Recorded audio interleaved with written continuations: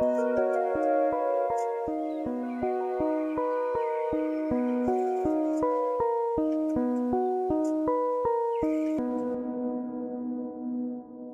everyone. Say hi.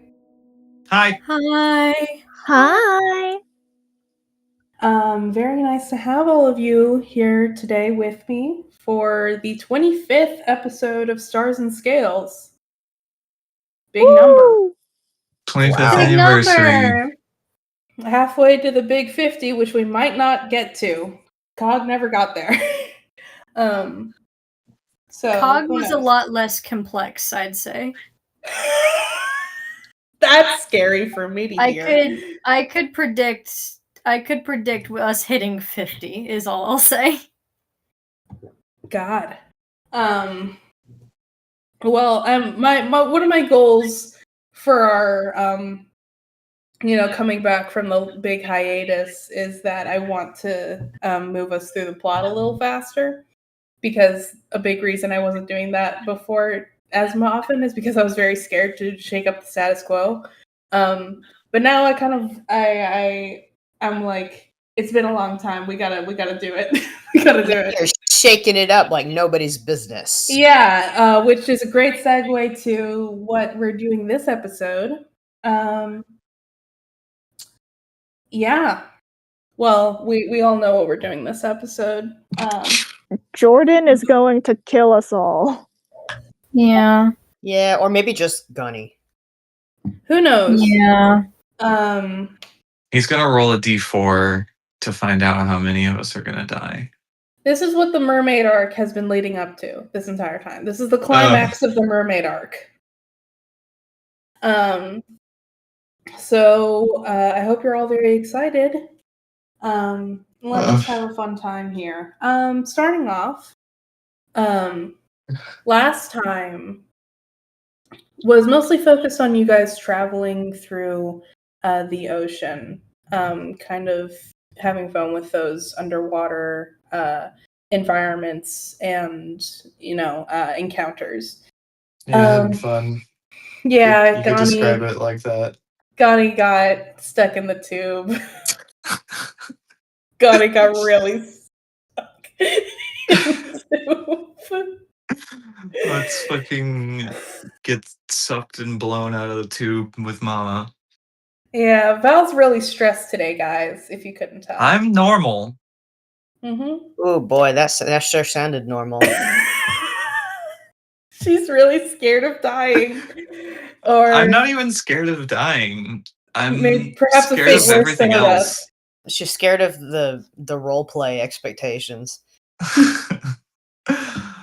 Don't worry, Val. You're not going to play Gani wrong.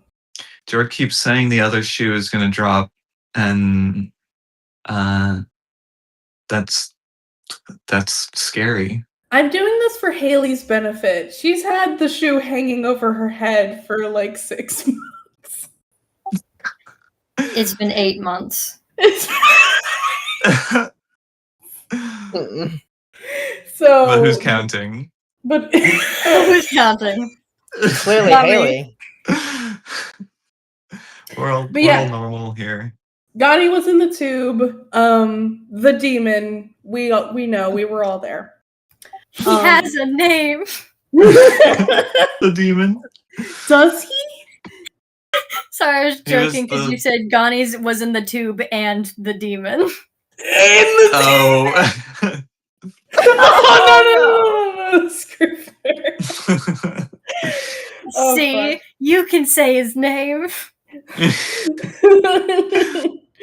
All right. Wasn't he like the Lord of the Sea or some shit? Yeah, the demon Lord of Water. Yeah. Yeah. He's dead now. That's good. Oh, good. I mean, we were all there when Scrivener fucking ripped his spine out of his spine. Yeah, or something. I can't remember how I described it now, but something like that. It was like deboning a fish, and I was like, that's so nasty. Something about D&D just kind of necessitates some level of gore. I don't know. At least a bit. Just a little bit, It's a staple of the genre. So, or the medium, I guess. So anyway. And Tama also did her thing. Yeah, she did her thing. We were all there for that. Delos was the only thing preventing Tama from getting beat up by the girls, I think, emotionally. Yeah, Delos was gentle parenting final boss in that Yeah, he really was. Oh my god. So, moving into this episode, I would like to start us off by asking, as the party continues to travel, if there's anything anybody would like to do or say to regarding anything that happened with your characters last episode, or anything you want to establish starting this one. If the answer is no, we will move on, and I will start the episode with what I have. Did we heal at all? Right, healing. I don't have a combat lined up for this episode. How low is everybody? I don't have track. I didn't keep track of that after. Yeah, doesn't leveling up like reset it? Oh yeah, you're all leveled up anyway. So right. Yeah, okay. Alright, then we're good. I don't have anything else to say. Yeah, I completely forgot that leveling up did that. But yeah. Okay, cool. So as you continue to travel through the open ocean, the deep blue that surrounds you deepens even further as the sun moves across the sky. Golden light dances across the surface of the water, and then fades into a pale twilight. The darkness of night threatens to swallow your group whole as visibility wanes. But as that happens, the most perceptive among you see glimmering lights in the distance, almost like what you'd otherwise interpret as the lanterns of a small town. Ooh. That's exciting for me. I don't know about you guys. Who has the pearl right now? Is it Gani or Delos? I think Delos took it. Yeah. All right. Yeah, Delos. As you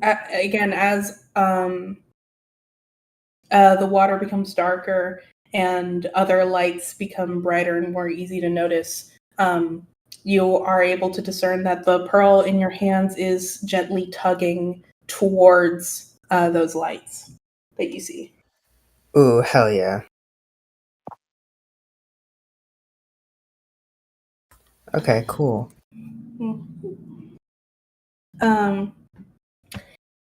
It's a bit more swimming before the figure comes into view in full, before the shapes, both the objects that are emitting light and the objects that are enshrouded in shadow against the silhouetted against the blue water start to sharpen and come into focus. And true to the merfolk's word, the profile of an ancient dragon turtle slowly comes into view.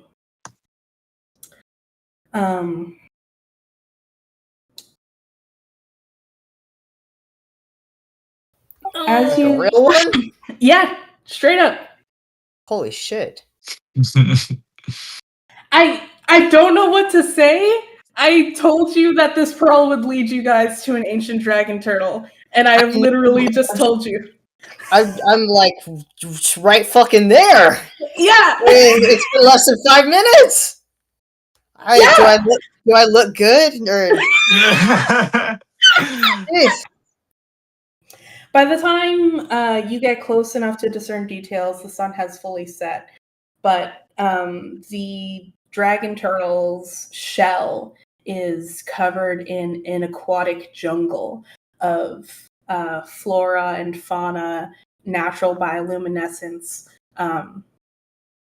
that as long as you kind of orbit around this gargantuan creature, you don't have to worry too much about visibility, since again, this dragon turtle is kind of like your best landmark in the open ocean here. Looking closely at its features, its face does kind of resemble Tony's in a way. Skin kind of a dark mossy green, decorated with horns and scales that have been worn to a dull, shiny finish at its points.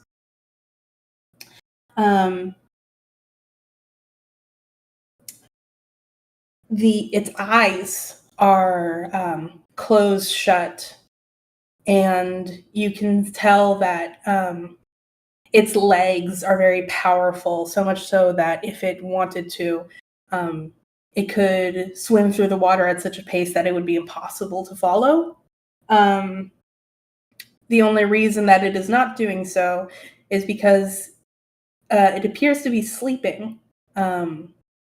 Nothing but the movement of its tail slowly swaying through the water, propelling it through the gentle current. And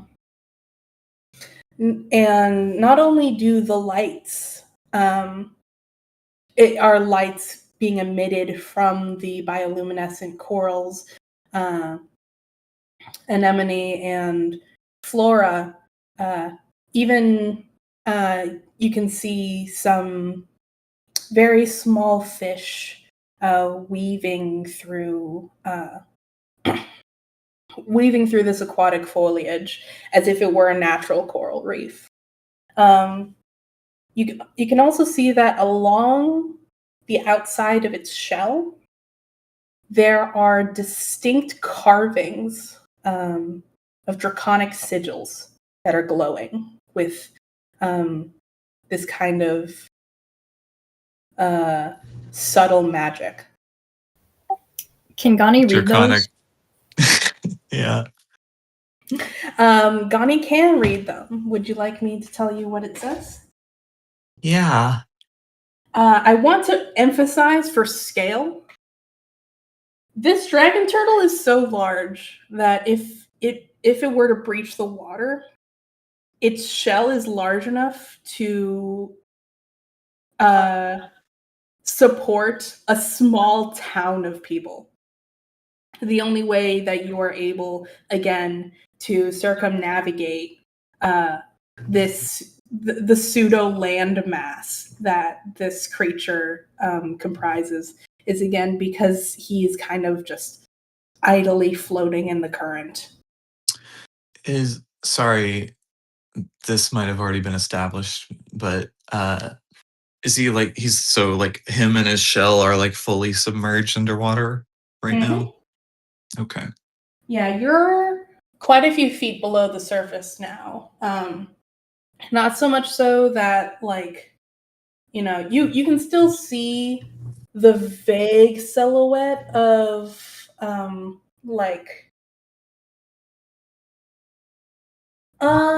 it's the sun did just set, so the moon wouldn't be out right now, but yeah, you're not so far from the surface that, like, you don't know which way is up. But you are quite deep in there.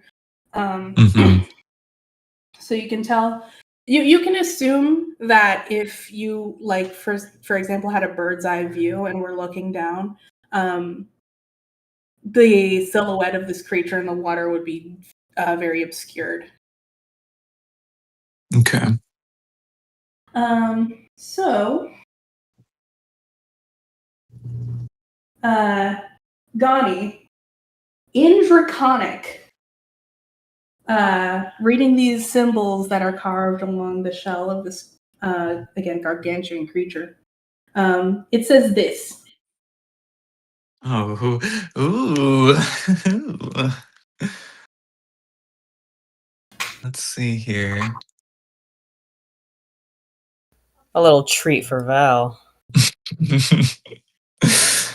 I'm also gonna play along, even though Gerby can't read this. Mm-hmm. And I want to emphasize for recording, I have sent in gibberish, and that is not an approximation of what everyone who can't read Draconic sees. That is an approximation of what Gani sees as somebody who can read Draconic. That's funny.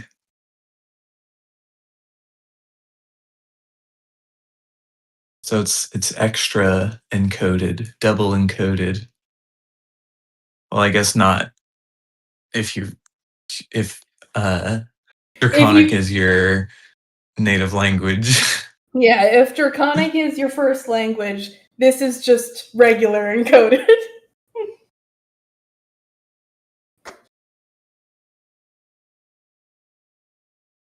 Huh.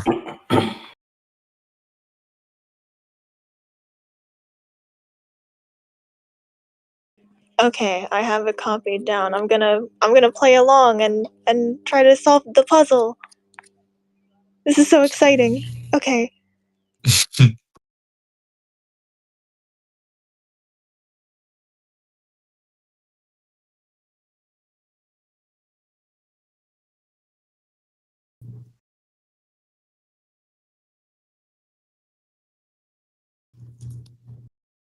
So what I'm immediately seeing is a lot of these words are just kind of in reverse.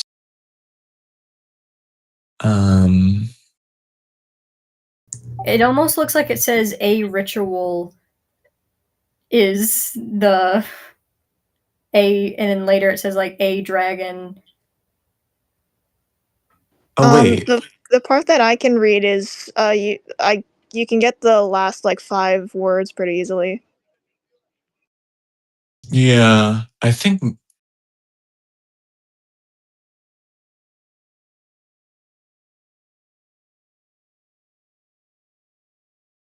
it's all reverse. The second word was tripping me up. I don't know what a louth is. Yeah. A louth is a not louth- without a spirit to guard it from those who cannot speak its Not speak name. its name. A louth.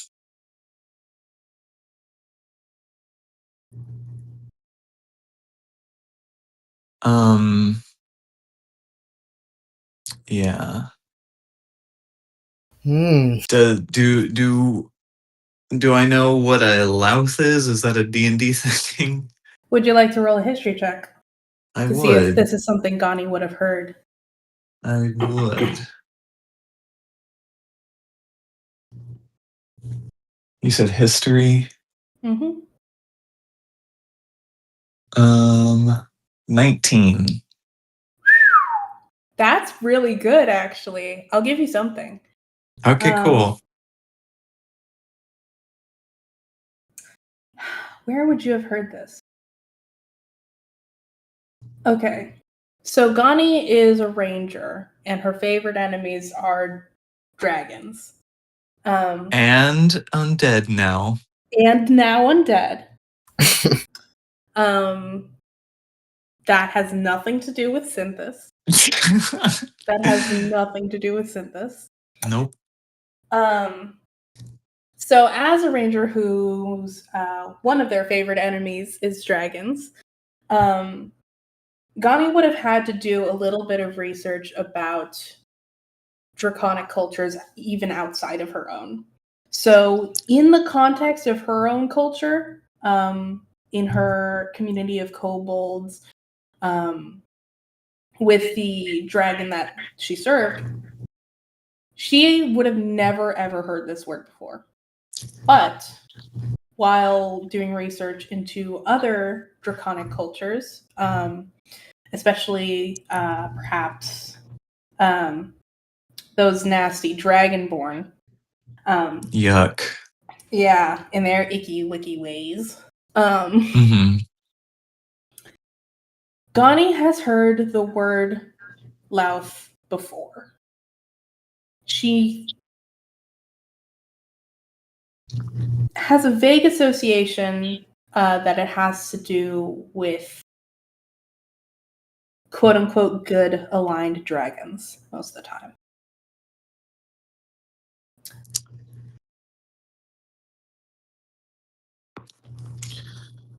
Okay. That is literally all she knows. I see.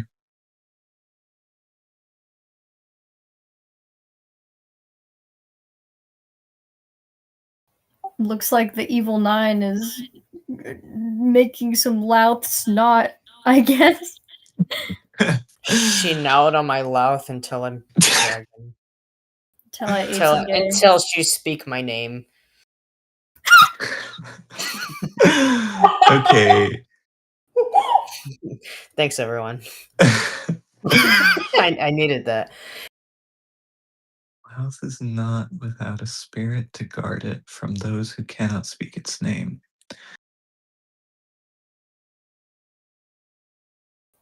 So What was it that definitely Synthis wrote? Wait. What was written on the hole that we found Synthis in? it was. I can't remember exactly what it was, but the answer was Bahamut. It was like say the name of our righteous God or something. Name of our righteous God, yeah. I'm wondering who can't say certain names. Yeah. Oh. I'm wondering if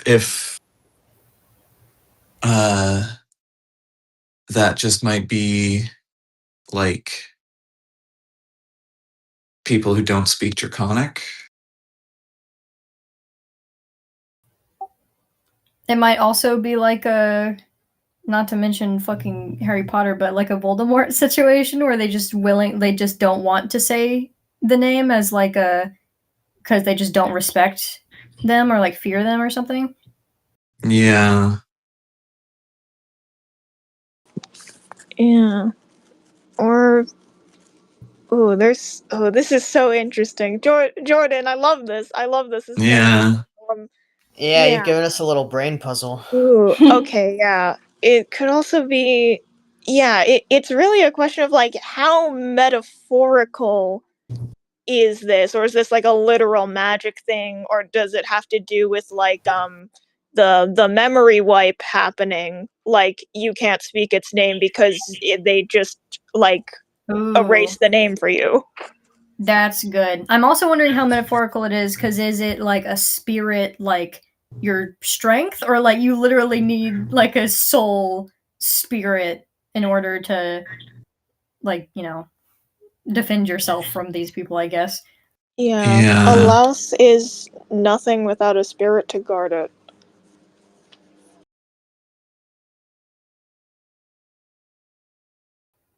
I'm assuming GANI doesn't share this with us. It could be a lout is nothing without a spirit to guard it. It could also be like having a spirit to guard is like required for being a louth. We still don't really know what a louth is, so yeah, that is true. I guess we just have to keep going. With a you know, if we're going like very literal and literally having a spirit, it might be worth it to remember the fact that you know, the Raven Queen is having people like grab people's spirits. Yeah. And like put them in little things. Maybe Synthis is a louth if he has a little spirit. If he doesn't, then maybe the other people like him are.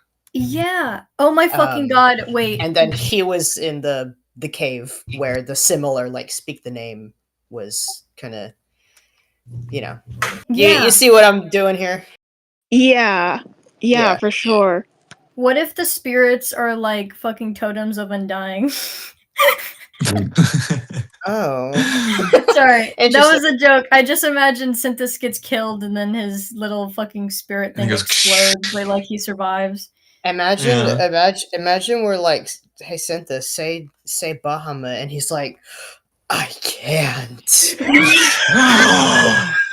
Or maybe he's like easy Bahamut, and then we grab his sensor and we chuck it, and he's like, uh-oh.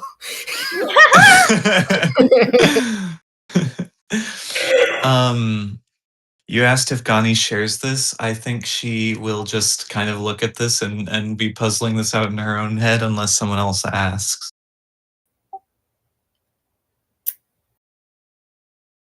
I think that she keeps that. No, you know what? Gervie's gonna ask. Gervie's gonna like see Gani silently reading this and just be like, so like, does that say something? Are they like magic symbols or is it like a message or something? It's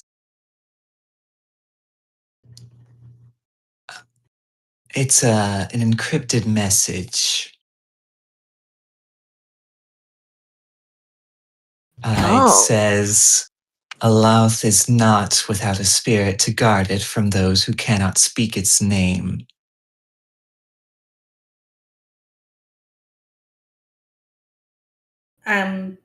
Tony pipes up and she goes, I'm sorry. What was that second word that you said? A louth. I'm not quite sure what that is either. You see recognition flash in her eyes. As she mutters, I thought that this might have looked familiar, but I've never seen it in person. I've only read. A Louth is a group of dragons. Like a specific group? Like how dragons are famously known to be solitary creatures, rarely even raising young. A Louth is a intentionally created group, similar to maybe a hag's coven, united for a specific purpose. You can usually identify a dragon as part of a Louth by these kinds of markings. That said, I have no idea how to read them, so. I see.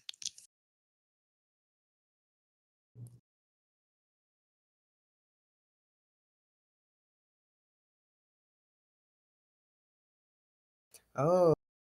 Haley, say that out loud. Say that again. I just wrote down the inheritors probably is a Louth. Yeah. That is kind of what I was thinking. Mm-hmm. That's pretty good theory. Which is suddenly very scary because what is their like purpose? Yeah. I'm so like caught up on like what is the like I guess the connotation of this message because kudos to Jordan, it can be taken like so many different ways. Yeah, like is this a message like for a specific person? Is it like a warning? Is it just like is it their club motto? Why is it encoded? You Yeah. know? Yeah. Yeah, is it like when you have is it like when you join like what like a fraternity or something and they They're just like, and all hazing the stuff's, Marduk like, in right now. Latin? Yeah, is it just like when you write like your fraternity stuff and it's all like in Latin for some reason? And We're gonna to fucking pull up on Marduk and he's gonna be going through like a humiliation ritual and he's gonna be like, no, it's really cool. I get to join their Louth.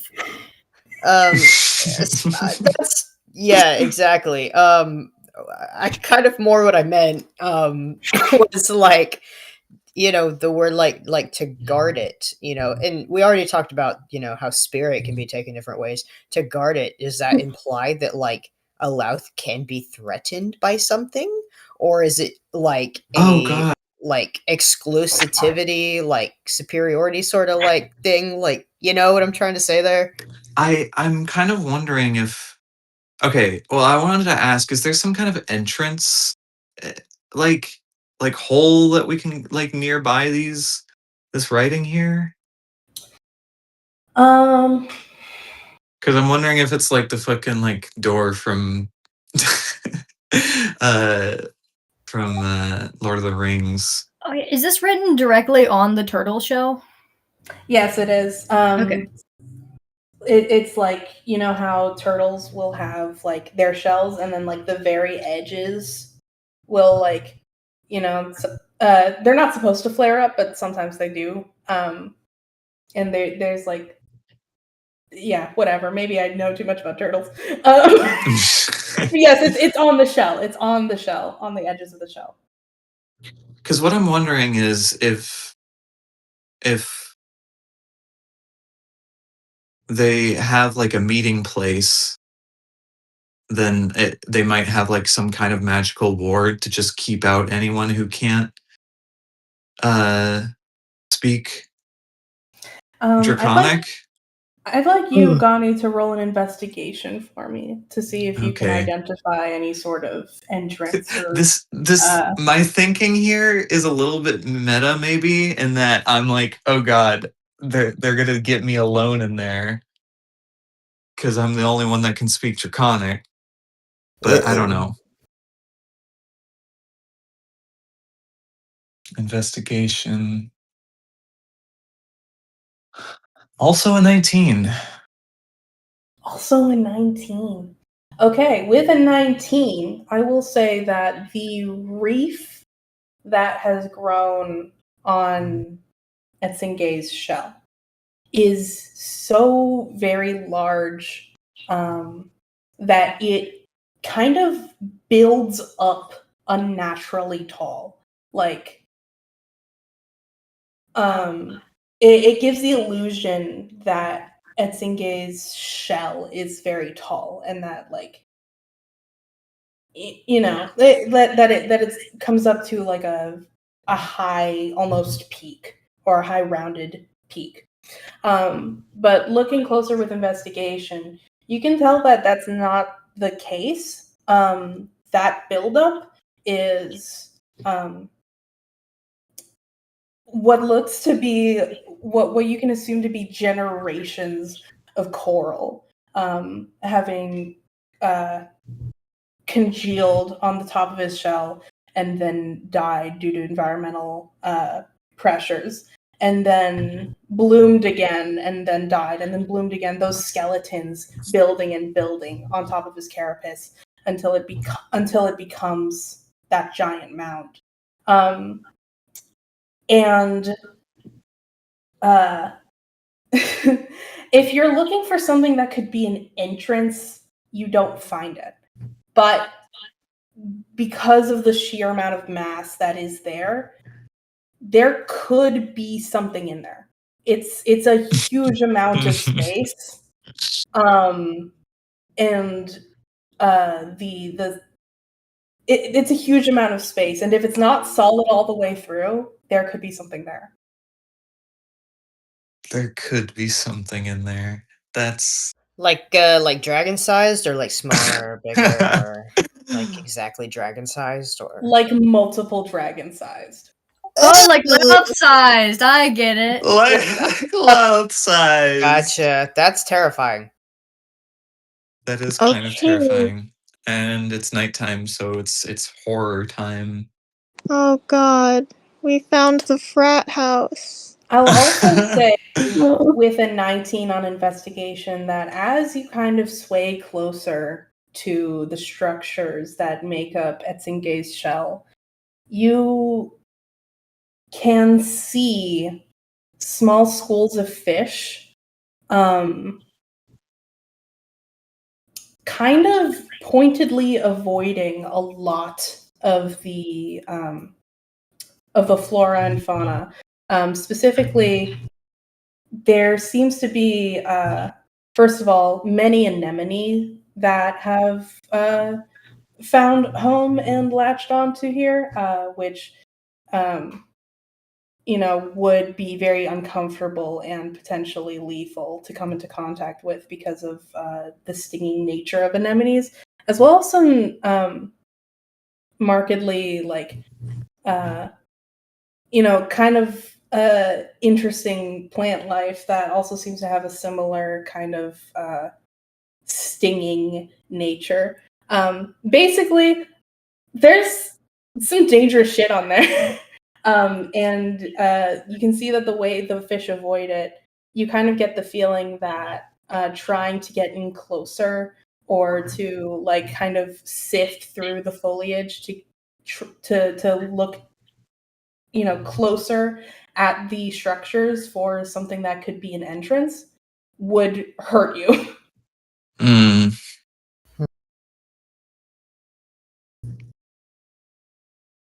Okay. I have a bit of a clarifying question, and I apologize if this was said and I just didn't hear it. But you said there's like lights and lanterns. Is this like a town with a turtle in it, or is It this was just like a turtle? bioluminescent, like algae and stuff, right? Yeah, that was more metaphorical. Like from a Okay. distance, we thought it was a town, but then you get close and it's just a giant beast. Damn. Just like out in the middle of the fucking ocean, like there's not much else around except for this big Yes, ass turtle. exactly. Oh, That's crazy. Cool. Okay. Hmm. Oh, okay. This might just be another like say my name kind of puzzle. And they have this like field of, I guess, an enemy and like fucked up shit blocking off stuff. So if we say the name of the Louth, it might open up, which is probably the inheritors. Yo, maybe. Oh shit. Oh, yeah. That makes a lot of sense. Say my name. Don't distract us! You're trying to distract us. It's my puzzle.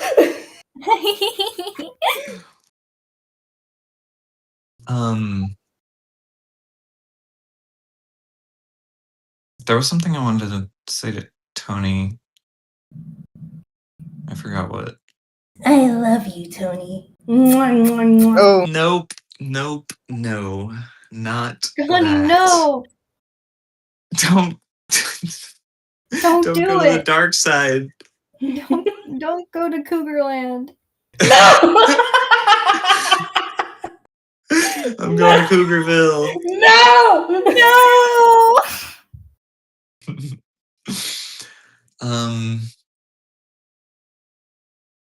Well, I mean, unless anyone else has anything, unless anyone has anything else they want to do or say, I guess we can try that out. I'm so scared. Oh.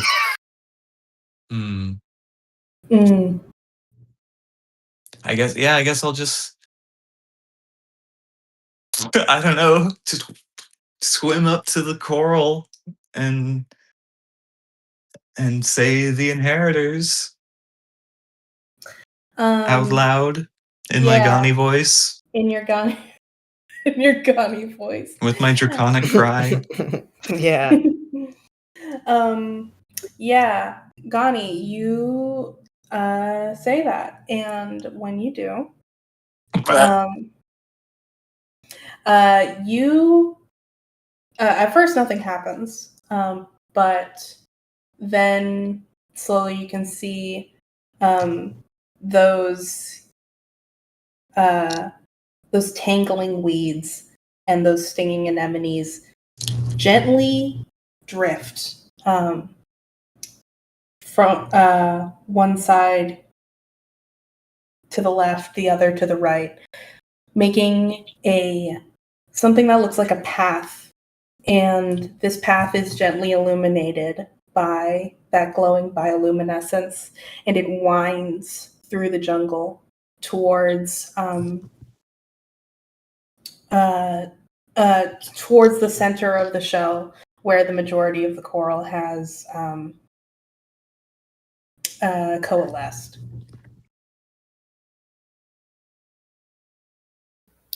Has Etsinge, like, noticed us?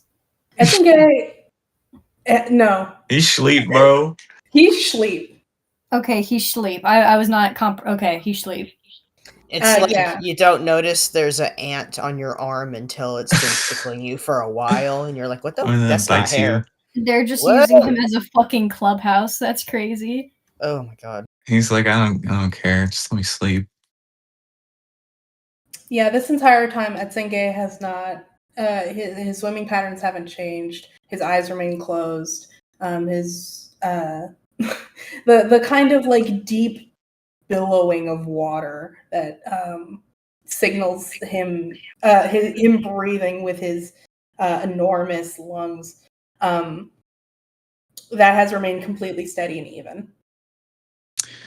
Yeah, well, I think we should maybe not wake him up just in case he swims away really fast.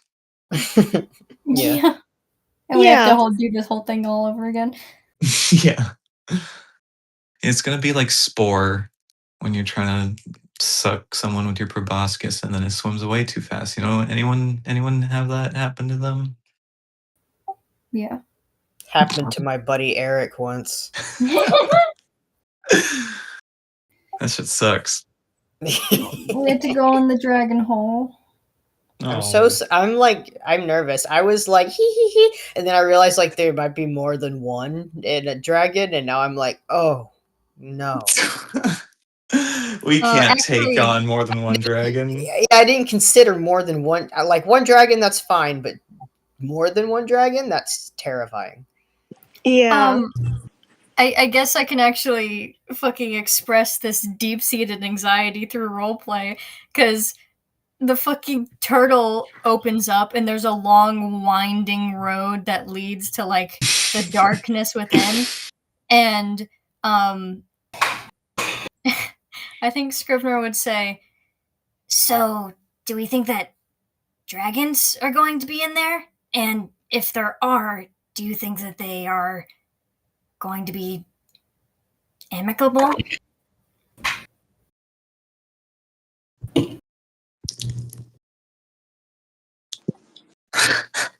I mean, personally, I think so. I mean, I hope so.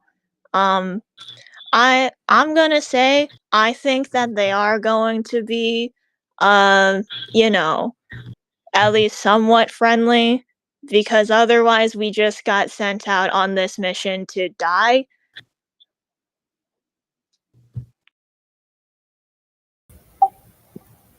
So like they gotta be reasonable, or else we're not here for anything, you know? GANI? I do believe, based on what we've seen, it is very likely there's a group of dragons in there. Unless they are out on business. But either way, I think our only course of action is to proceed.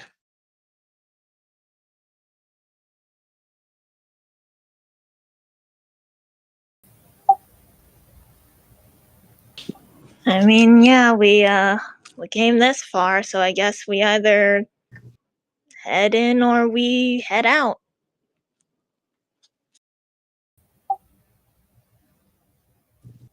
Right. Well, let me go in first since I'm the strongest. He goes in first. Good. Gani will quickly follow. Mm-hmm. All right. Gerby also does this. Delos wants to go in last. Gani will also say, it might not be the best idea to go in guns blazing. We don't know what guns are. That's not a thing. You're so stressed. It's gonna be okay. What? You're so stressed. It's gonna be okay. Let me rephrase. Just made that up. How do you like that shit? How do you think No it'll catch way. on? No, rephrasing. It might not be a good idea to go in drawing attention to ourselves, so we might want to move with stealth, potentially. I'll be quiet. That makes a lot of sense. There's apparently like maybe probably going to be a group of dragons in there. That's good. That's just good advice. Yeah.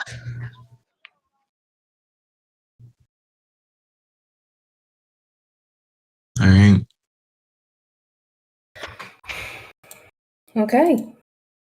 Give me 1 second as I write something down. Oh, Oh. I wonder if the order we go in actually matters.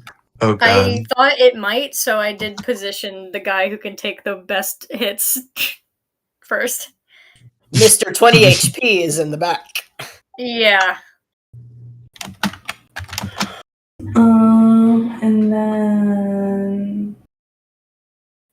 And then that spiky pit will go over there, and that one will go over there. It's okay. We're swimming right now, so we don't have to worry about falling into pits. We have to get worried about being sucked into pits. Yeah. Okay. Yep. Yeah. We are going into another coral tube.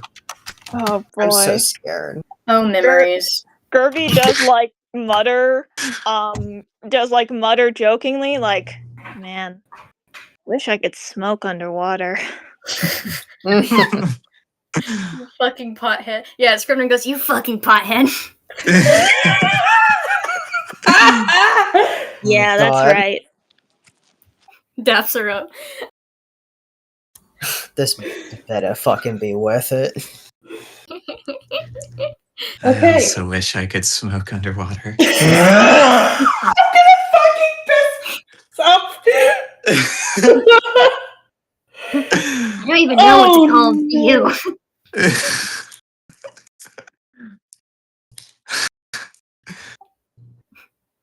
Oh, You freaking addict. Is this in character? Is this happening? To me, it is. Oh god. Incredible. Yeah, I think this is happening. I think that we're trying to relieve the tension right now. I think we're all shitting ourselves to the point where this is a real conversation. Yeah, Okay. I do think Gani is less nervous than I am, but she's still a little nervous. Okay. All right. I'm done writing things down. All right. All the pits have been Placed. noted. Yeah. So I'm sorry. I'm gonna cast guidance on some. Wait, do I have that right? Oh god, which one's Juby and which one's Kirby? Gerby's the one who's a girl and also a goblin. Right. Yes. True! Okay. and Juby Yeah. is the one that's a Jew And a bee. and a bee. I mean, Sure, they've never. They can Well, be Jewish, I guess. They I Yeah, mean- Jewish bee.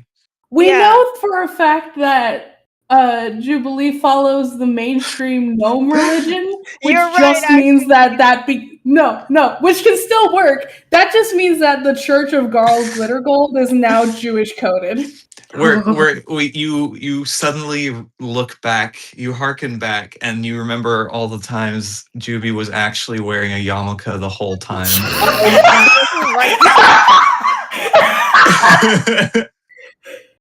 Is it? Wait, I'm sorry. Am I going crazy? Why am I having deja vu? Like we've made this joke before. We definitely have. I don't remember what.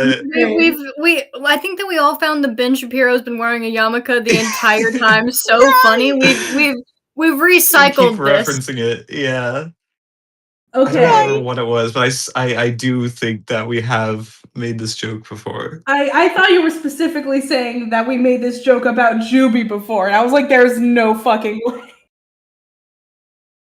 Maybe it even was. I don't know. It I might have know, been. like- We might have. We've been playing Frostmaiden for like a long time. Oh god.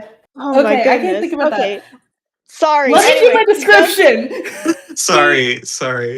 Sorry, she has Gerby has guidance. I'm trying to figure out if she casts it on Scrivener when they dap each other up or on Gani. I think I it's think- funnier if you do it on Scrivener when you drop Yeah, it. I think think that's yeah. funnier. She does it on Scrivener. Awesome. Wonderful. Fuck yeah. Okay. Swimming down the winding path leads you to what appears to be the entrance of a cave once you reach that. Yeah.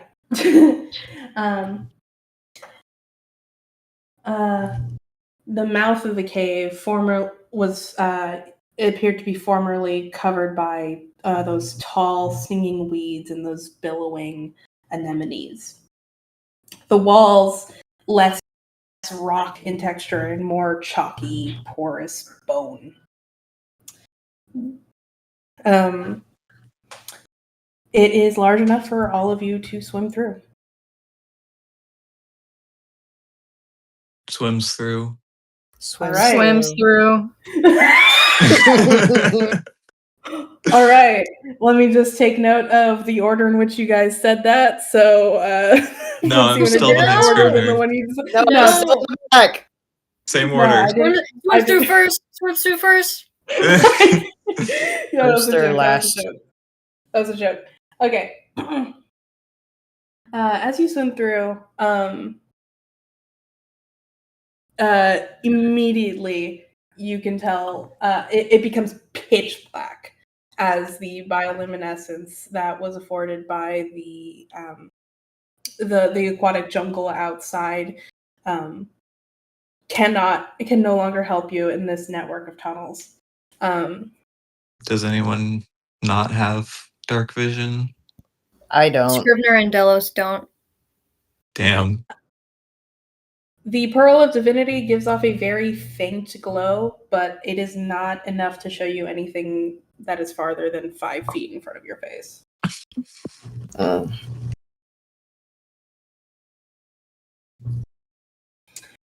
For those who can see, the cave walls again are this very strange bone-like texture, with small divots in it that imply to you that it used to be part of a larger living organism that has long since been dead. The edges of it, untouched by the erosion of moving water, are almost sharp to the touch. You can tell that if you dragged your skin across it, that it would leave it red and irritated at best. And if you were perhaps slammed into it by an enemy, it could very well draw blood if at a bad For angle. example, just worst randomly. possible thing you could have said. Oh my god. Christ. I'm so The- scared. I'm like struggling to envision this. Is this like are we like swimming through a scary skeleton or what's happening? Almost. Okay. You are effectively swimming through the skeletons of hundreds upon thousands of dead corals. Okay.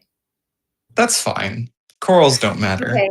I was like kind of flipping my shit because my brain's been on like iron lungs. I was like, okay, we're in the creature.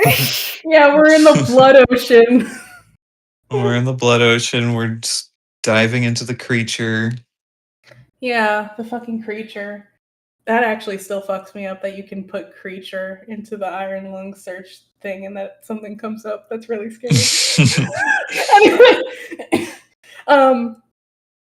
But yeah, again, for those who can see, you can notice all of these things about the walls surrounding you. You can also notice that tunnels, again, don't seem to have been created by any kind of natural water erosion. There are no smooth edges here. It seems that the caverns that have been created have been from, again, those skeletal structures of corals, eventually becoming brittle and crumbling away and leaving space in its place. And that is the space that you can swim through. This is very maze-like. As soon as you get in there, you can see that there are multiple ways to go, and no discernible landmarks for what seems to be like it. Maybe in a man-made cave, something like an abandoned mine. There are, the places where torches might have been put to illuminate the path of miners looking for ore. None of these things are here. It is all kind of just like happenstance that these tunnels were created in the first place. And if they are being used, they are being used in a way that does not disturb the randomness of that phenomenon. That being said, you have no idea where to go. There is you can see that the space that you're in right now extends a bit farther to the right before it becomes so narrow that none of you could possibly fit through it, and perhaps it even reaches a dead end. You can see that to the left there is a crack in what could be loosely described as a ceiling that is large enough to swim through, but you have no idea what's on the other end. How the heck did dragons fit in here? They can turn into like dragonborn size. Oh, right. Is the pearl still kind of leading me in a direction, or is it just like, you're here? The pearl hat. That's a good question. Thank you for asking. The pearl has it's just kind of continuously pointing down. Down. Yeah, Oh. it just goes to Etzingay, right? It's specifically just leads us to Etzingay, so I'm assuming it's pointing to like his fucking heart or something. Mm-hmm. Whoa. Well, maybe we. I forgot I was muted. The Whoops. twist. Oh, maybe the twists and turns going left and right and whatever. Maybe we need to be going down. I was going to ask, does this place count as Underdark or Mountain, perhaps? Oh wait, no. I don't. Wait, no. I don't need to use favorite terrain. I need to use favorite enemy because I can track dragons. Holy shit! Is her ranger ability about to do something? Nice.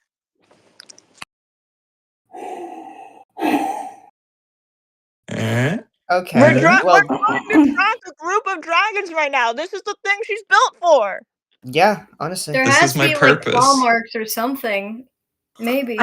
I can confirm, Gani, you are tracking a group of dragons through a dark cave system. This is my jam and butter and bread. Oh, This is your my jam and God. butter and bread. This is like the most. This is Denji's dream breakfast. This is the point in the campaign, I think, where you perhaps outside of actually being in the Underdark, you feel like this is what you are meant to be doing. Oh yeah, I'm whipping out my big magnifying glass for this too. Yeah, in this huge campaign where Gani has been forced to get out of her comfort zone, work with people, go to places she had never been, has no idea about. deal with situations she never thought she would have to encounter. This is what you're supposed to be doing. This is why you left your home in the first place.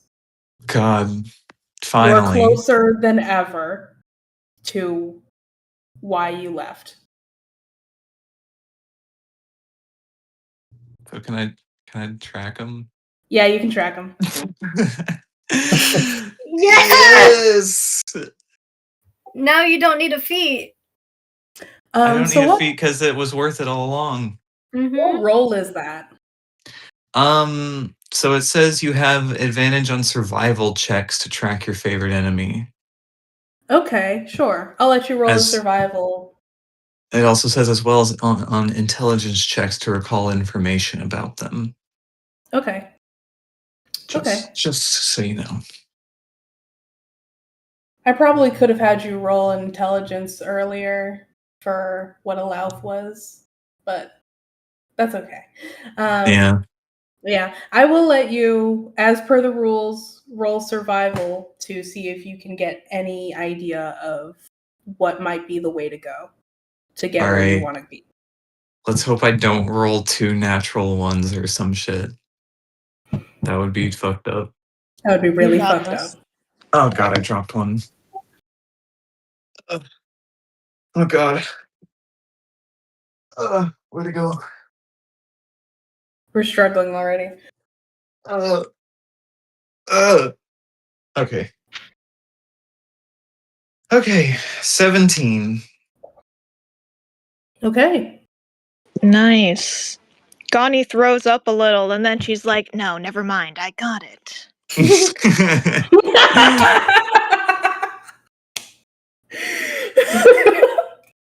With a 17, you of course know that dragons can take the form of lesser creatures when it benefits them.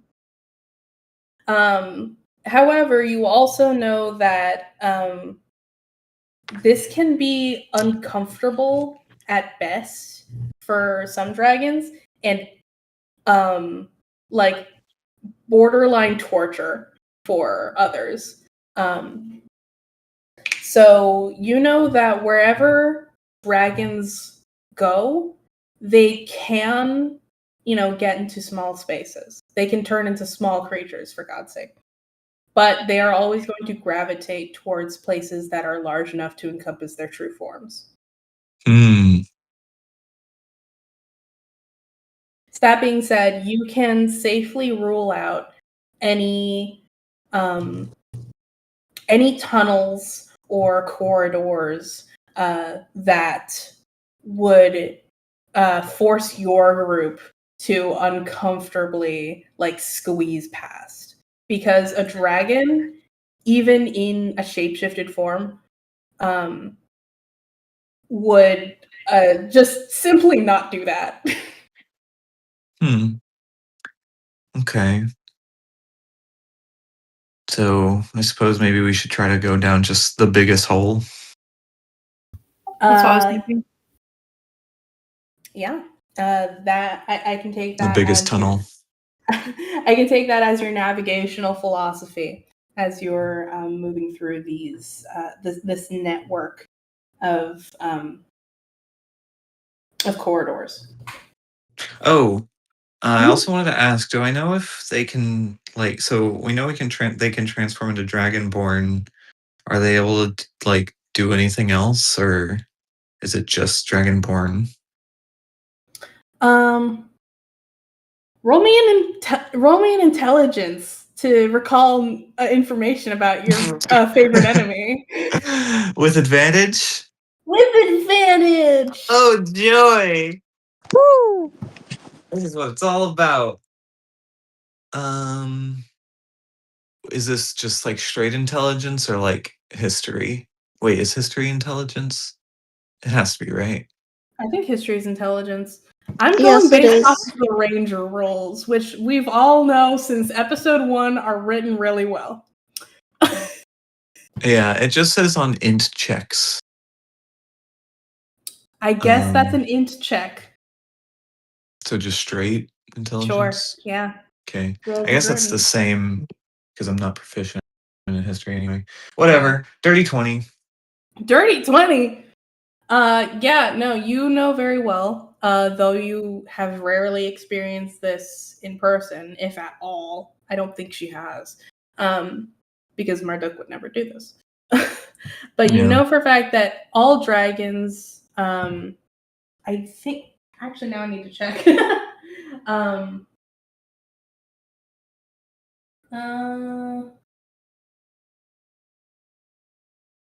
Yeah, okay. All adult dragons have the ability to shape change into now I'm reading again.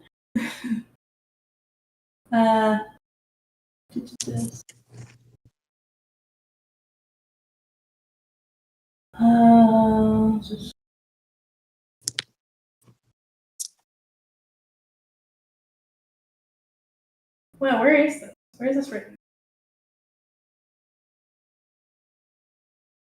Yeah.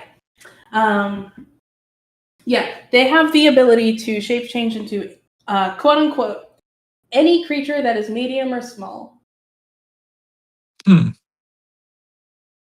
Okay.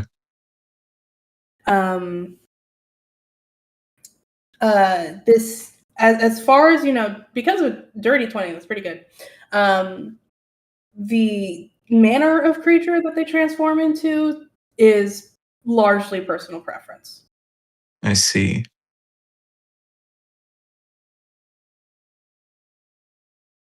Okay. I think I did know that, but I forgot. That's fine. Okay, so yeah, with your primary navigating philosophy being to gravitate towards large corridors, you can navigate through this tunnel system and kind of drag Scribner and Delos along with you, who cannot see in the dark. Delos can do it himself. He's fine. We got Synthus here, right? He'll just grab onto him. Oh, yeah. Yeah, you can guide the group through this network of tunnels. You can swim up through you can swim up through a crack in the wall, careful not to scrape yourself along its edges. And as the tunnel gets wider and wider. This continues as you swim in many different directions, up, left, right, continuing winding through this biological maze until eventually one of the corridors widens and widens until you are swimming up and you begin to see the surface of the water. Still completely pitch black. But you can now see that you are now in an enormous cave with a similarly large air pocket inside of it.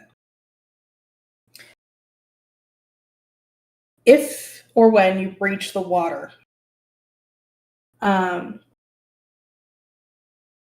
immediately your ears are filled with the sound of the surface being disturbed, of gentle splashes as you raise your head above its surface. And these sounds are amplified by the cave surrounding as the sounds bounce on its surface. All against the walls until traveling down yet another network of tunnels, though this time on land.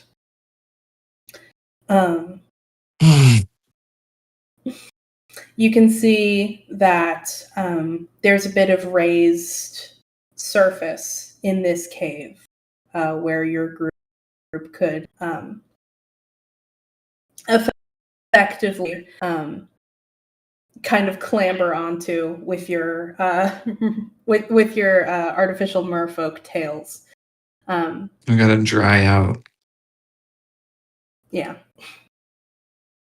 Again, as you do so, moving through the water, very conscious of how loud every single sound is, as everything else is dead quiet. I am now switching from underwater ambience 10 hours to wet cave ambience. Oh, do you got a link to that? I do. All right. Give me that Can wet cave, boy. Can I request a really quick break? I would actually like a break. I also need to use the bathroom. Okay, can use I need to use the bathroom too.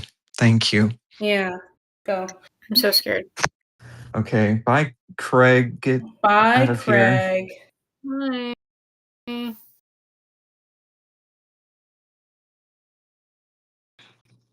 Focus. Your dad's here. Don't. No. Oh my lord. Were you waiting for Craig to join to say that? Yeah. Okay. What if your duck is literally her dad? No. What if she's literally a dragon princess, guys? What if? Here's how. Marduk... No, go ahead. Anyway. God. Okay, moving on. Yeah. So, you reach the air pocket and now find yourself in another cave system, but this time a lot drier. But Is it still like slightly moist? super? Is it still quite dark, like very hard to see in here? Huh. That was beautiful. I'm thinking about what kind of system would be in place here. I think that it would be dark right now. Yes. But Right now. where the tunnels were they started very narrow and then slowly opened up. You can now see that the tunnels now are very, very wide, large enough for dragon-sized creatures to be able to walk through, which is crazy. That's pretty big. Yeah.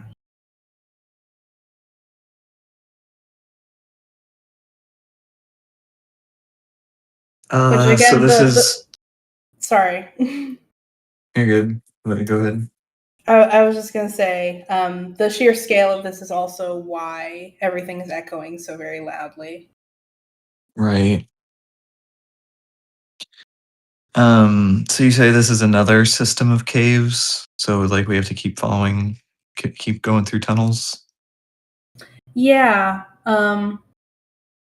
Though, how do I say this? Because you are, because the caves are now exposed to air, you can see that the floor of the caves are, they have that kind of like worn texture, as if creatures have been walking on it, going from place to place. As you were swimming, there was no discernible floor, there was no discernible path. Here, it seems less like you can see more of those signs of use that kind of ground you in how you navigate the space. Right. Well, guess we better follow the tracks. Okay. Big dragon tracks, assumedly.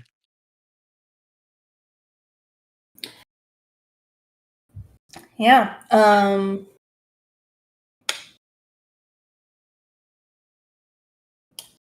Okay. Yeah. You can start moving. Are you going towards somewhere that has a lot of foot traffic or a little? What's your kind of idea here for what you're doing?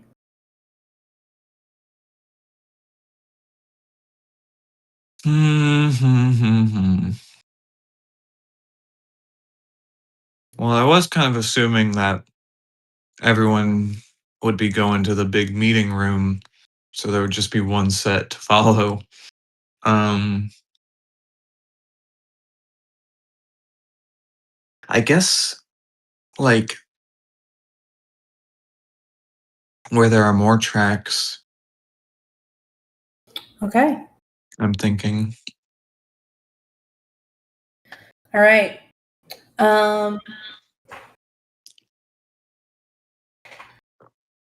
I'm wondering if I should have you roll stealth now or later. Well, I do want to be stealthy, like, now, so. Yeah, let's do it now. Okay. Are we Yeah. are we enough that we have legs again? Oh, yeah. Okay. I assume, but I just wanted to make sure. Yeah, once you kind of beat yourselves on the in a non-suicidal whale way. Yeah. Uh-huh. Yeah, once you beat yourselves and get onto land, you can you can basically unequip your strands of the sea and they stop working. Okay. And then you can kind of like wrap them in something or like leave them to air dry in a way that like will render them usable next time you want them, but will not be actively turning you into merfolk. Gotcha. I have a thing that's like not super helpful or anything. But I can give everyone a D3 to add onto the stealth A rolls for the next D3. Yeah. Thing is, it is only a D3, but it lasts and you can use it as many times as you want for like 15 minutes. That would be very helpful if we're doing a group stealth check. I also want to ask, do rangers have anything for if you're on favored terrain stealthing? Let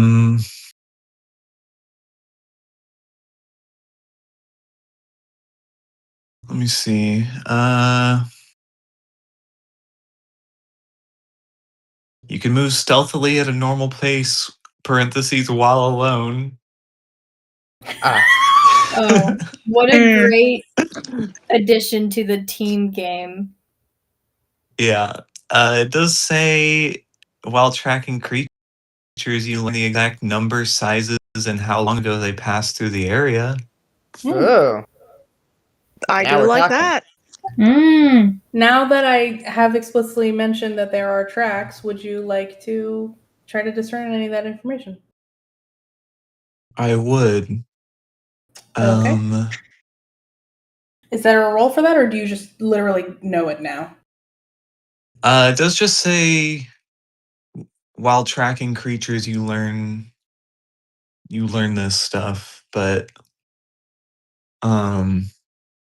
and the other thing it says you do a survival check to track stuff. Okay. You've already done your survival. My interpretation of that is that you have rolled survival to start tracking them, and then you successfully did that, and so now you can gain the information.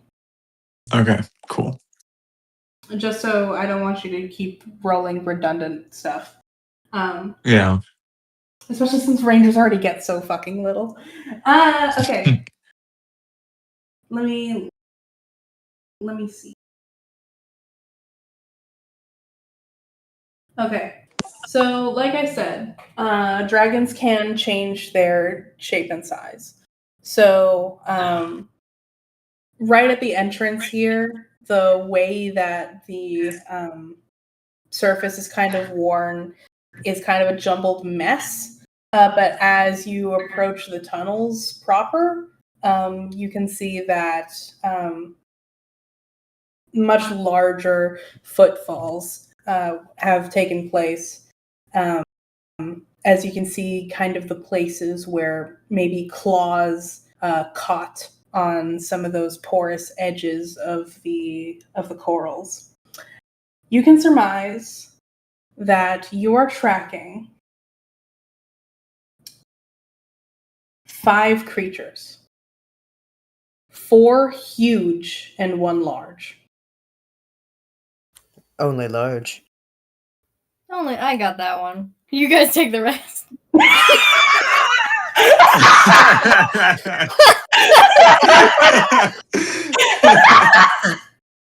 Oh my god.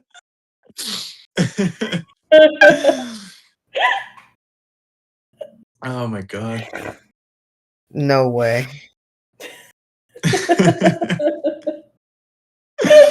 Funny as fuck.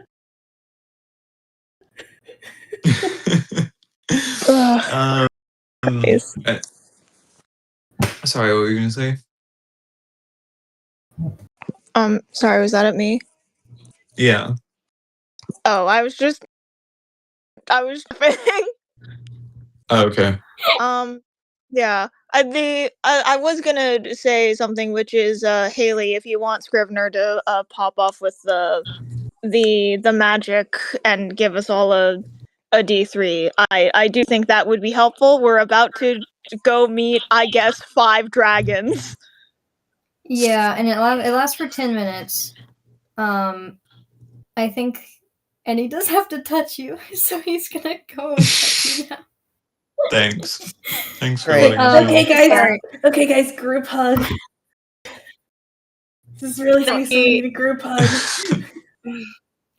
Yeah, he would. He only has 3 uses of it. And he would walk over to Gerby and tap her, and walk over to Gani and tap her, and walk over to Delos and tap him. Tony and Census don't Excellent. get shit. Yeah, Yeah, fuck Tony's just them. like, They're no, less on his no, radar, I'll be real. She's like, no, yeah, I get it. That's not a her really voice. funny. That's a really funny image because I was like, yeah, since Delos can't see, he's just gonna kind of like grab Synthes's arm. So Scrivener walking up, catch something on us, and then Synthesis is like, okay, me next. And Scrivener walks to the left, keeps going, walks away. Scrivener's got that neurodivergent swag to where he literally means nothing by that, but he would walk up to Delos, like touch his arm and be like, I learned a new spell thing. And then just autistically look at Synthis and then walk away. That's really funny. I will say, I did fully forget this before now, but Tony does have Stila with her, and Stila has built-in eye flashlights. Oh. Hell yeah. She forgot to turn it on. Yeah, she did. This should take Wow. We need to take out her eyes to be stealthy. Someone trips over something and Tony's like, oh, right. Forgot about that. No, yeah, everybody goes stealth mode, and Tony just tells Stila to dim the lights, and Stila squints. Aw, cute. Aw. Cute. Cute. Okay, yeah, you guys want to roll stealth? I would Yeah. love to. Yes. Okay, and then Haley, you said Scrivener's D3. We can just keep adding it for like 15 minutes? Yeah, you can add it to any roll and to any attack roll for the next 10 minutes. Dang, 10 nice. minutes. All right. Okay, 10 minutes, yeah. How much does guidance add? 1d4. Okay, thank you. Dude, wait, so we have guidance and Scrivener's thing? Scrivener has guidance. Is only on Scrivener. Oh, okay, okay. 18. I got a 23. 24. We Oh, fucking I just got a one up me. squint at each other. Oh no. Okay, well, hold on a second. Add the D3. All right. Mm, I'm gonna refill my drink. I'm gonna pause real quick. Sure. Okay, that was a 3. Okay, so 3 plus 8. oh. An 11 is a Three- lot three better plus than an 8.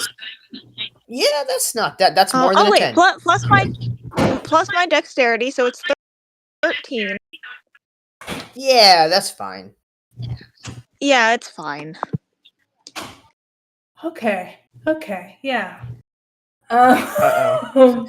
Oh. No, I mean, no, it's no, a no, group. no, no. It's a group stealth.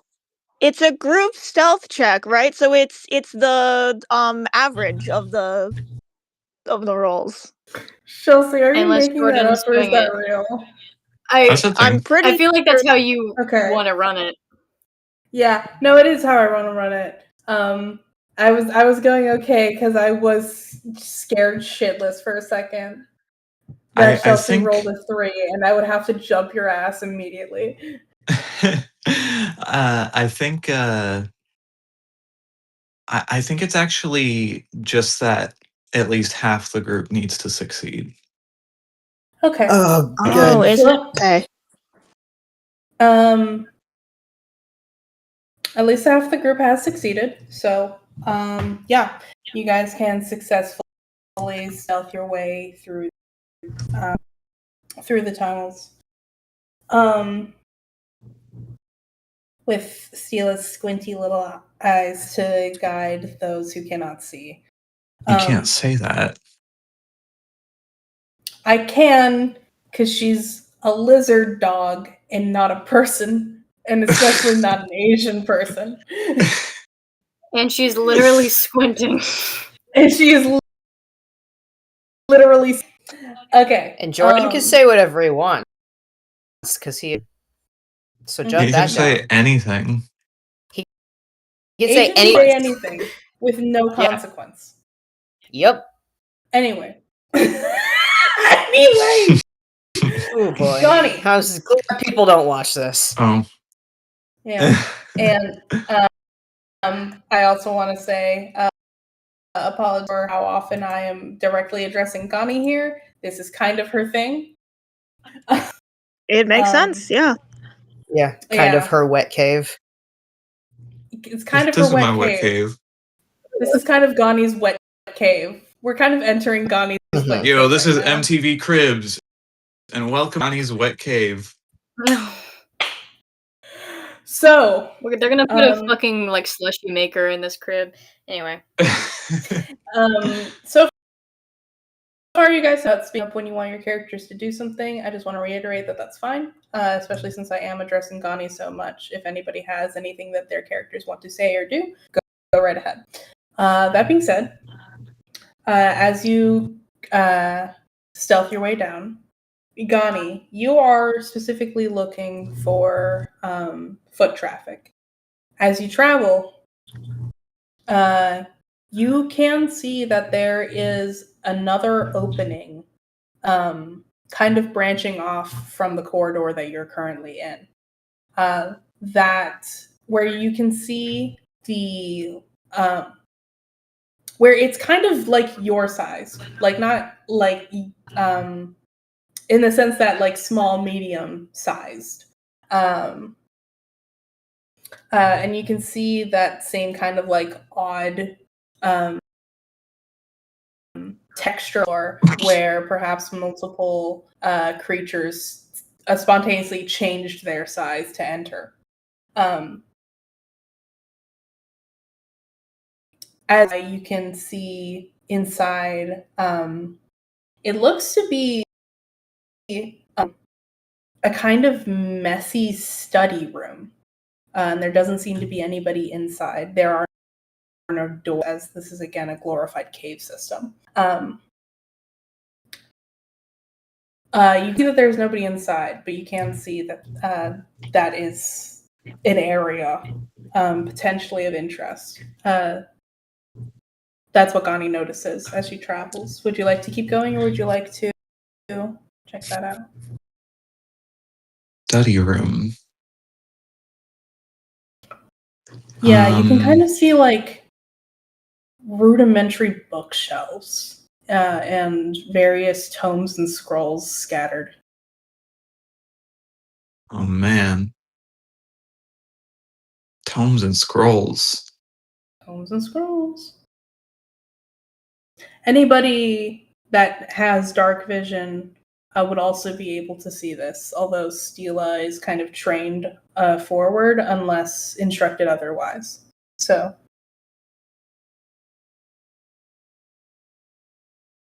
I think I'd check it out.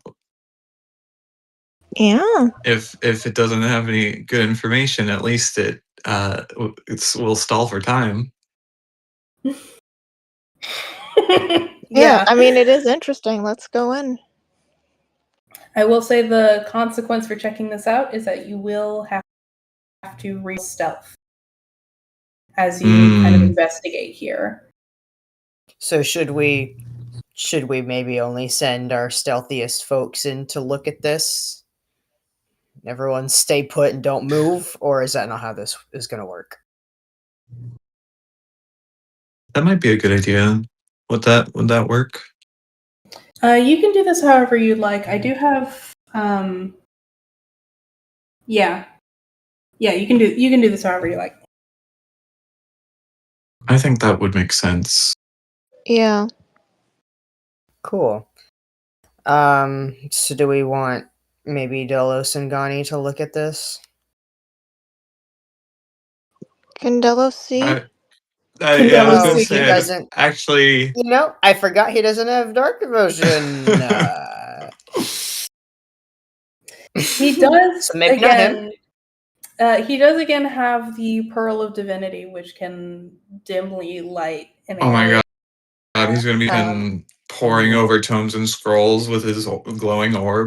Oh, about a 5-foot radius. Holy shit. We have to do that. Okay, yeah, everyone back off. I'm reading by Let him pearl in. light.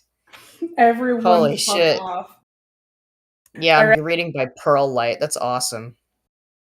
Okay, so Delos is doing it for sure. Gani is Gani I'm also doing it for sure. Okay. You guys can split off from the group. Everybody else can just hold their breath in the tunnel. As you guys check this out. Yeah, as you get closer, Delos, you begin to see exactly what Gani saw. You can see kind of bookshelves hastily like put together with worn wood and very old nails. You can see lightly water damaged tomes and scrolls strewn about the room. Gani, as you are kind of locked in on this, the floor of the room has been slightly worn down. Again, you can see the kind of trails that a medium creature might have made as they maybe pace throughout the room. And yeah, would you like to? Could I tell that if you said this, sorry already, but could I tell if the medium-sized creature tracks like they like split off into this room? Yeah. Okay. Interesting. You guys can roll investigation checks to see if you can find anything of interest. Yippee! Oh, fuck yes. Okay. Hooray! And you can use Oh, we your can still D3 use the still D3, yeah. for the next 10 minutes. Heck yes. Yeah, let us know when 10 minutes are up, Jordan. I have a specific time in mind when it's gonna. Okay, that's good to know. That's comforting. It should be. Good. This 3 hours of slowness and creepy horror music kind of has a part that sounds like the scary Danganronpa music. Like when they're talking about like despair or something. Well, You know, manually investigating.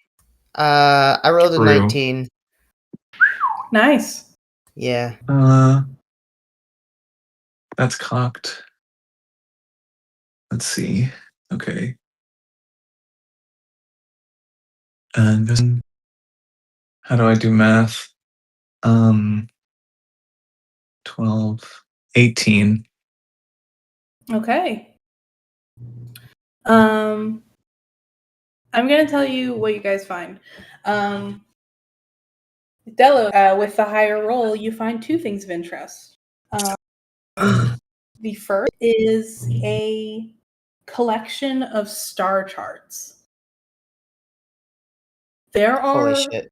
a lot of these. They seem The to be titular! They seem to be Dude. meticulous.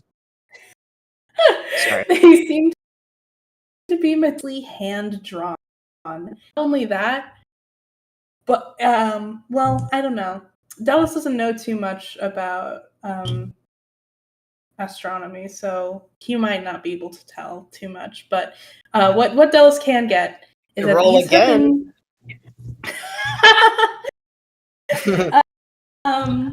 What would that be?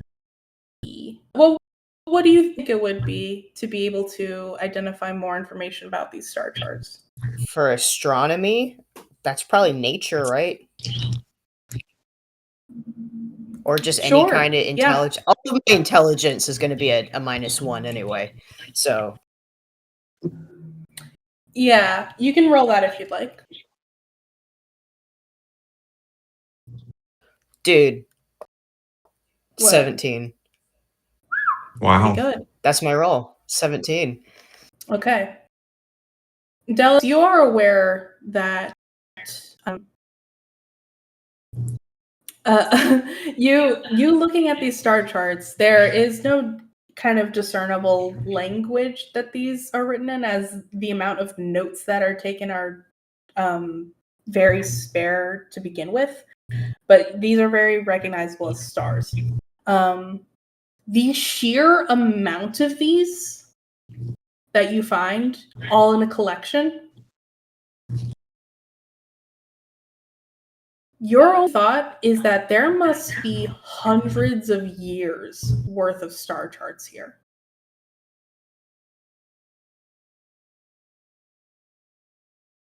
That's terrifying, Jordan.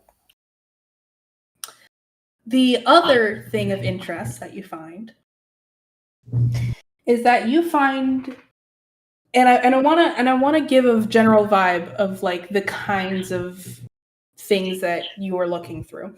You are looking through very old books where where multiple pages are torn either out or in twain, where the spines have been opened and closed way too many times over way too long of a period to be able to hold such a book together, and have been hastily mended over and over again. You're finding things in multiple states of disrepair. You are finding things in multiple languages, at least a dozen different ones, only some of which Delos even recognizes. Delos, a book that catches your eye is a book that is written in Sylvan. Ooh! The title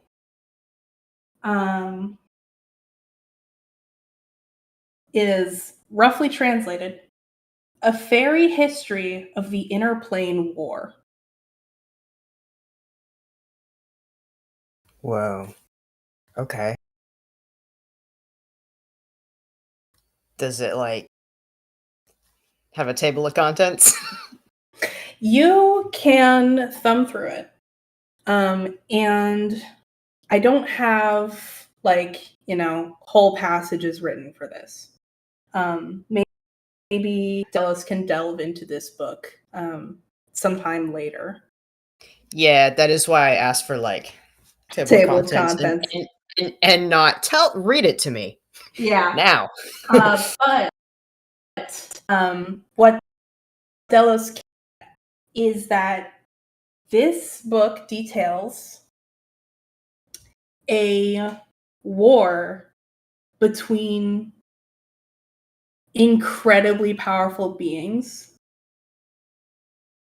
across multiple different planes of existence. It mentions Titania, the queen of the Seelie Fae that Delos is personally familiar with. It mentions the Queen of Darkness, who, again, Delos has heard stories about. It mentions the celestial gods waging war against the inner planes of the universe. It mentions dragons.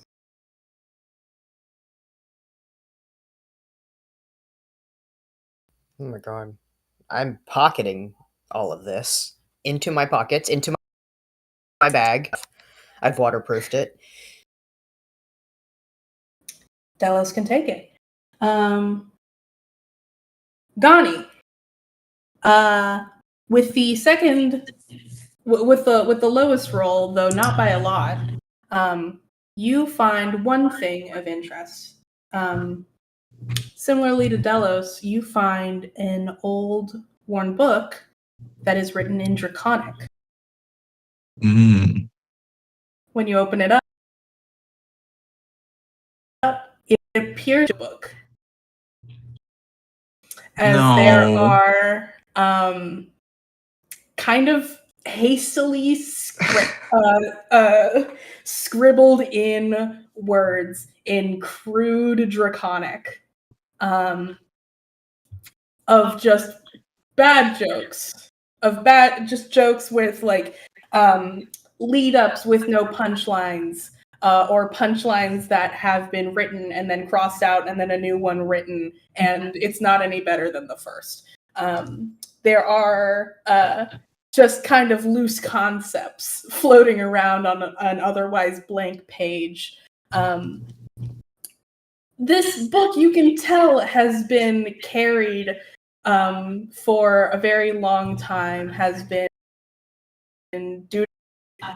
opened and lovingly curated by its owner. But its contents are just entirely useless gibberish to you, and you have no idea why this is here.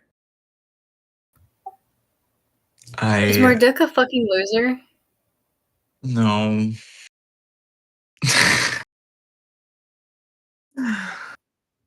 Is your dad a fucking loser?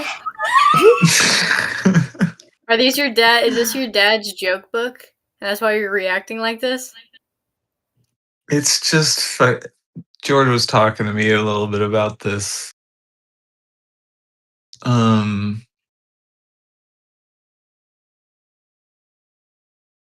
You said that this book is like really well taken care of. Mm-hmm. You can see that it has been used, but used lovingly, in the same way that maybe an old piece of clothing or a child's plushie has been used, but carefully and dutifully.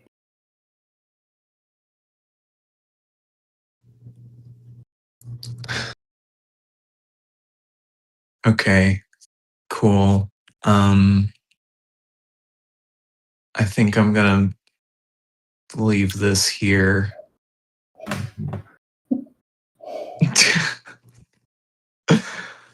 And that's what you guys find as you're rummaging through this study. Please both give me.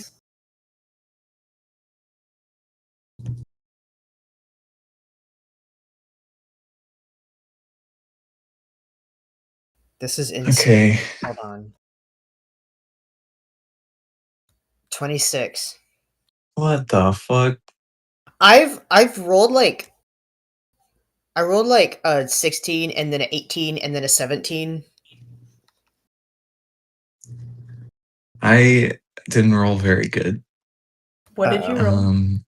After your D3 and your proficiency and you are rolling with advantage, aren't you? Because of your ranger thing? Am I? I don't know. Read your thing. Well, it's only intelligence checks, I think. Yeah. They roll with But advantage. Didn't you? Oh, well, you're not alone. You're technically not alone. And 'cause it's just you move stealthily at a normal pace. I hate rangers. So, yeah. I mean, if you want to give me advantage, Are we late enough into the night where I can make that decision?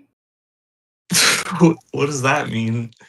I you know, lore mantles and everything. I'm more lenient when it comes to rules as it gets later in the night.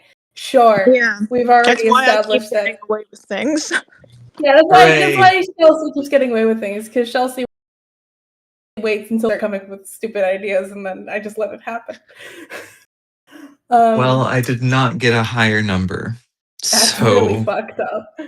yeah. Yeah, add all your 14 things and tell though. me. 14? Okay. I'll let it slide. Cool.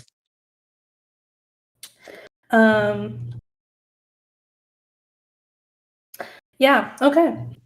You guys can successfully and silently go through the study, combing through it for points of interest.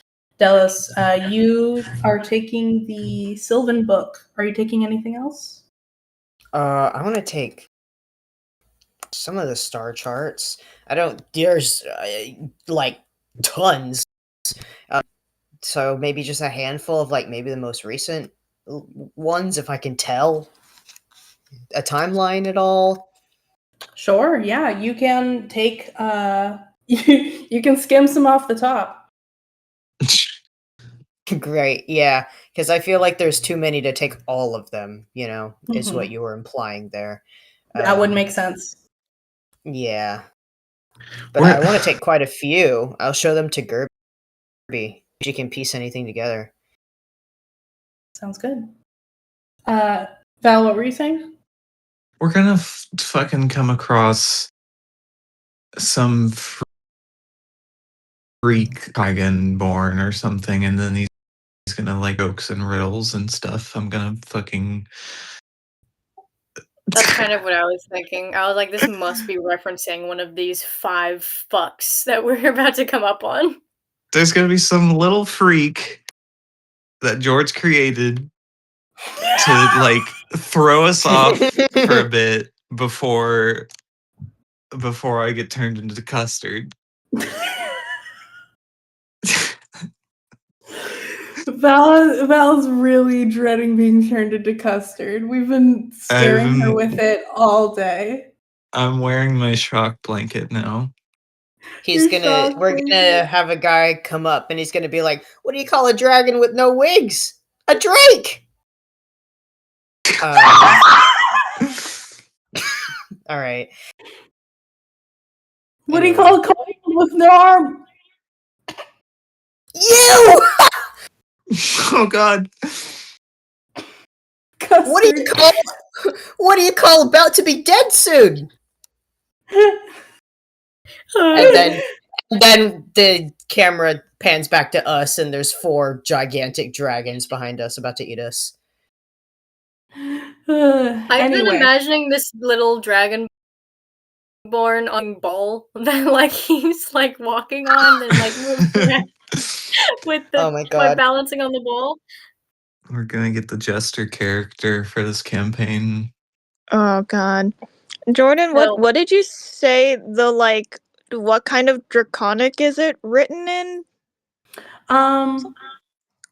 The language itself is the kind of draconic that dragons like themselves speak. It's not. It's the grammar and the script is nothing like what you might see a kobold write, for example.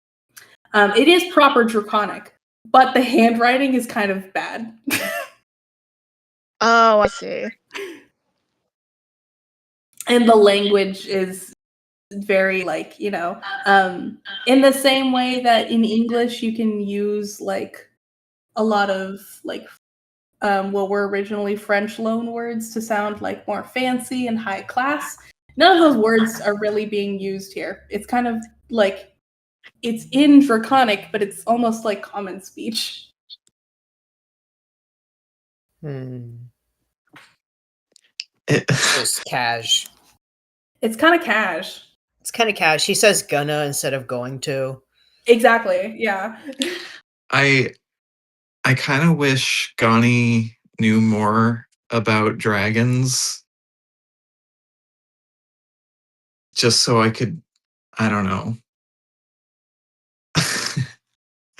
because I know a little bit more because of what George told me, but Gani doesn't know shit. Yeah. I was bouncing vague ideas off of her to help me with session planning. But she doesn't know what's gonna happen. So yeah. Can you fucking read the section you read to me about copper dragons? Or if you'd rather not now, that's fine. That can be an after session thing, maybe. Yeah. Okay. But yeah, that for context, that was just me reading source books and kind of like slamming my head into the table because source books are weird. Haley would know. Yeah. Oh, wait, I just remembered which one the copper dragon. Okay, no, yeah. Moving on. I should definitely make you guys go into sessions with more like manic energy because it kind of artificially drags out session length. That's kind of what I've been doing the past like 5 sessions I've read. And good for you. Because it works. Okay. Yeah, you guys successfully do your stealth checks. You can merge with the rest of the group. I don't know if you guys want to discuss your findings right now. No. Nope. Okay. It's pretty. I mean, we're trying to be quiet, so I think. I mean, no, I think Delos would go to Gerby and hand her the star charts, and be like, "There were fucking a lot of these, so I didn't piece something together." Oh, whoa, that's okay. Yeah, that's awesome. Thanks. Also, dang, you like stole from a dragon. Sick. I'll steal from anyone. Doesn't matter if they're a dragon. Dragons have more stuff, so honestly, ideally, I'd steal from dragons every day if I could. That's true. All right. Is Gerby taking a look at these star charts now, or would you like to check that out a bit more later? Maybe later since we are still stealthing right now. Sounds good. Okay. Yeah, I just want to make sure that you had them. Yeah, thank you. Of course. Because if Gani feeds Delos to a dragon, then we'll lose him. Yeah, that's why. Yeah. You gonna feed me to a dragon? If I feed Synthis to a dragon, I have to dispose of you as well. Donnie's just gonna throw all of her friends into the dragon composter. Yeah, oh my god. It's simply logical. Okay. It's simply logical. Okay. Ick. Shh, calm down. Focus. My So- dad's here. Your dad is here. So, moving forward, would Gani be interested in finding more of these kind of like smaller rooms that branch off from the main hallway, or what?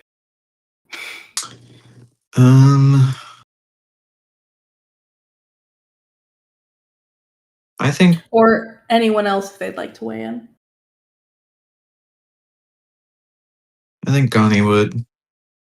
Gani would? Okay.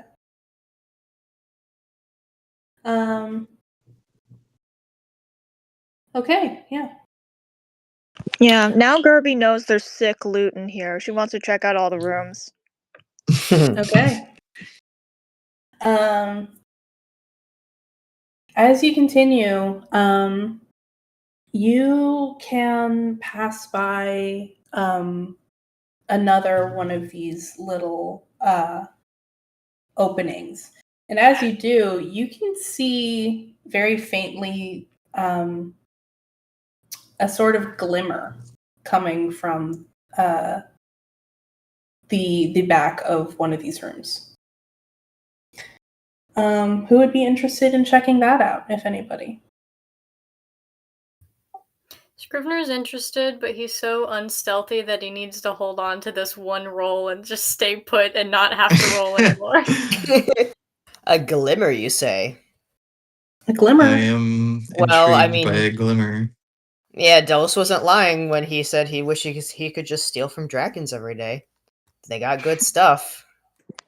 Gerby All likes right. shiny things, and now she knows that there's cool stuff in these rooms. I think she's also going to give it a shot. All right. Scrivener goes, You guys have fun," as they all go into the room. Oh god. Oh, Delos goes, I'll grab you something cool. Oh, he smiles. Okay. So who's all going? That's Delos, Gerby. Is Gani interested? Yeah. Okay. So that's Scrivener being left in the tunnel with Tony and Synthis. Unless they are explicitly invited, they will be taking the path of least resistance. I think Scrivener would look at them though and be like, "What? You guys don't want to check it out?"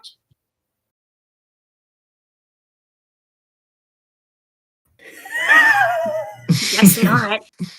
Tony looks at you, Scrivener, and she says, "I'm like really scared." Oh, really? Yeah, we're in a dragon tunnel. And I've never seen a dragon before in real life. Well,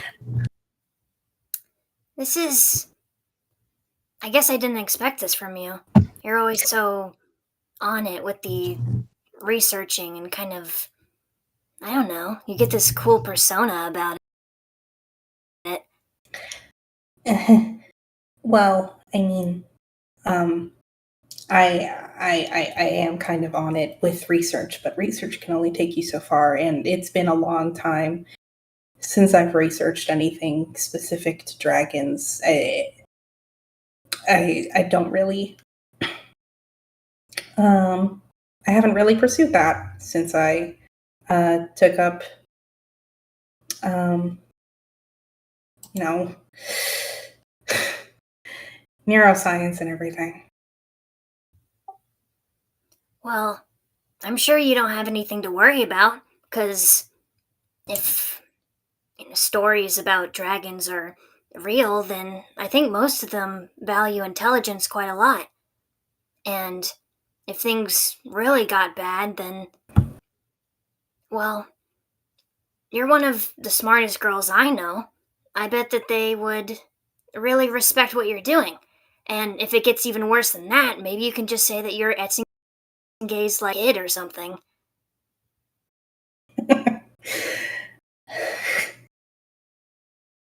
Maybe. Thank you, Scrivener. And if it gets even worse than that, I'll protect you. She nods. She seems a little less on edge now. Oh. How nice. I like that. So yeah, Delos, Gani, and Gerby, you guys can kind of head into that offshoot of a room. Delos, you kind of have to duck your head, but as soon as you do, the room opens up exponentially. It's not quite as large as, well, actually, no. Yeah. This, the kind of unassuming nature of the doorway could not have prepared you for how large this chamber is. And it is filled with a enormous pile of ruled. Oh my god. Nope, I'm leaving. Oh my god. It has not been you have never seen this quantity of raw gold before. Most of the time, Delos actually has and Gerby, because she was in a goblin cave, they hoard treasure sometimes. Most of the treasure that you find in these kinds of places is in the form of maybe fancy jewelry, crowns and necklaces, interspersed with precious jewels and gems. This is just raw gold, as if it had been mined directly from the rock and then taken here. Oh, it's the mines. Huh. Yeah. Mm. What do In they need that for? the turtle? Yep. How is this turtle producing minerals? No, I think that they brought them here. Oh, Yeah. that makes more sense. That's a really hilarious. Dallas sees that his first thought is, how the fuck is a turtle making gold? Yeah, I hope you guys could hear the like disbelief in my voice as I said that. Whoa! That was so for real. This turtle's shitting gold. And this turtle's producing minerals. Okay. Dallas looks at Gerby and looks at all this gold, and he goes, I'm gonna be honest with you. I don't even care if this is like a trap. I want this in my bag now. I'm gonna be honest too. I feel like it is a trap, or at the very least, it's gonna be like there's a magic curse on it, or like we're gonna like grab some of this, and then like we're gonna have back for like 100 years, and then the dragon's gonna show up and who owns this and like track us down. I also don't really care. Yeah, I mean, I how think much? How it'll much? be like worth Right. it. Yeah. I mean, like, how much worse could things get? It would be better if I had this gold in my bag right now. Yeah, I mean, you only live once, so Dell starts grabbing the gold, shoving it in his bag. All right. Yeah, you can do that. There's so much fucking gold here, and gold is heavy. As you are shoveling these raw chunks of gold into your bag and taking as much as you can carry, the weight of it dawns on you and the amount of it in front of you, kind of you put 2 and 2 together. This amount of gold would be dangerous to carry on any regular commercial ship.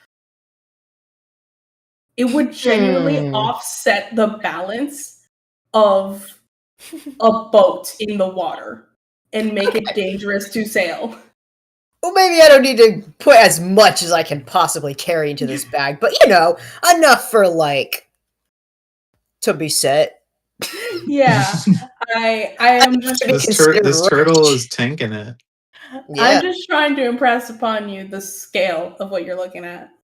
Yeah, that seems to be the reoccurring theme, is that everything kind of seems larger than life.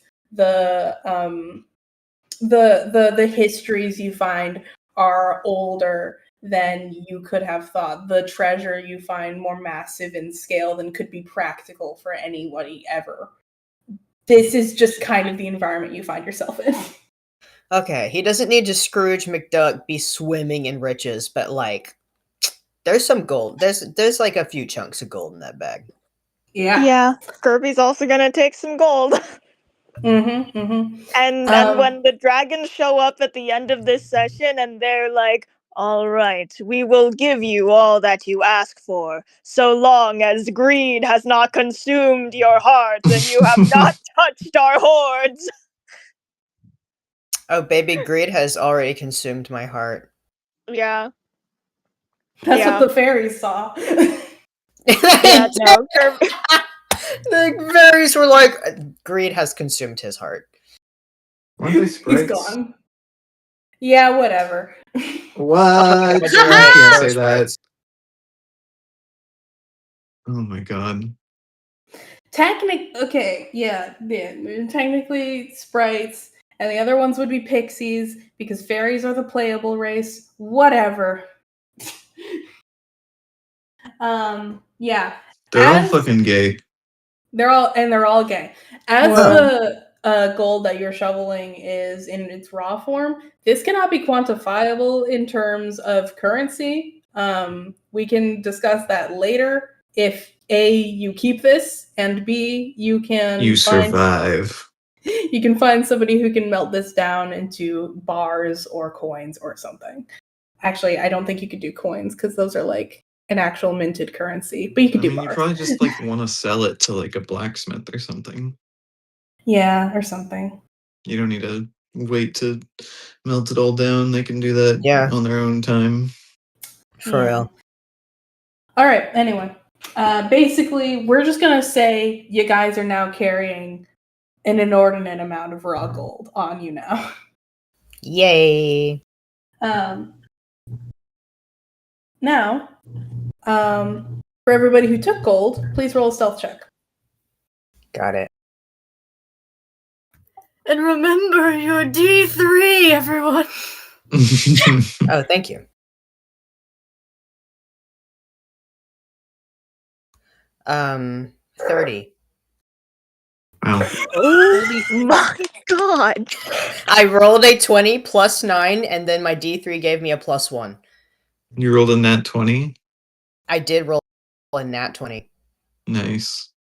Yeah. I've only been rolling good, which makes me really scared for when the dragons actually show up, and that's when it's like 1, 3, 4, 2. It's gonna happen. And it's gonna be like Constitution saving throw, intelligence check. I'm like, no. Oh god. I got a dirty 20. Oh, wow. Right. Winner's POV. Of course, Delos gets a 30 in stealing gold. Of course. Okay. You guys can successfully and stealthily take as much gold as your heart so desires and go in with the rest of the group. Oh yeah, I said I'd get Scrivener something cool, so I give him a chunk of gold. Oh yeah, you get out there and he would be like, "What'd you get me?" And then you hand him that, and he would go, "How is the turtle making this?" No. See, that's what I was wondering too. So is he not making it? That's He's probably not. That's probably the gold that the merfolk have been mining. Yes. Oh. Well, I thought like out of the turtle. I mean, he's got a whole ecosystem here. It just makes sense. Yeah, it's quite vast. You know, your body produces iron, so maybe if you're a turtle, it's gold. I'm not. Tony, is it true? That's science. What do you think, science? Is it boy? science, Tony? It's science. He says Can it we is. please stay focused? Sorry. My dad's here. Shut up. Shut the fuck up. That's what GANI said. GANI said that. Anyway. She didn't. You can't make her say that. Okay. Her Tony dad has is been saved. not here. Tony has been saved by the bell. He'd ask Delos to carry it for him because he doesn't have a bag. Okay, he can do that. As you continue down the corridor one final time, you see two things. Those with dark vision. There is in front of you a large opening. And through that large opening, you can see that the room on the other side expands even wider than the last. And you can see the silhouettes of multiple sleeping creatures. Oh no, they're sleeping. Multiple dads. The other thing that you see is another one of these smaller openings, much like the first. Inside, you can see various what seems to be alchemical supplies, and weirdly enough, plants. Like not seaweed or kelp, not macroalgae, just plants like you would see on the surface.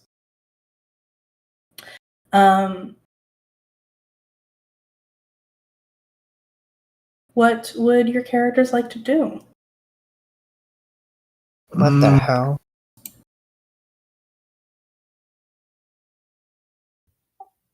I want to go home. Plants? You said alchemy stuff and plants? Are those in the same area?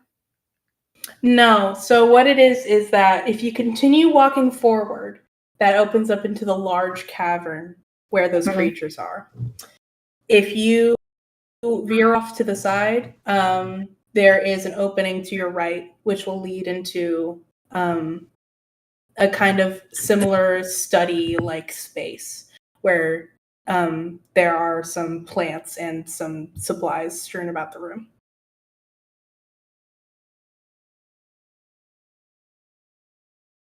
It's purely a matter of priority here. Are you interested in exploring even more of this space, or maybe there's too much risk involved? Whatever you're thinking.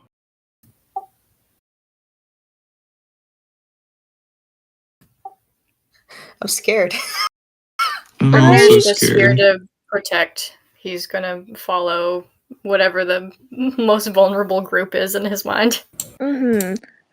Part of Gerby does want to check out this offshoot room, but the other part of her, can see the giant entrance with like the humongous like sleeping figures in there, and listen, we can steal stuff when the dragons aren't like in front of us, but when the dragons are like right in the other room and we can kind of see them, it suddenly becomes like a lot more real. Yeah, like I don't want to do that. If they're gonna see me, I don't want them to see me doing something bad. Yeah, from where we're standing, can Gerby like just do a nature check and look at what kinds of plants are in the room? That's very interesting. I'm gonna say yes, but because Gerby is trying to do this at a safe distance, unless Gerby wants to take the plunge, get closer, have to roll a stealth check, that's gonna be at disadvantage. I'll take the disadvantage on the nature. Okay.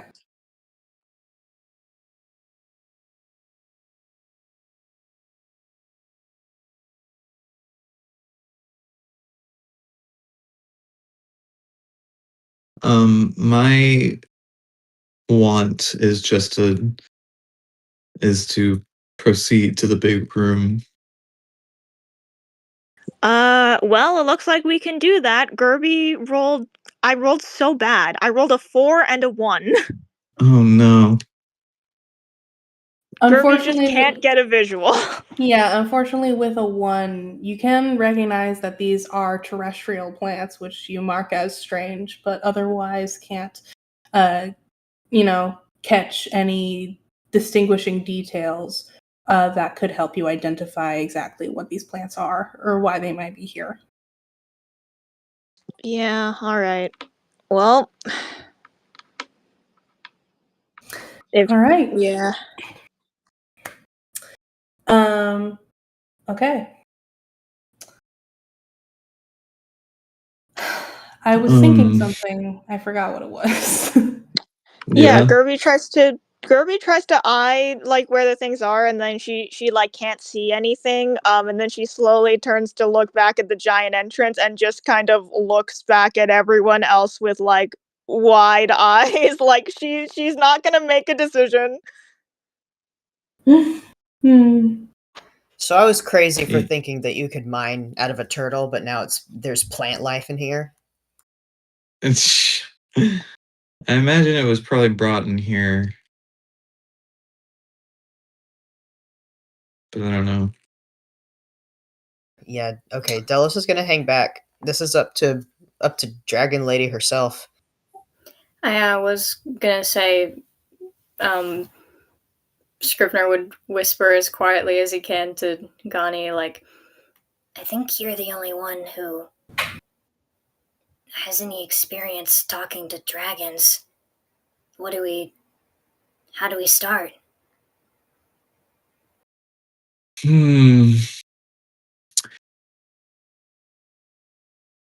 I think Gani is gonna kind of like gesture for like everyone to like stay there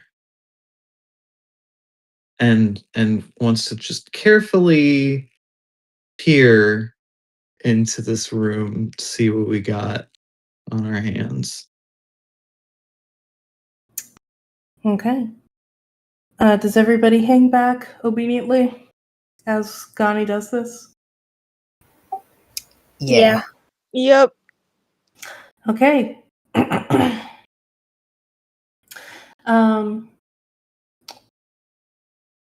Yeah, Gani, you can inch forward closer to see what exactly is here.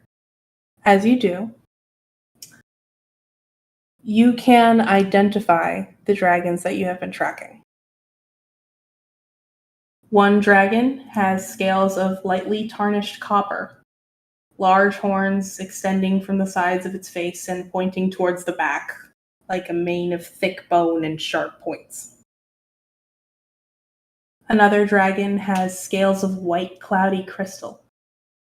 The most translucent of its scales, you have to remind yourself, floating magically along the curvature of its thick neck. The least translucent of its scales seem to surround its eyes and spread across its cheeks. Tucked under the second dragon's wing, you almost miss it, is a smaller dragon with dull silver scales and a large crest. Finally, you identify two red dragons sleeping side by side. one with longer horns, and one with larger wings. You notice that all of these dragons sport arcane sigils, much like the ones you saw outside, carved into their scales. The only dragon that does not have these sigils is the one with the largest, is the red dragon with the largest.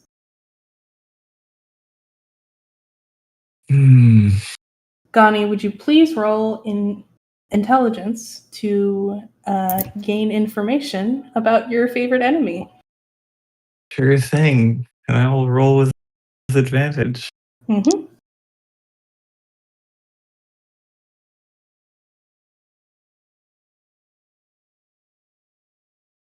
Do I still have my D3? This is the last time you can use it. Okay. All right.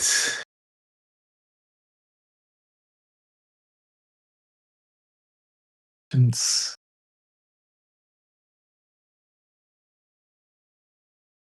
22.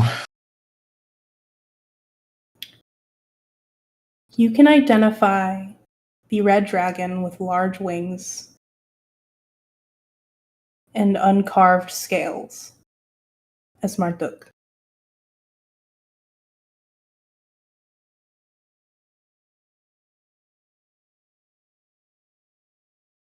All right.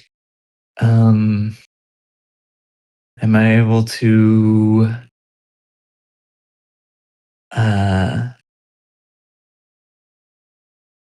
tell, like, do the sigils say something in specific? You can attempt to read them. Which sigils are you going to attempt to read? I will say the silver dragon, as it is Covered. again. That would be the hardest to read, borderline impossible, as you'd have to. You wouldn't know if you're like missing certain sigils that could help contextualize it. So I'd say that's the only one that you're not able to read.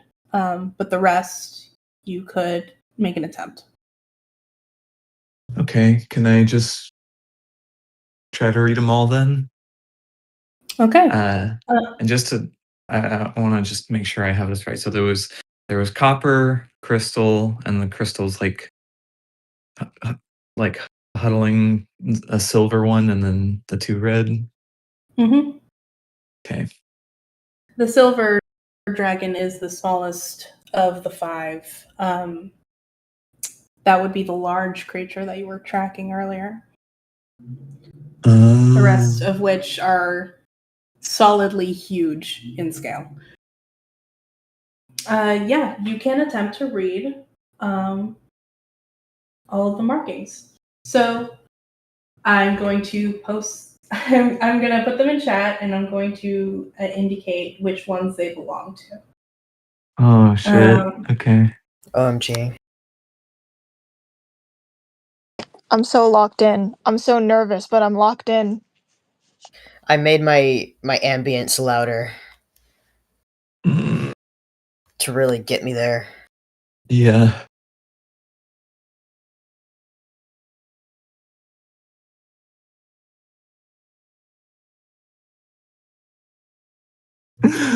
Oh.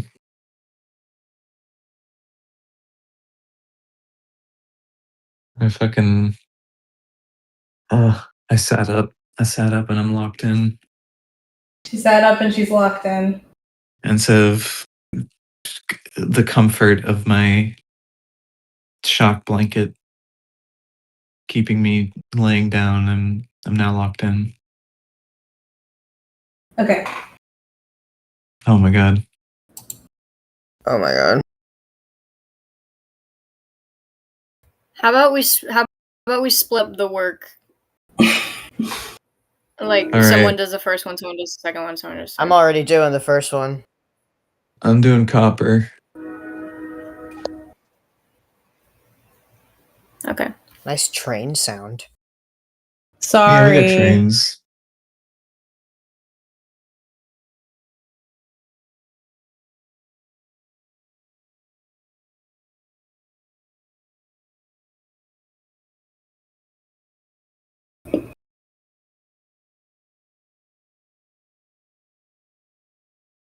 Oh, this is cool.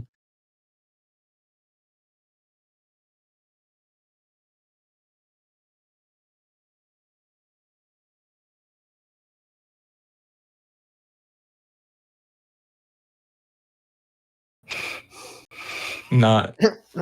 Not Mark Cook.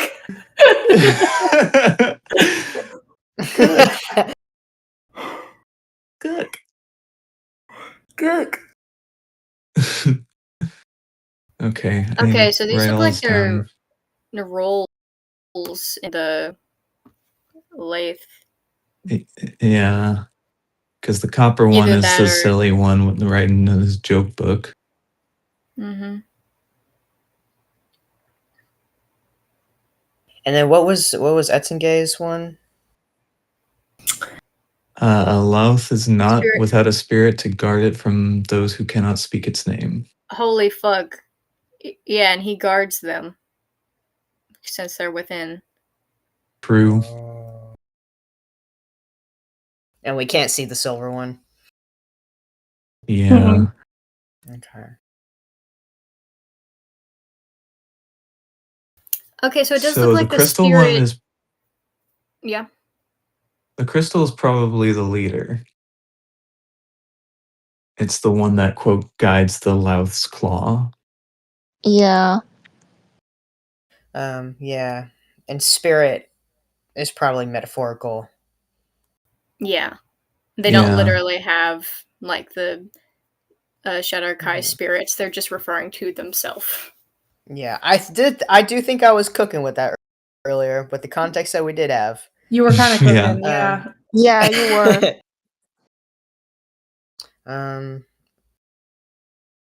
And so then Utu is presumably the red one that's not Marduk. And binds them together. Why doesn't Marduk have one? Well, he's been underground. Maybe he didn't know that he had this He option. wasn't. Oh, he doesn't go into the club meetings. Yeah. This is just his He's getting first his meeting. When they tattoo wake tomorrow. up, they're getting branded. Yeah. Yeah, he didn't realize they were all getting matching tattoos. He's gonna Oh, be man. building him his later. Oh, He just joined that's the so fraternity. embarrassing.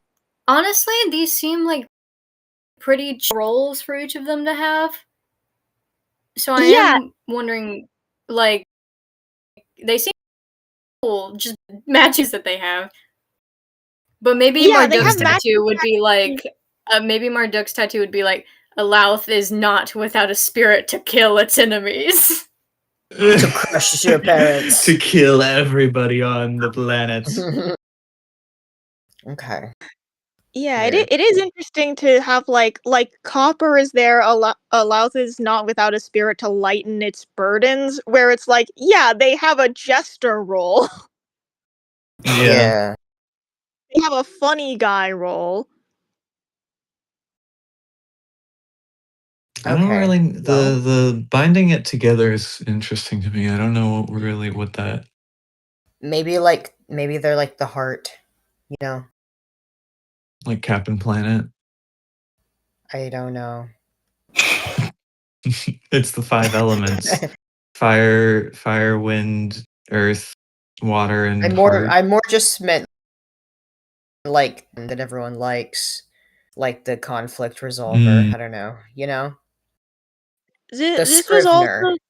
Yeah, this was also the one that was like going around like on the surface like asking around about things, right?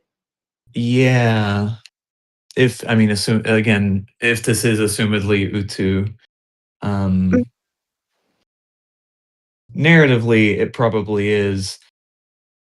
Realistically, we don't have a reason to suspect that they couldn't have a third red dragon part of the group that here now, and Utu is not.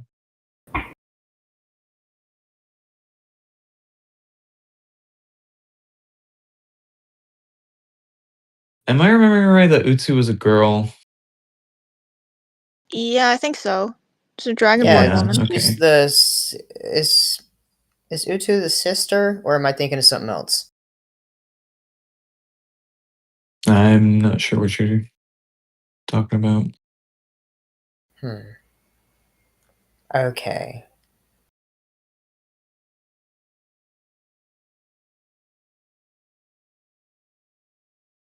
That might I'm be trying to look something at that I my. misunderstood or my brain made it up. Yeah, I'm trying to look at my old notes. Maybe just because they're both red. And, Yeah. we were like, they'd be together. Maybe my brain was like, oh, it's the sister. But maybe not.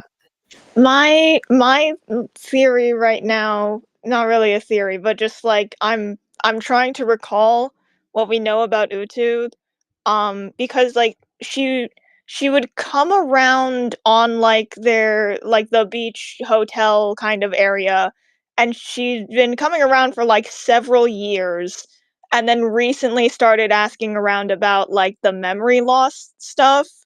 Yeah. Which also makes me think like seeing the like engraving of like a spirit that binds it together.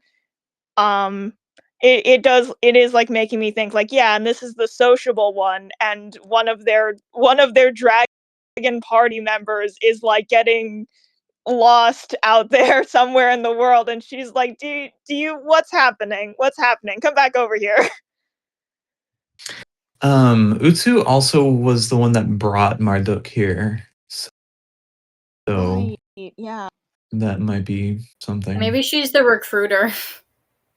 Yeah, Yeah. no, that's literally what I'm thinking, is that she's the recruiter for the club, and their previous club member is, like, out there with, like, the evil 9, and whatever situation is happening there. And so she's like, "Okay, there's, like, memory loss, this guy's not coming back, we need to get someone else to fill in for this role." We're missing a party member. We need someone else here. Yeah. We have to get matching sigils Yes. to be a real party. What are we doing? We're so behind. Oh my god. GANI would be truck freak. Gerby would be crazy ass. Scrivener would be the fighter, and then Delos would be that. Yeah. I do think it's funny that does just translate to friend. Aww. Aww. That Just is like what Delos. you are like, what the fuck? And then he's a Friend. friend. Put that in. Put that Yeah, in let me art put that in the art request. What the hell is Craig doing in art request? Get that bitch out of there. Sorry. He has something to request. He has a request. He has a request. Do you think he says now requesting? Oh my god! He does. That was good. Thanks. Anyway, I really appreciate when I tell a joke and then y'all go, "That was a good one." Like, thank you. I'm also open to constructive criticism, but compliments are always welcome. I give that 5 stars. Wait, Jesus Christ. sorry. I just also had a thought rereading the crystal one. The crystal one is the one that's like has a wing tucked over the small like silver one, right? Mhm. Yeah. Oh, it's Mama. Is guide its claw is not necessarily leader. It might just be mom friend role. Yeah. Teacher. Maybe. Is the crystal one like the biggest? Are they? Do they have I a was difference in wondering that. size that's noticeable? So the silver one is the smallest by quite a large margin. You can surmise that. I do think you can the The copper and the crystal dragons seem to be the largest. Wow. Jester's on top of society. This As is why it should be. This is why everyone was fucking falling head over heels for Hugh Morris. Yeah, honestly. I mean, when someone is like, "What's your ideal partner?" A lot of people first thing them to be funny. True. I think we all just want a jester in our life. I will That's why I say- like Anyway. Jordan. Shut the fuck up. Shut the fuck up. I could turn you into Tubby Custard right now. No. I think Jordan's more of a clown, but yeah. I'm He wears a such funny outfit. I'm such a Piero. You are. I identify with them very strongly. Are those the Um, cone hat clowns? Those are the sad ones. Oh, he's a sad clown. They're the sad ones, the cone hats and the baggy clothes. Yeah. Oh. And Andy's a Harlequin. Oh yeah. Mhm. Anyway. Yeah, I will say that Gani can only get like the most general approximations of size because as they're all sleeping, they're not standing at their full stature. And yeah, so Gani can generally tell that the silver is the smallest, the two reds are kind of middling, and then the copper and crystal are the largest of the group. But anything more would require information that she just doesn't have right now. Yeah. Okay.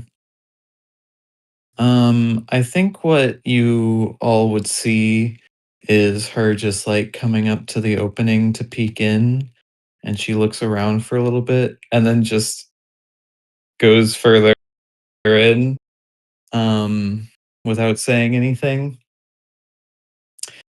Gani's gonna try to sneak on over to Marduk. Is she attempting to make her presence unknown as she gets closer? For now, yeah. Roll me a stealth. Oh, and I don't have my D3 anymore. I did warn you. Yeah. We should have expected this, but yeah, no. Gerby was planning on casting a spell on Gani to give her advantage on certain rolls, but she was gonna save that until we had a plan and knew what we were doing, so that so Gerby knew what skill to give her advantage on. But nope, Gani runs in like always. Yeah, maybe she should have waited. I think everyone should prepare your custard bowls. Oh. It's a 9. Wait, did we decide that I have advantage in this environment? Yes. Okay. Let's hope it's a little bit better than that one. Woo! 25. Gani can come up to Marduk's sleeping form undetected. How is she approaching him?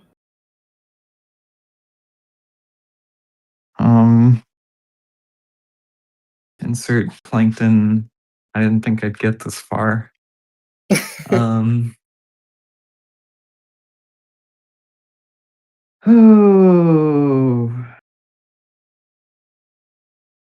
Gani has never seen Marduk asleep before.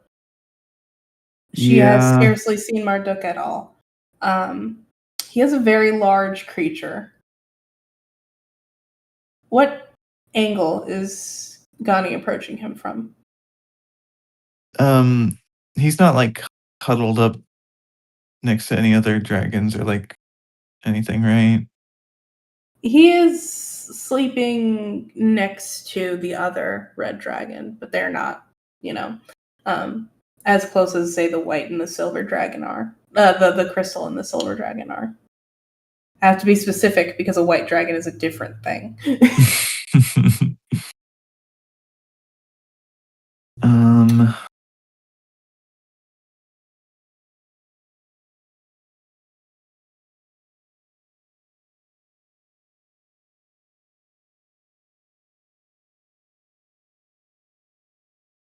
That is a good question.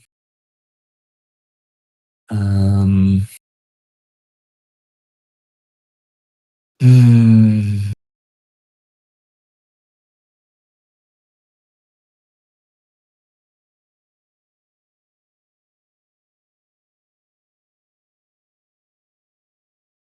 Probably up to his face, I guess. That is a place that GANI has been before.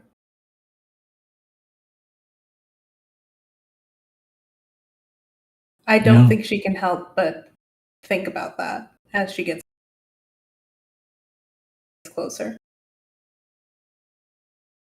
She, with a 25 roll, can come up to his face. She can feel his impossibly hot breath as it escapes his nose as he sleeps peacefully, unaware.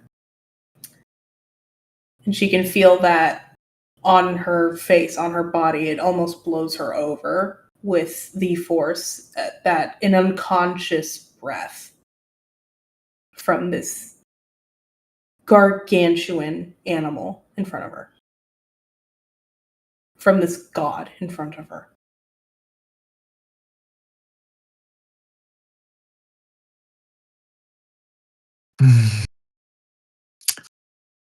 I think he will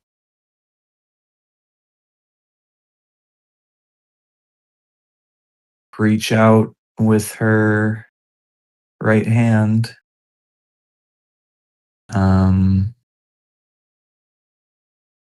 And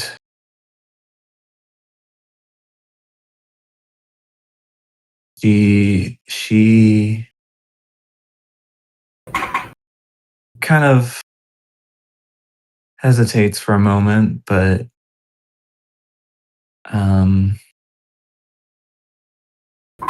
tries to nudge his very big head to try to awaken him.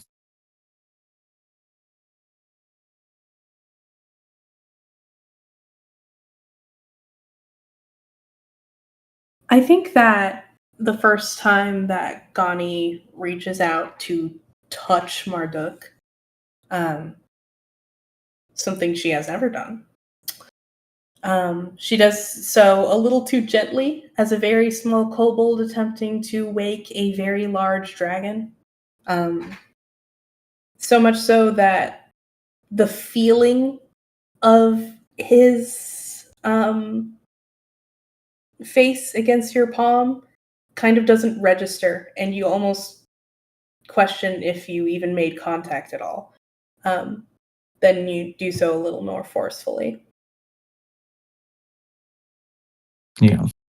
A final exhale of hot breath hits you as Marduk stirs, and then his eyes crack open, glowing in the darkness with a fiery orange that you recognize. As soon as your presence is on his radar,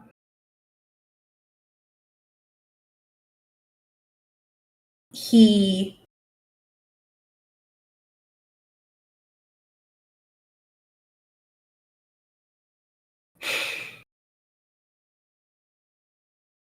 rears up from the position that he was resting in. His head raises to somewhere that you can more easily recognize as his full stature. And he roars.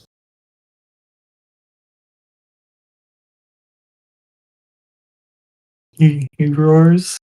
He roars.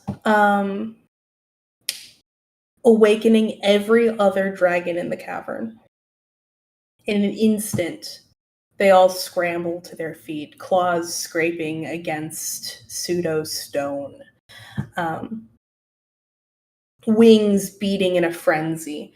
The air in the cavern, once still and deathly quiet, now rushing past your ears, deafeningly loud as Marduk continues to roar. Would we say that everybody is within 120 feet from at least one of these dragons? Yeah. If that's how far the entrance of the room is. Yeah. Okay. Oh, wait. Right. Yeah. Okay. So, Thankfully, one of the dragons is going to do something else. Unfortunately, that means that every other adult dragon in the cavern is going to simultaneously use Frightening Presence. yep. Everyone, please roll a wisdom save. DC 15. Oh, Right. They all started roaring, and I was like, "Wait, isn't that that's an ability that they have to give everyone Is frightened condition?" is this a magical effect?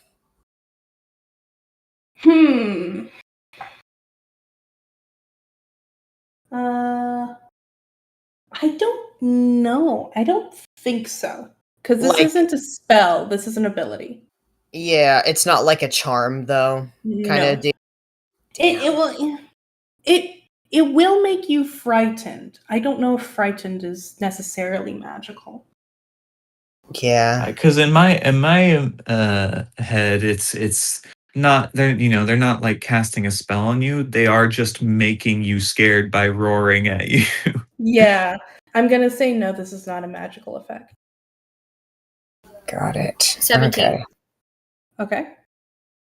As a reminder, your 15 minutes of fame are up. You can no longer use Scrivener's D3. Sorry. 15 minutes. 22. Oh my 22? god. You know, I've been rolling nothing but like I think my lowest roll today was a 16. Highest roll was a 30, and I was like, when is it gonna be a bad one? It's gonna start getting bad. 4. Oh no! That Delos is a little scared. I think Delos is scared. I think he looks exactly like that sticker of him. Yeah. 18. Okay. Delos has failed. Everyone please roll a wisdom save DC 19. Oh fuck me! As 3 dragons simultaneously use Frightening Presence. Okay, Including 21. me. No, you're already frightened. You're good. Okay. What did you say the DC was? 19 now. Oh my god, I made 19. Okay. Holy Okay. shit! Oh my god. Gerby fails the second one. I got a Okay. 13. Is Gani rolling? Gani should be rolling. Yeah, I said 21. Okay. You said 20 and you passed both then? Yeah, it was 25 and then or 24, I think, and then 21. Okay. So far Delos has failed and Gerby has failed. Last roll, please roll a wisdom save DC 19. Oh boy. Okay. This is where I fail now. Okay, he failed that one. Natural 1, baby. My god. In He my almost mind, Made it. in my mind, that one was Marduk. Yeah, exactly. Oh, Yeah. yeah. Exactly. Okay. Everybody has failed. Wait, do Tony and Synthis make it? Because every player character failed, I was gonna have them auto fail. Be funny as But- hell What if Tony, who was like, I'm really scared earlier, was just like, oh, you're loud, huh? I can have them roll. Just in case. Yeah, I Just in think it's case. just because it's gonna be so funny if they manage to pass. Yeah. Okay. Mm, So I do have to roll them each 3 times at least. At most. So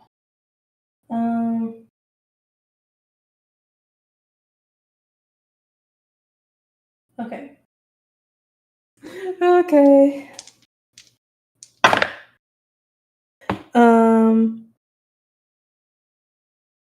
Tony fails.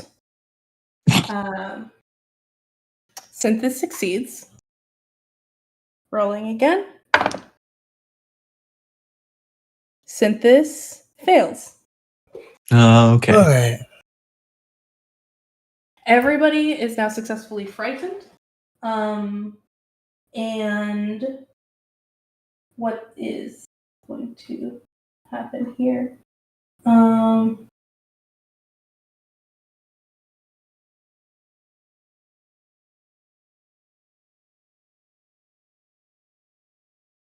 Oh, I see. Yeah.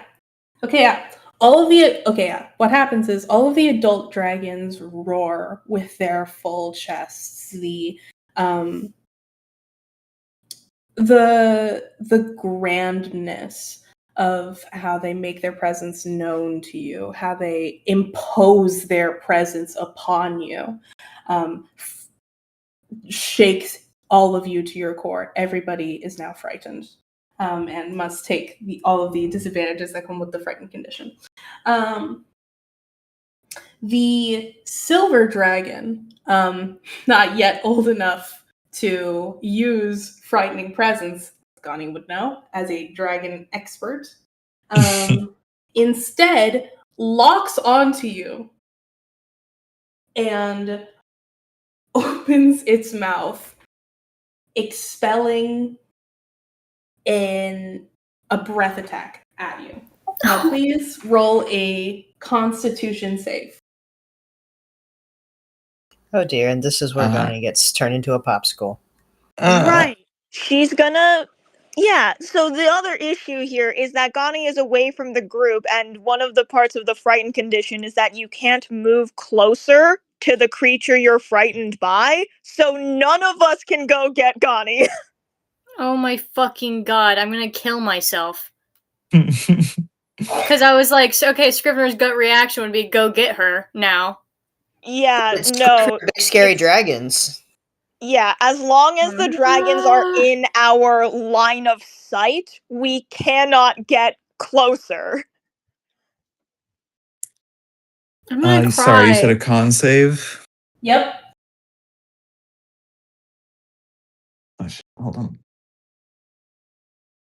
16? A 16 does not pass. Ooh. Oh. Gani has been paralyzed for 1 minute. A full minute? I will Paralyzed. say for all of these conditions, rules as written, you can repeat this saving throw at the end of your turn, ending the effect on a success. That being said, I'm not going to formally enter us into combat just yet. Okay. So, Gani, you now have the undivided attention of 5 dragons. You are frightened and you are paralyzed. So I can't okay, yeah. I can't move.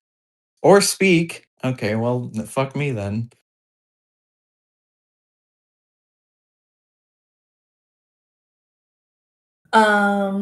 So what happens? The red dragon with the sigils on its scales leans in close as the roaring finally ends. And the cave goes deathly silent again, though the ringing in your ears remains, and the blood rushing through your head as your fear takes hold of you, clear as day.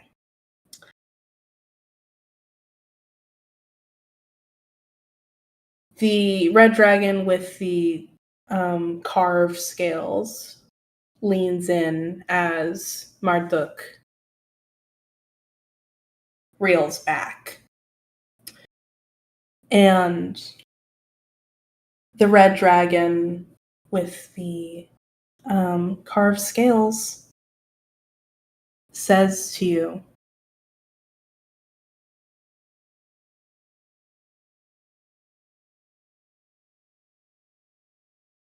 "What are you?"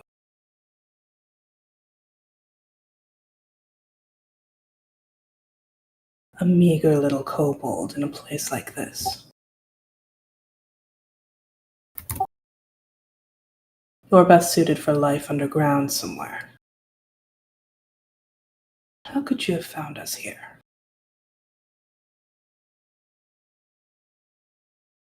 Her eyes flick over towards the only entrance to this room and catch your party, frozen in place by fear. She lifts her head and regards you all with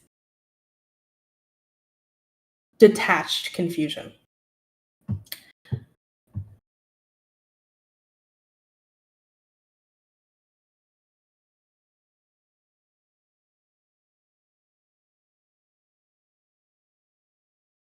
You all, answer for her. What is your business here?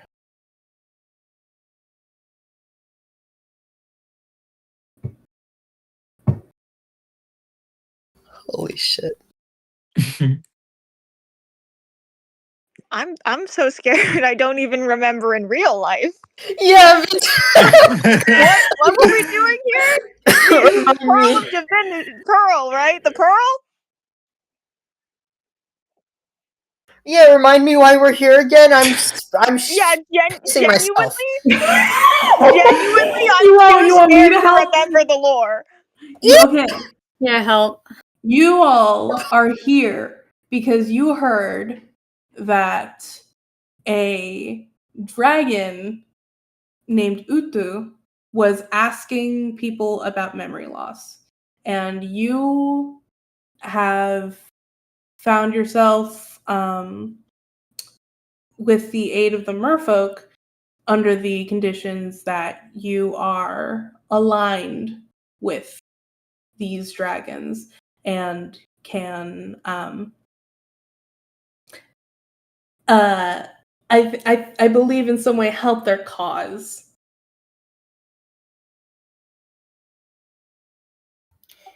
Does Delos want to do the talking, or is this a genuinely? Because I could Oh my imagine Scrivener can muster the courage to do it, but I know Delos usually talks, but he might be scared. Yeah, Delos can go. We're here because we may have a similar goal, similar questions to at least one of you, I assume, are called Utu.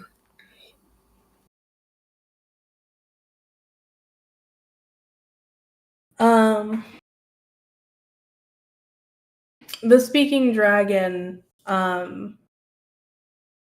does interest does flash in her eyes at the mention of her name. She hums non-committally as she steps towards your group.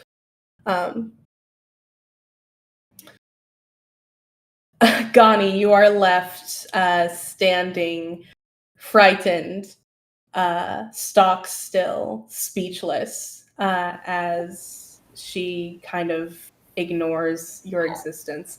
The small silver dragon, small being used figuratively here, he's still large. Instead, eyeing you up curiously.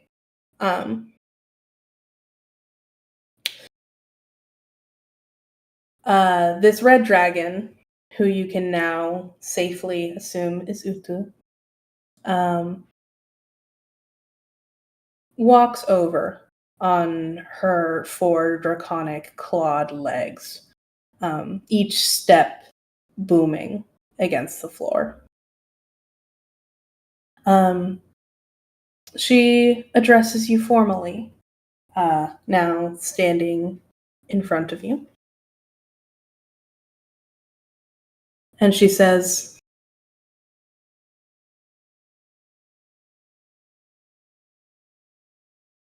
"It is rare for a humanoid such as you to know my name. Rarer still for so many of you to be in this place. You are now the bearer of dangerous information.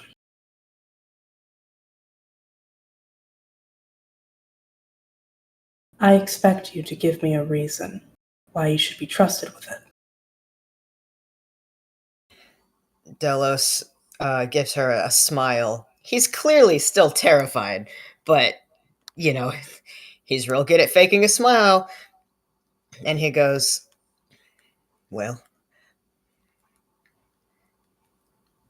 this subject that we've come here with, it personally affects a lot of us, myself most of all, I'd say.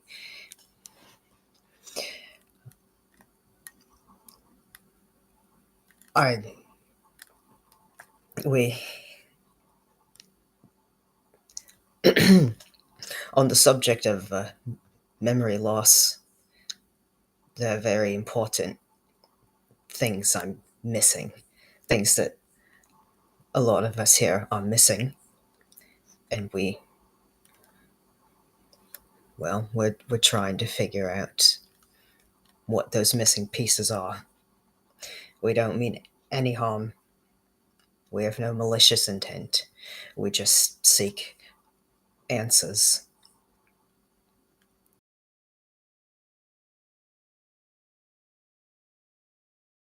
I'm really, really sorry. I need to go to the bathroom. Go ahead. It'll give me time to think on responses. Gani pees right there. Gani pees her pants. No. Silence, and we hear a tinkle onto the floor. You do not hear a tinkle. There's no Okay, tinkling I'm sorry. happening. Wow, Andy, such good voice acting. I can hear you shaking. Yeah, it's because I'm shaking.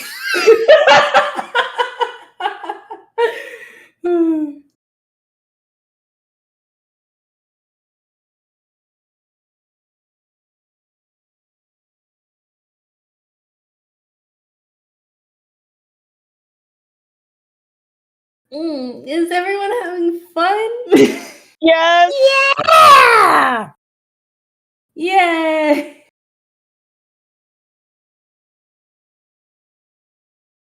I love this. It's terrifying. Yeah.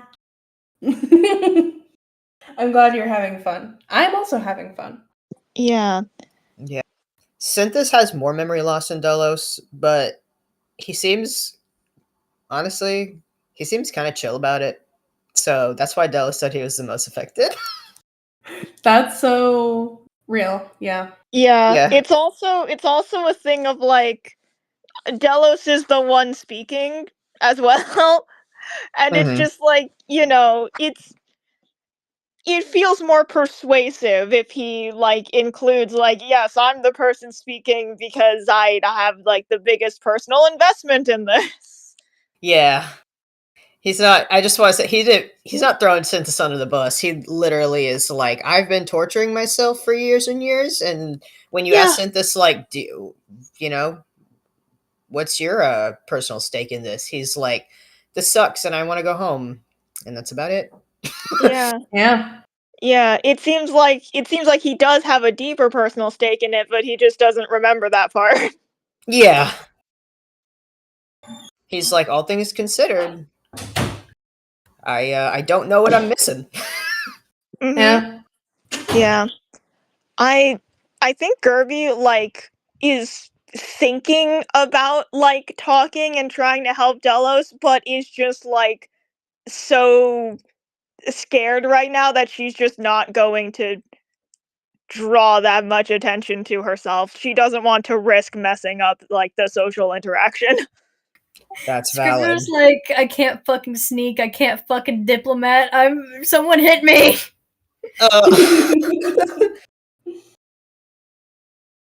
I'm back. I'm fine. It's okay. Hi. Hi. He's Hi. like, at the very least, maybe I can go rescue GANI. No, you can't move! Yeah. Whoopsie. When's it my turn? When can I fight back? I think you've done enough. Whoa! Wow! Oh my god! Hello? I've been thinking for years. I think you've done enough. I think you've done enough. It's venom there, but there was finality. There was finality? It was. Oh my god. It was, I think you've done enough, period. I've never seen someone get gagged, like, right in front of me. Oh my god. Okay, can we please continue? I need to know what she says. Yeah, okay. Delos, you say your piece. And once again, you see recognition flash in her eyes, and again, interest, as you mention memory loss.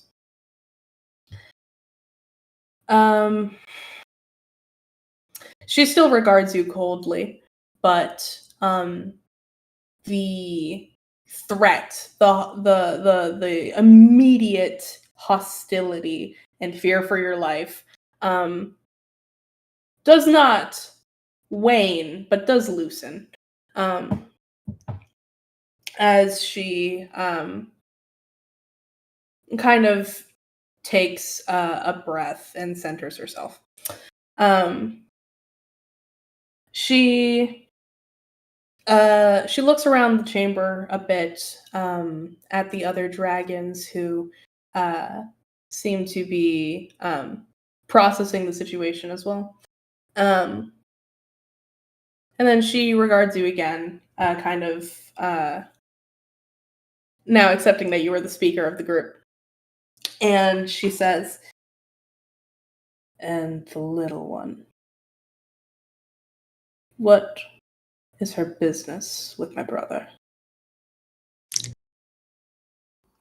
You know, I wish she would tell me. I think she likes at least one of you, maybe all of you. I don't know.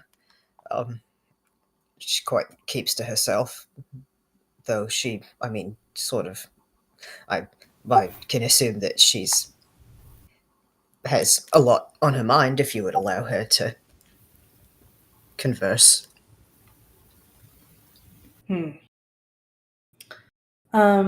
She turns again towards the crystal dragon and nods. The crystal dragon nods in return and centers its gaze on you, Gani. Gani, you hear a voice in your head. This voice speaks and says, "Why are you here?"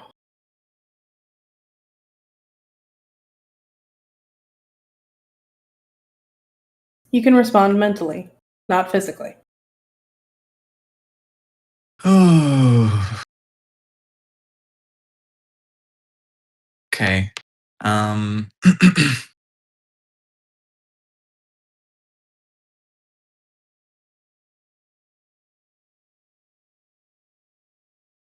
What the fuck does Gani say?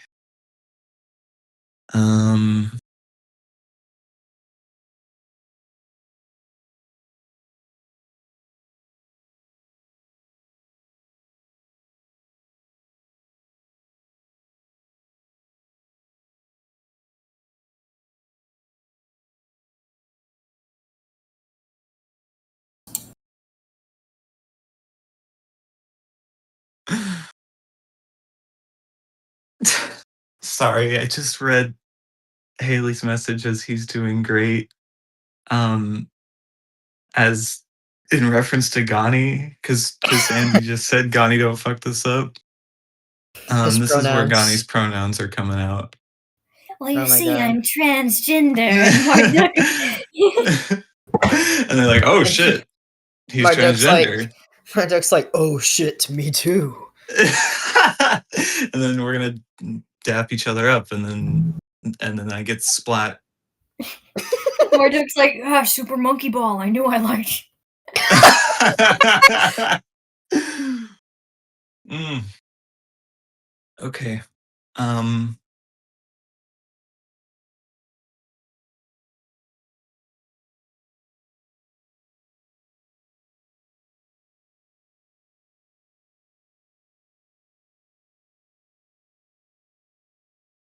She will say,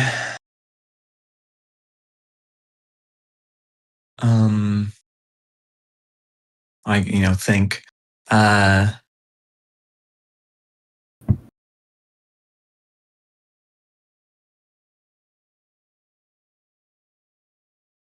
am here to speak to my lord, my god, Marduk.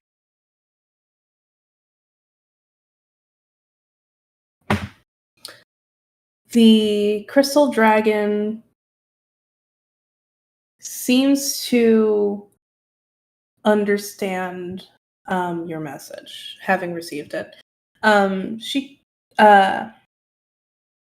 The dragon keeps its eyes trained on you, but their gaze seems unfocused, almost like they're not actually looking at you, even though they are facing you and know where you are and clearly can communicate in some way. The crystal dragon lifts its head from where it was interfacing with you and replies to Utu. Out loud? Yes, out loud. It seems she's one of Marduk's. Utu says. Ugh. Girl, me too.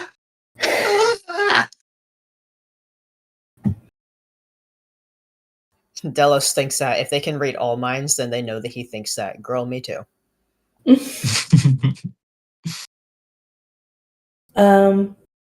She looks towards you, Delos, again. Utu does. And she says, and how did you know we were here?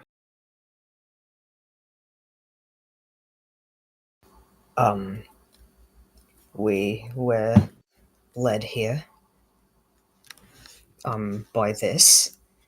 And he shows the Pearl of Divinity. She squints at it. And she says, is this some of that merfolk mysticism? Yes. How observant. I see. So you come here with the blessing of the merfolk, then?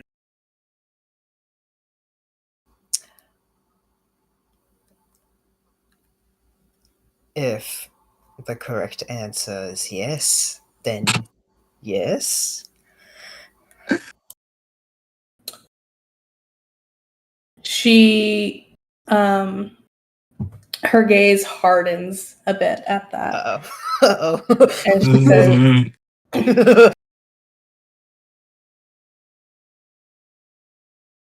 "You are smart to try to get on my good favor, but not wise.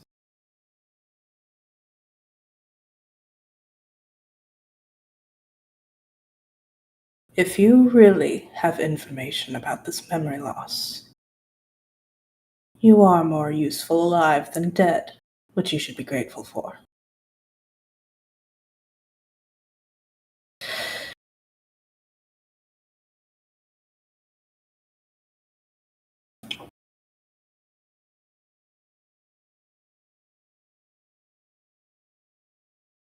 She turns towards you, Gani,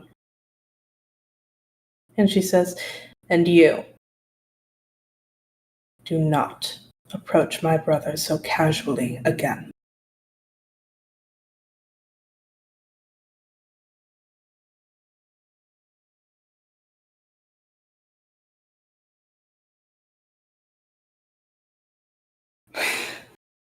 um,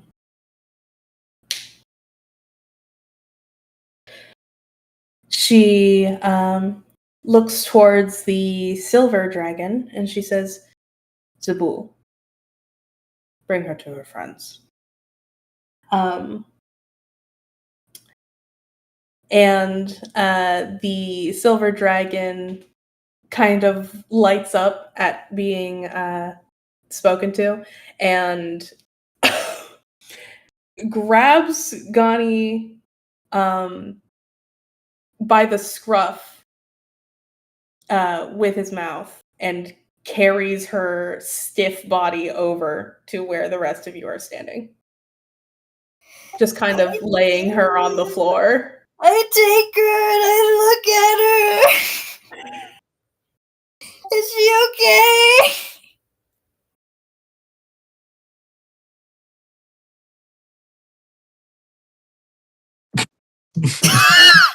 Well,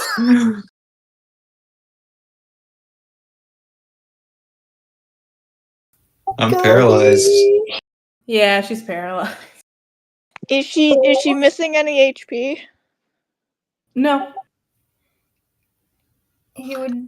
Scrivener would just like dote on her and try to make her more comfortable or try to like make her not paralyzed in whatever medicine knowledge that he has because he's scared of these dragons. oh my gosh, Stelos rolls his eyes. Can he cast spells? He wouldn't be being dramatic about it. I'm just being dramatic about it. For Oh, Mr. okay. Rolls Your Eyes. In my brain, Scrivener literally was like, No, he would try to be as stoic as possible and also as quiet as possible. all right, then nothing happens. All right. So like the young silver dragon like is the one bringing Gani over, right? Mm-hmm.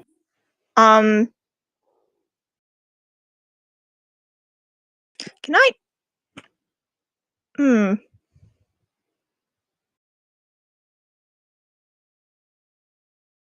trying to think. No, I'm not gonna make a perception check, I don't think. I think Gerby is too scared to think about a dream she had. All right.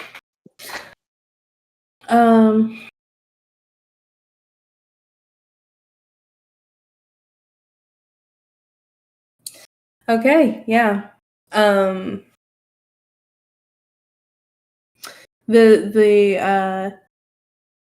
The small silver dragon brings Gani over to the rest of the group. You are now all together again. And the silver dragon just kind of brings you there and then steps back eyes again still bright and curious, looking at all of you. Utu then says, "All right. You have information about memory loss, experience with it. Tell me what you know."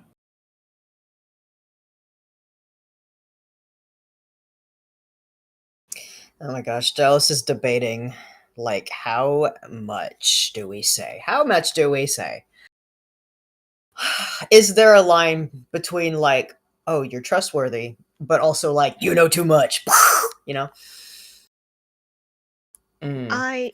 The thing right now is at the very least Gerby is of the opinion of we should be giving as much information as possible. So like if Dello starts saying something, Gerby might just pipe in with extra information because I think her thing is like, okay, well they did say that if we have useful information, we're more useful alive than dead. So Gerby is of the opinion of like the good strategy here is to give them more information so that they can't like kill us. Okay. I think Delos would cast message and ask Gerby, like, how much do I say? So I think she relays that information or that opinion. Yeah. I if you do that, then Gerby's gonna be like, okay, I know like this whole information is dangerous, but it sounds like they're willing to hear us out because we have something that might be useful to them. So I think just I'd go with just saying whatever, just like kind of say everything. Yeah, I mean if they're keeping us alive because we have something useful to them, then we just have to say more than they know. Okay. Alright. Delos responds message style. Alright. I guess the difficult part would be, what does a dragon not already know? I'm gonna paraphrase if that's okay, because it's a lot of info and I feel like he would just blab. But he would say, like, we know that, like, a dragon, maybe one of you, I don't know, was like going through places, and wherever that dragon was, the people there, like, would get their memory wiped. And there's this group of 9 people in armor, maybe doing that. And there's been a lot of, like, murders in the Feywilds, for seemingly like no reason, no correlation that we know. And maybe the stars have something to do with it. Yeah, the constellations have been changing. Yeah. The memory loss is a Fey curse. It's a Fey curse, is it? If I remember, Jordan can correct me, but I feel like we learned that it was from Gay Nirvana. We learned that it was a Fey curse, like Fey in nature. Okay. Yeah. How I'm imagining is Delos is saying things, and then Gerby and Scrivener are piping up, chiming in to provide details like that. Yeah. Okay. Would we also like mention the fact that we are working on a cure for it? Because I think that's the one thing that we can like possibly guarantee would be of interest to them. Oh yeah. Actually, especially if they have an entire room filled with alchemy supplies. That's super true. That would be really good to bring up. Yeah, I think Gerby debates bringing it up, but it's just like, no, they have a room of alchemy supplies. If we're trying to make sure that we have something useful for them, then it's better to bring this up. So Gerby's going to mention that and hope it's not like throwing Tony under the bus. Yeah. Yeah. Delos would cast message on Gani and say, "Is there anything else that you want to add?"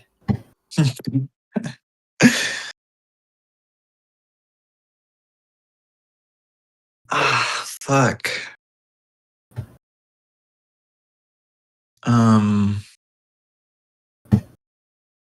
Well, first she would be like, unparalyze me.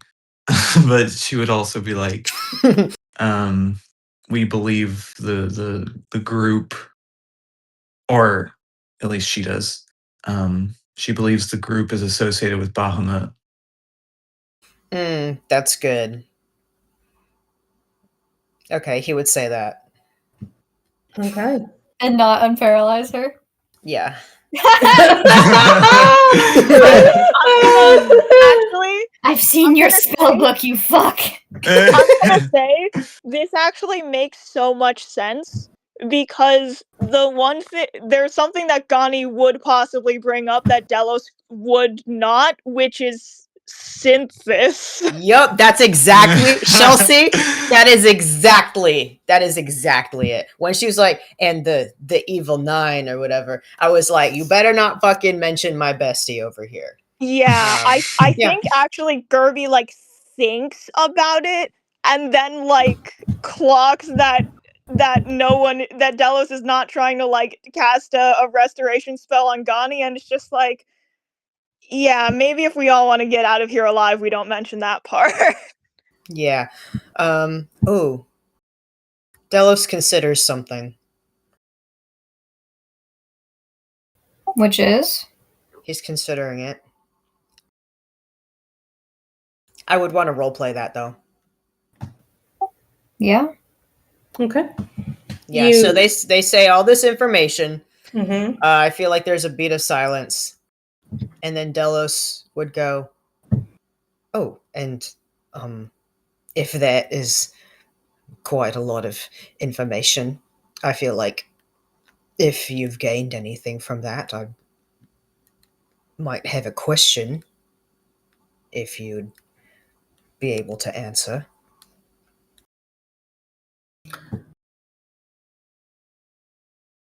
She kind of laughs under her breath. More of a something of a throaty chuckle as she does not open her mouth. And she says, well, for such small creatures, you do seem to have quite a bit of knowledge. Fine. Information for information. What do you want? I understand if maybe you don't know the answer to this, but and Delos is going to pull out his sickles from his bag and present them. Oh shit. And say, "Do you recognize these at all?" Utsu leans in very close. These are small objects that you have presented to her. And she He holds them out like she can look as close as she wants. Yeah, she leans in to get a better look. And she says, these objects I do not recognize, but the style is similar to that of those armor-clad assaultants you mentioned earlier. I'm familiar. Do you have any idea what it might mean? You're right when you say it's associated with Bahamut, betrayer. They've been a thorn in our side.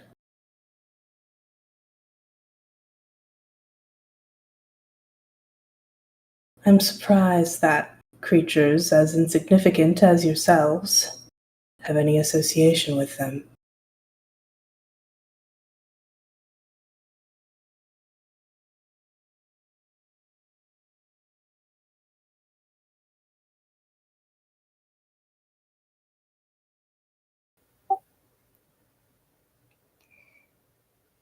I'm so scared to talk.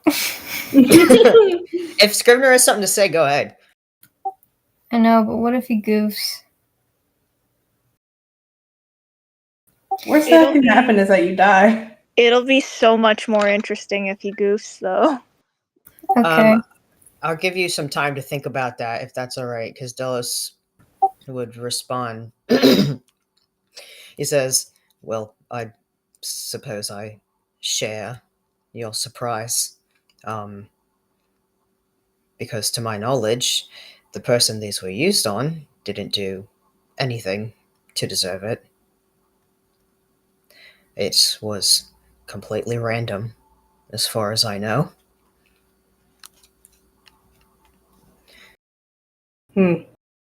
Strange. I know not of what trouble lesser beings might have found themselves in.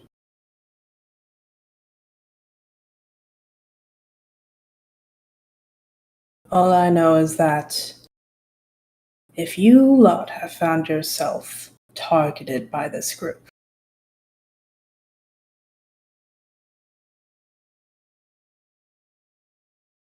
well,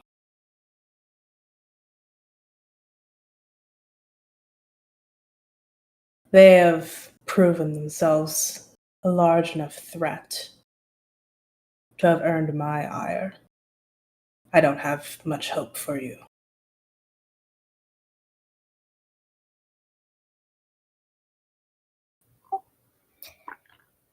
Do you know who they are?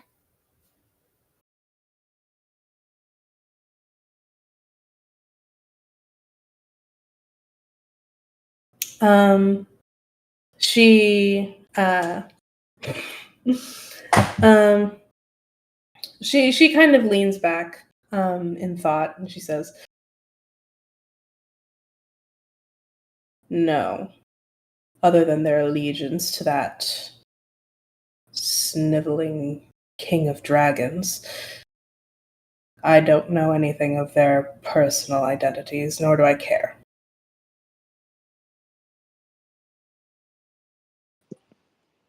Do you have any more information on what their goals are?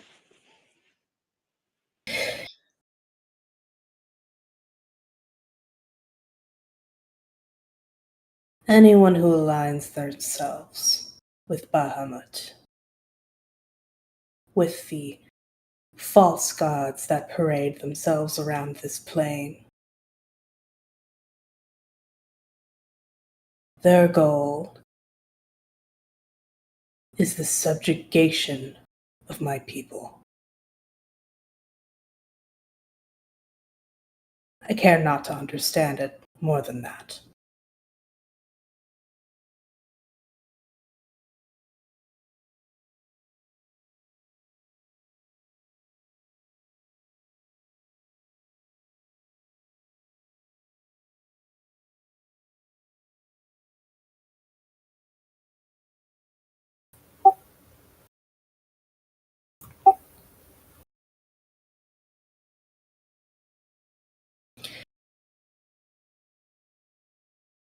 This cure,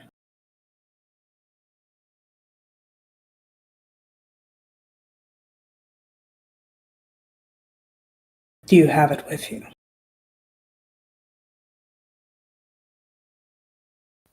On a person right now, we don't.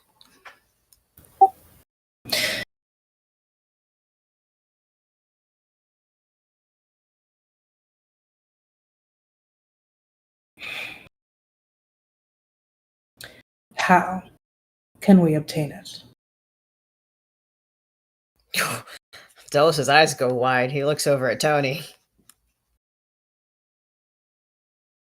It's well,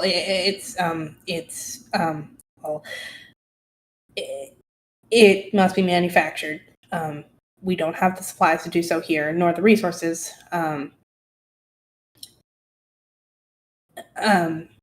But it's possible. We would have to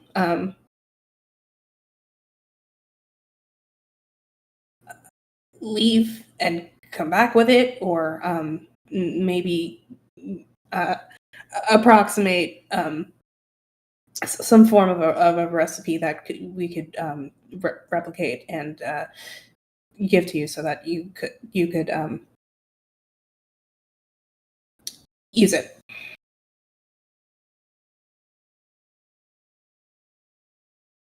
Yes, that would be wise.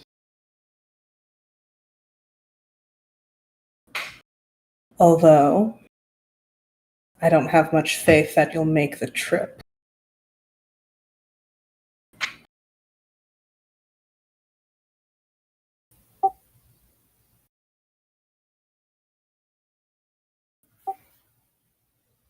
So, what are you gonna do about that?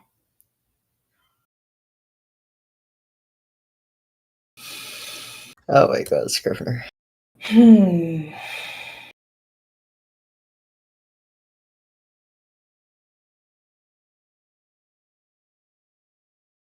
I suppose there's not much that could be done, aside from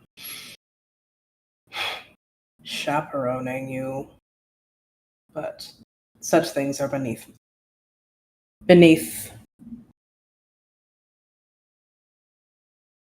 well, everyone here. The information that you have is useful, though. Is it really beneath you if it would benefit you? I mean, I feel like anything that would benefit you is important, as you all are.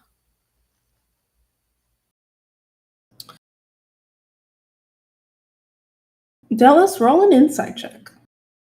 Ooh! Insight. Ooh. Okay. Hold on, let me get the phone number. Oh.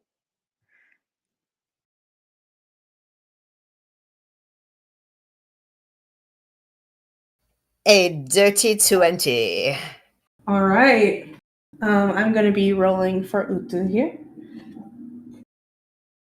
Utu, roll shit.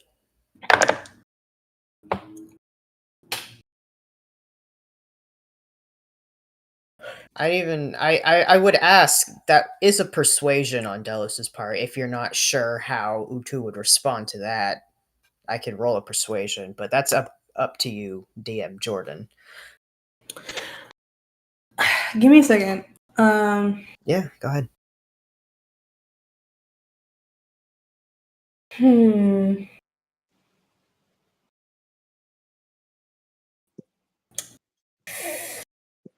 Wait, sorry. So, Utu, like, rolled just, like, something just now against Delos' insight, right? Yep, she did. How close is she to us? She got 4 points higher than Delos' roll. No, like, how close physically is she? Physically? Oh. How the fuck she roll higher than me? She rolled a 19 and she was a +5. Oh my days. Okay, how close is she physically? She Can I cast silvered barbs on her? Within 30 feet? Sure, I'll say so, yeah. Subtract 6. Whoop. Subtract 6. And Gerby, my girl. Might I ask why? Dap me up. Gerby's new ability at 6th level, Cosmic Omen. At the beginning of the session, I rolled a d20, and I rolled a 9, which means it's woe, which means as a reaction, I can roll a d6 to subtract from a different creature's attack roll, saving throw, or ability check. And Come on, you Chelsea!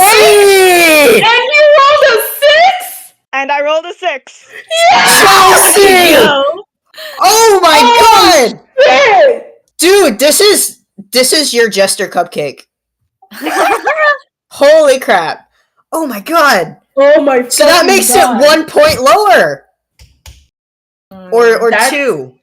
No, Holy shit! that makes it 6 points lower, and she was 4 points above you. So you beat her. You beat her because of that. Yeah, She I mean, lost. yeah. Holy, Okay. holy shit! Okay. Talking to Chelsea is just like having a man on the inside, but you don't know like what information she has until like a random point in time. Oh my god! Okay.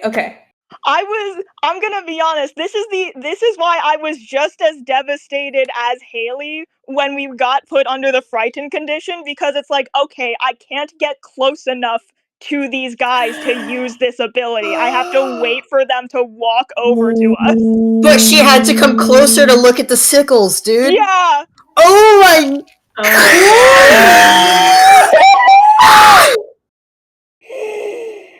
Oh fuck! That's so hype. I don't even know like how this happened. I think it is just there's like some sort of like subtle like feeling of like a magic somewhere. I don't even know how this happens. It's like it's a divination sort of thing. So I guess yeah, I don't know. That's incredible. Okay. That's amazing. Oh my god. Okay, multiple things happen. So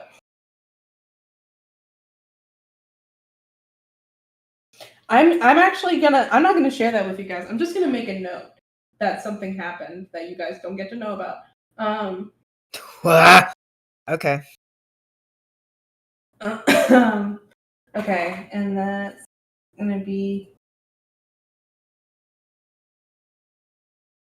Yeah, it's described as divining the will of the cosmos. So what I assume happened is Gerby like tapped into her like druidic magic to essentially like just kind of in a similar sense of like the stars aligning, just sort of tip the scales of luck for a second.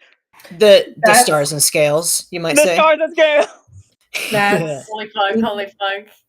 I That's can't wait for this to get animated. Okay. So, yeah, Delos, you now win your insight roll. From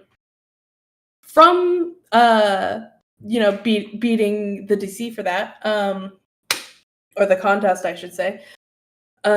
You realize that when she says that everyone here is beneath chaperoning you, she's not telling the whole truth. It seems more like no one there can afford to go with you. Oh.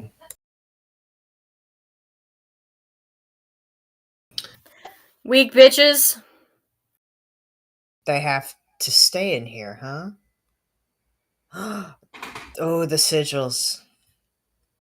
So, with that little tidbit of information that you were able to weasel out of her expressions and mannerisms, with Gerby fucking divining the stars in your favor. Oh my god. Oh my god. She takes your words into account, and she thinks on them a bit more, and she says, all right. I acknowledge that there's something here we could benefit from. But you wouldn't be here if you didn't think you could benefit from us as well. In the interest of respecting this arrangement we have, I propose a trade.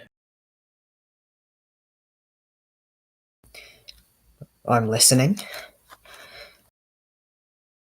One of us will go with you as protection. to ensure that we obtain the resources that we need. And one of you will stay with us.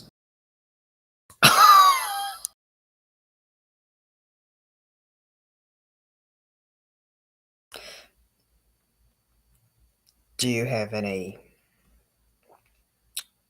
particular request?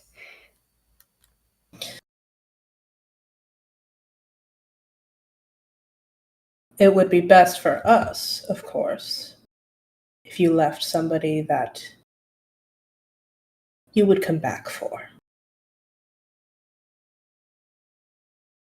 However, we would have no way of knowing. And I care about each of you about the same. That is to say, you are indistinguishable to me. Delos side-eyes Gani, paralyzed. At this point, Scrivener would be like, Gani, wake up and like fucking become unparalyzed right now. Will through it right now. I will. Oh, sorry. I was gonna say, Delos says, would you give us a moment to discuss amongst ourselves who it will be? She doesn't turn away from you. She looks at you and she the corners of her mouth turn up and she says, "Take as much time as you need." All right, he's gonna do a little half bow and thank her. And he's going to cast message on Gani once more, my favorite cantrip. And he's going to say, I will unparalyze you if you do not say a damn thing.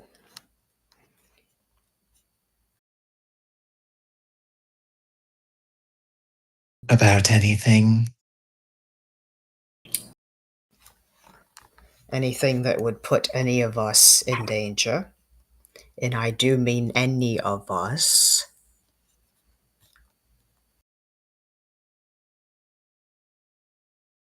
I will not say anything that will put any of us in danger. Okay. Delos is going to cast Lesser Restoration on Gani. Now she is unparalyzed. She pushes Synthis forward. Get him! Oh, he would grab Gani and like chuck her into the water.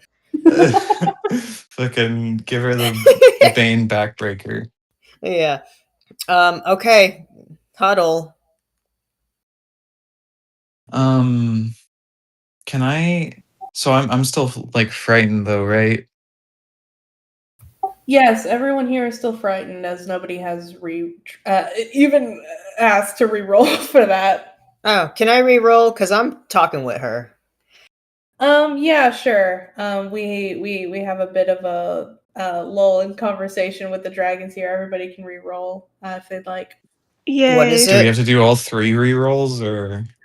I will lower all the DCs to 15. If So. you've passed of one of their rolls, then you are immune to them for 24 hours. Cool. I rolled a 17. Okay, Delos is good. Wait, so would that mean I would only need to re-roll one of them then? I'm gonna let you all re-roll once at DC 15 because Okay. that was the lowest DC. And okay, so technically the logic is since 3 different dragons all used Frightening Presence at once, they each counted as individual uses of Frightening Presence, so they could be repeated. Even though like one person passes one, another passes another, then the other dragon gets to come in and take their turn on that. Because as far as I'm interpreting it, when you pass the roll, you pass it for that dragon, not every dragon in the vicinity. Yeah. Oh, Haley. Oh, Haley. Why? Why? Maybe she accidentally turned off her computer. Maybe. That's probably what it is. Or she just got too frightened by the dragons. Yeah. Maybe. But anyway, but I don't remember. Well, Her computer crashed. Oh, Yeah. Jesus. Oh no. It's okay. She's restarting it. Yeah. All right. Just give it a second. Yeah, we're just Yeah. talking mechanics. Oh. There we go. Hi, Haley. You didn't miss anything. Hello, can you hear me? Yes. Yeah. Yes. So anyway, yeah. I just kind of, we're past this. Who changed the fucking channel name to just fear? Me. That's been that way. It's been like that. It's been like that for a while. Okay, I Yeah. just noticed it. I don't want to deal with the mechanics. I'm lowering the DC to 15, and I'm just having you all roll on that. Scrivener failed again. He failed again? Oh, poor Oh, guy. poor thing. Delos is not scared anymore. Okay. Yeah, I passed. Okay. Dells, Gani, Gerby passed. Kirby passed. Okay, I'll roll for Synthis and Tony here. We're all like, okay, we've become amicable with the dragons, and Scrivener's like, that's a fucking dragon! Holy shit, yeah, Tony and Synthis are still scared shitless. Okay. That makes Synthis sense. is scared shitless because he's like, they can't know. I think my interpretation of this is that like Synthis would have passed, and then like Gani gets unparalyzed, and Synthis is just like, wait, no, wait, and it tells them. And that is why Delos was like, keep your fucking mouth shut. Okay. So we're huddling then. Mhm.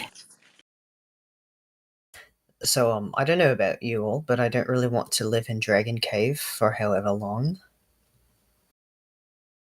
Yeah. Yeah.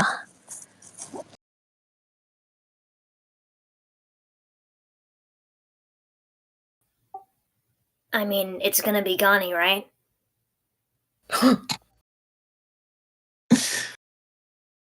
I mean, golly, don't you like this guy? I mean, it could be nice, could be what you want.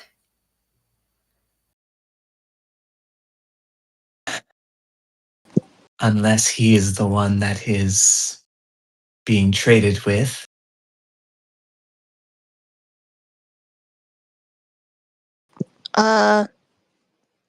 I actually kind of have an objection to that. Ah,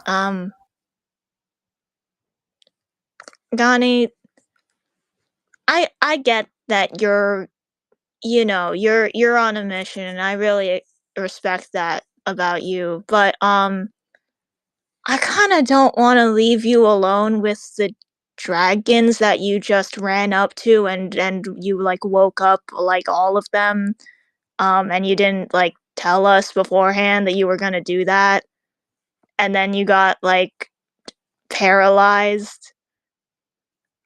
well, that's a good point, Goni. I You have just to don't. work on your manners. Yeah, I mean, like, if you think that if you wanna stay here and you think that you're gonna chill out a bit, then that's fine. Um, I'm just worried about, if yeah.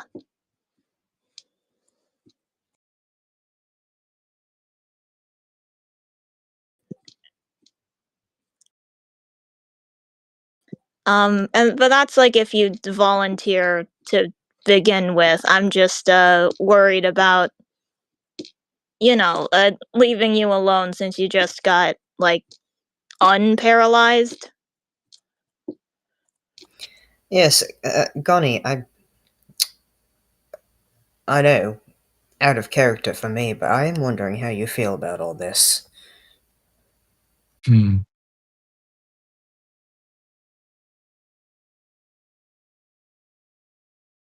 It was not my desire to awaken all of them.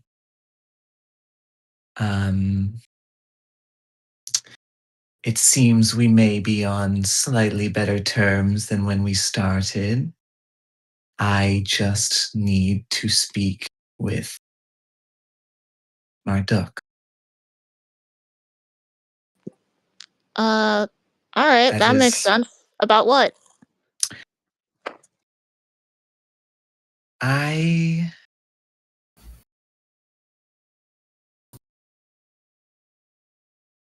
I need him to come home with me.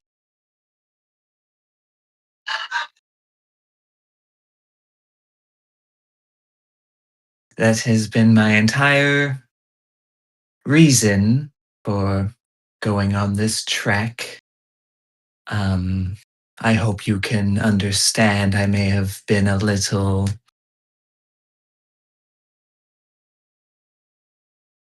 one-track minded upon seeing him, but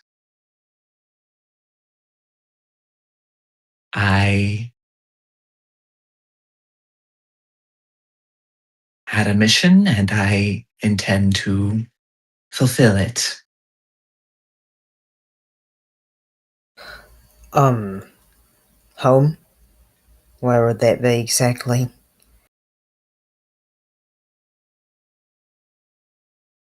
Back to where I came from, my hometown. Well, yes, GANI, I know what the definition of home is. Where are you trying to take a dragon? Also, what would you do if he said no?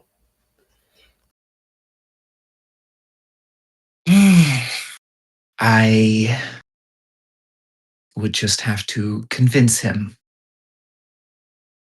She kind of like is like looking down, like avoiding eye contact. We would return to our home in the mountain. I would return to my village of Garnja. He would return to his lair, and everything can go back to normal. So, Marduk knows you?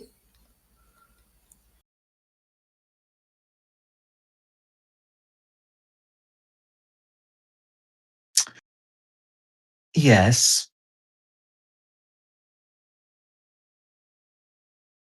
he does. So, why is he here and not there?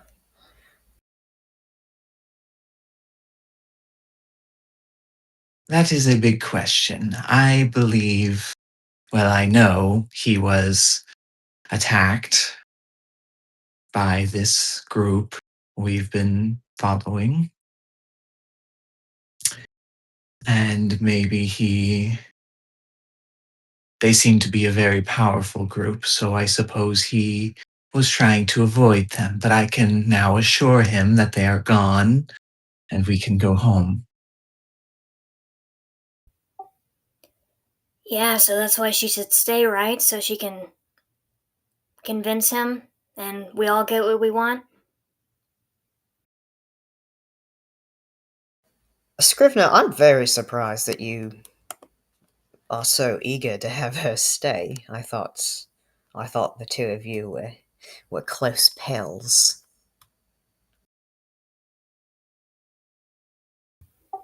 We all want to go home, don't we?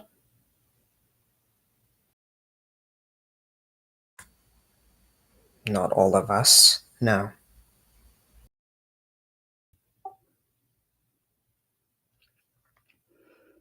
I just think it's best that we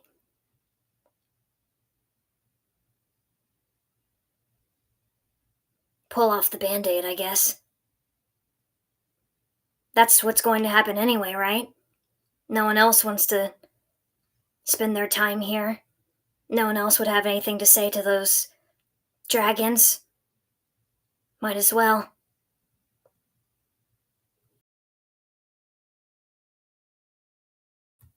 It's the obvious answer.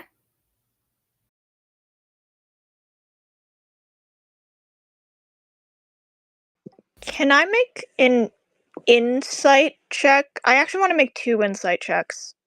First one's on Scrivener. Yeah, I also want to make an insight on Scrivener, please. I'm the DM. Hi. Yeah, you can do. Hi. Oh, good. That's a 5. Well, they can't all be 20s. Okay, I got a 14. That's pretty good.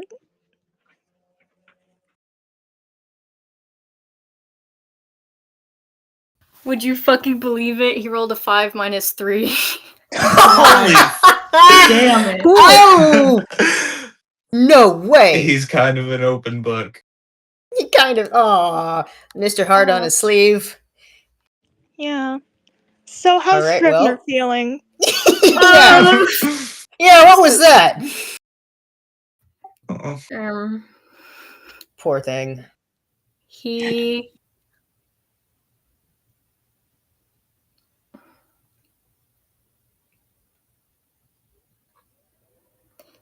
You know that scene in The Good Place where Eleanor wants Chidi to leave while she's sleeping?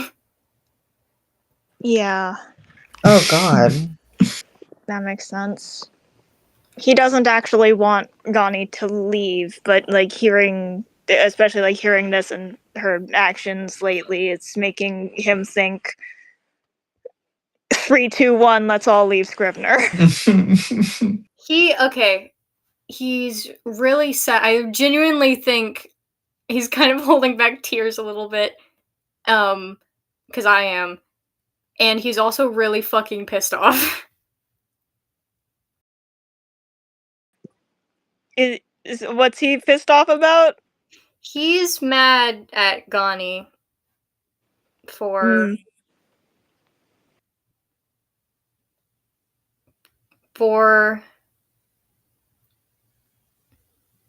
what she wants.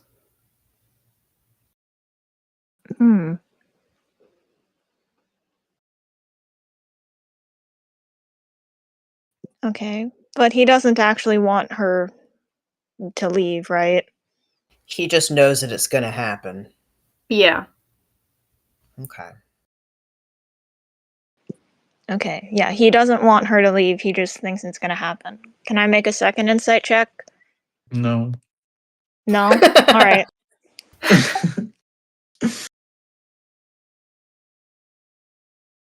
And that was the final word on that. Chelsea, fight back! What? Oh. Fight back! Sorry, you want to make a second insight check? Yeah, on Gani? Okay, sure, yeah.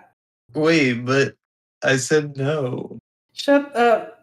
But I thought, but pull out the fucking the safe play sheet. That's one of her boundaries. That's one Oh of my my God. boundaries. You can't ask me how I'm feeling. Can I ask how you're feeling on a 23? Well, hold on. Get fucked. Well, hold on. Wait, sorry, that's 22. She has a minus in charisma. Yeah, wait, no, hold on. There's no way. Maybe there. There's no way you could get a 22! There's literally no way! Let me just roll just in case. Well, Does Well, a 7? 7! Shut up. Now speak. Yeah, sorry, I did roll a 19 on the die, so okay, wait, I had a Gerby has a specific question on her mind looking at Gani. So Gani was talking about all that. Oh god, what was it that I was gonna ask? Right. How do I phrase this? Because that's not the thing I'm trying to figure out is how much Gerby trusts Gani to be on her own.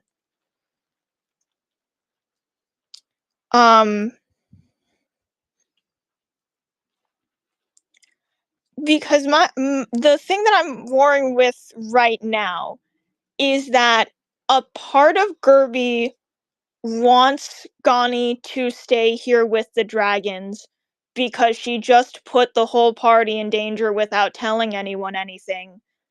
And that's the sort of thing that you should be put out of the group for.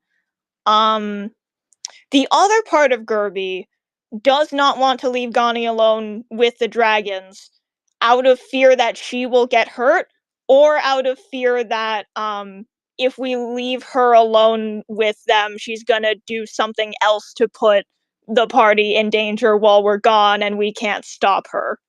Yeah, the fear is that she's gonna make us look bad by being too like pushy about Yeah. the Or whole she's thing. gonna like randomly be like, and Synthis, oops, wait, I wasn't supposed to say that. Yeah. And I think Gerby's like weighing that in her mind. I think she thinks the latter is more threatening if they just like can't do anything to stop her from running off like that. So wait, okay, and then so the insight that I wanted is God, so what um oh my gosh, I don't know how to phrase this.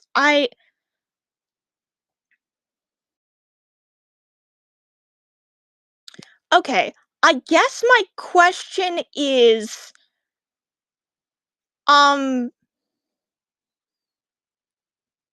oh, I'm like, no, that doesn't make I guess my question is d- does Gerby's read on Gani, does it seem like Gani is still does it seem like she's actually going to be more careful? Is what it is. Gerby was asking, "Hey, you know, it's fine to let you stay here with the dragons as long as you're like more careful about like what you're doing."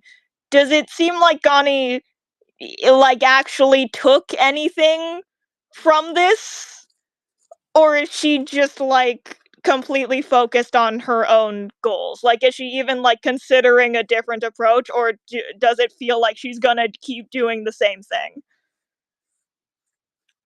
Ooh. Hmm. And you know, maybe she doesn't know that in the moment, but Gerby's like read of her, does it look like she's just at all like genuinely considering what we are telling her and that she should be more careful? Does it look like she's actually like thought about that and is willing to try? Um, I'm thinking, um, you look at her and she is still kind of looking down, avoiding everyone's eye contact. Um, but I think you can tell that she has kind of calmed down. She thinks that she's like reached the end and doesn't really need to, you know, do anything crazy anymore. Um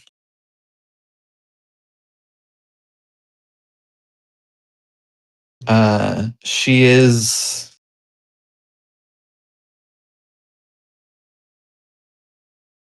uh I don't think she has particularly strong feelings about staying in the cave. Um other than if or as long as she gets to do what she wants of talking to Marduk, she will just be kind of chill, I think.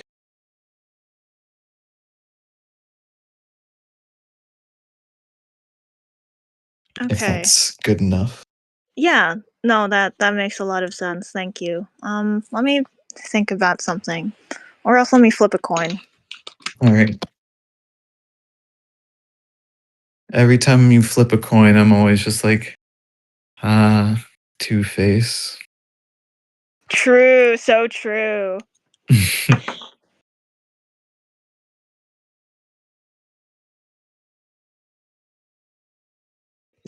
Okay, yeah. Gerby like kind of looks at Scrivener, looks at Gani, and then she says, okay, Gani, as long as you're,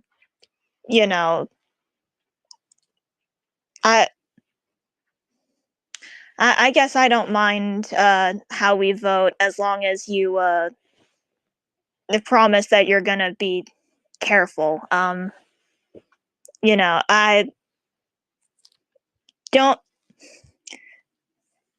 Gani, I'm gonna be honest. That made me really upset. Don't run up to the huge dragons without telling us, please.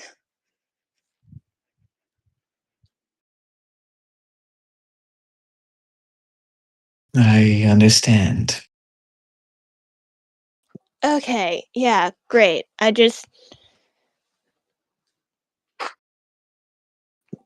Yeah, as long as you're sure that you'll be careful, I don't mind if you want to be here.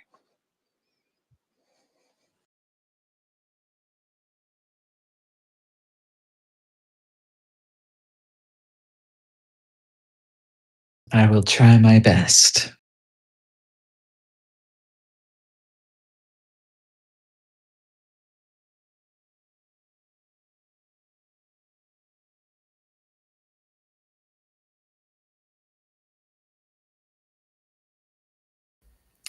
Well, I guess it's decided then.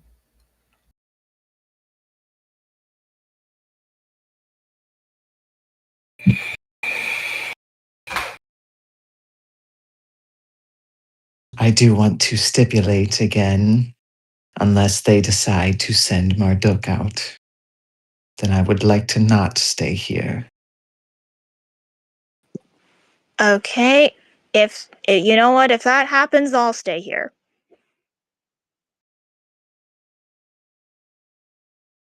Fine by me.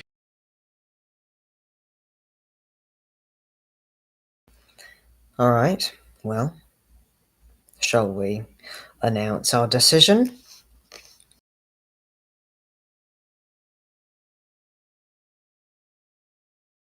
Gani nods. Seems like it. All right. As everyone's turning, Delos is going to try and sneakily lean down to Gani and say just quiet enough for her to hear. Do not make us look bad. These dragons are not your friends.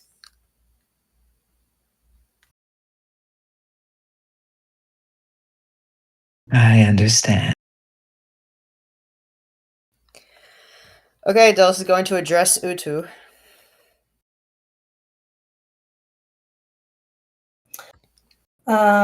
You turn and address her. She and the rest of the dragons seem to have been deliberating amongst themselves, although silently. And she turns to address you in turn. So, this may be a complicated answer, but who we have chosen depends on who you've chosen.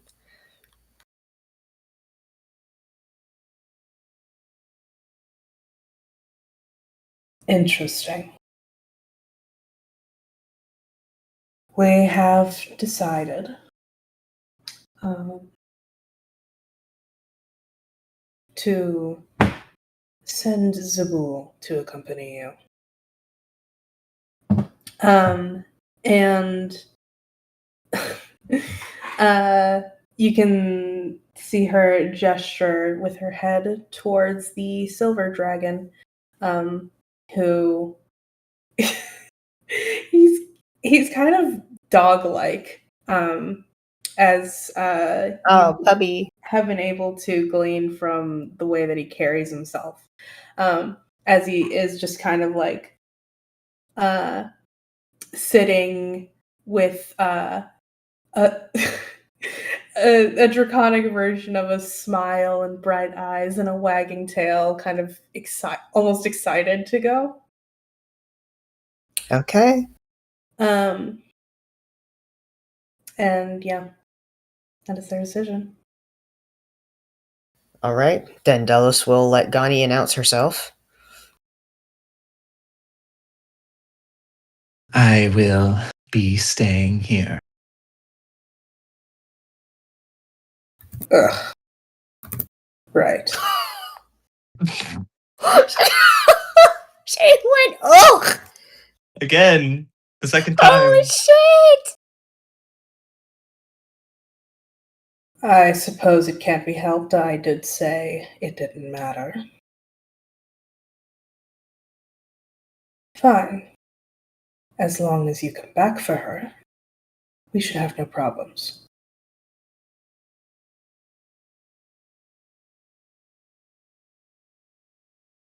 Okay. I think Oh, go ahead. I was gonna say, sorry.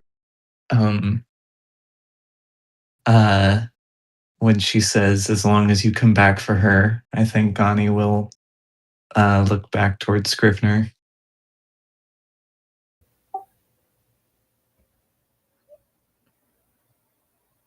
Scrivener is not looking at her. Mm. Okay. Delos will bow once more and go, thank you for the cooperation.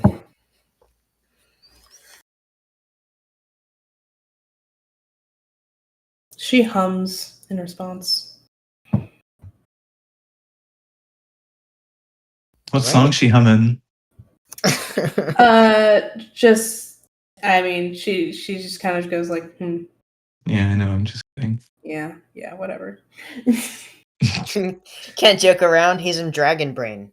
Yeah, Yeah. stupid questions. Oh. Stupid questions beneath me. Yeah. Stupid questions Okay. from a stupid, disgusting little pink worm. She's pink like a worm. Oh She my is. god. And wrinkly.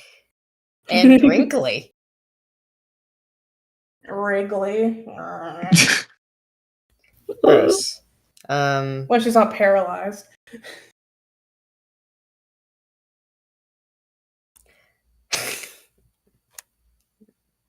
Awesome. Okay, Delos says, all right, should we be off then?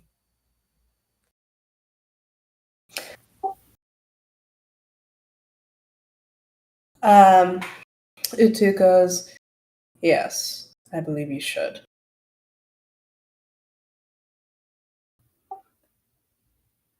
How are we off then?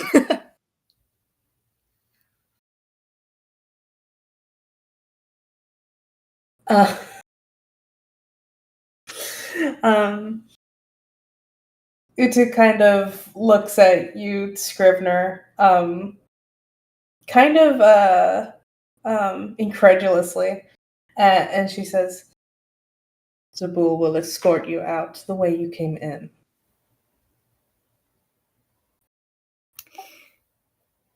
Our like mermaid shit isn't working anymore, right? No, it will once you touch water. Yeah. Okay, thank God. Yeah, we just put it back on. Yeah, it is not single use. Scrivener's kicking rocks. He wanted this little fuck to fly him out of there. Oh, He would he would just go like, "Oh yeah, obviously," and kick rocks a little bit. okay. Let's freaking go. Delos is ready. All Yeah. right. The silver dragon that you now know as Zabul. How do you spell that? Zebuul.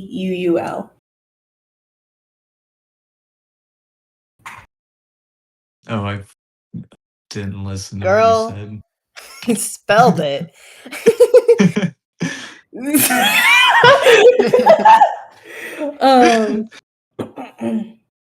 Zebuul. Yeah, that's what I did the first you a time. fucking virgin. Okay, let's go. Yeah. All right. Yeah.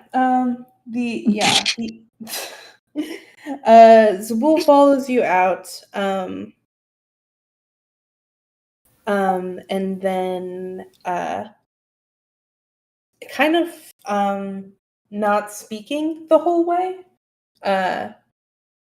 By the time you guys pass that first room where you entered, the study where you found those books and such, he will kind of silently excuse himself. He shape changes into a kind of a teenage dragonborn with silver scales, and goes into that room, coming back out with a scroll, and then continuing to walk alongside you. Okay, Delos is gonna lean over and go, what was it? He he kind of looks at you, like kind of confused, kind of thinking for a second, and then he opens the scroll and reads it. Again, silently. He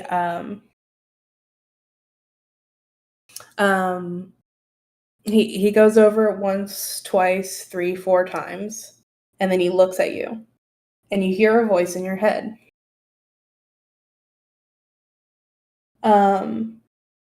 And the voice goes,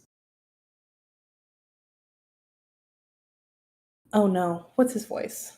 Hold on, I'm muting. I need to come up with a voice. Val, don't listen. Cover your ears. I have my headphones on. I can't hear. La la la, lee la loo.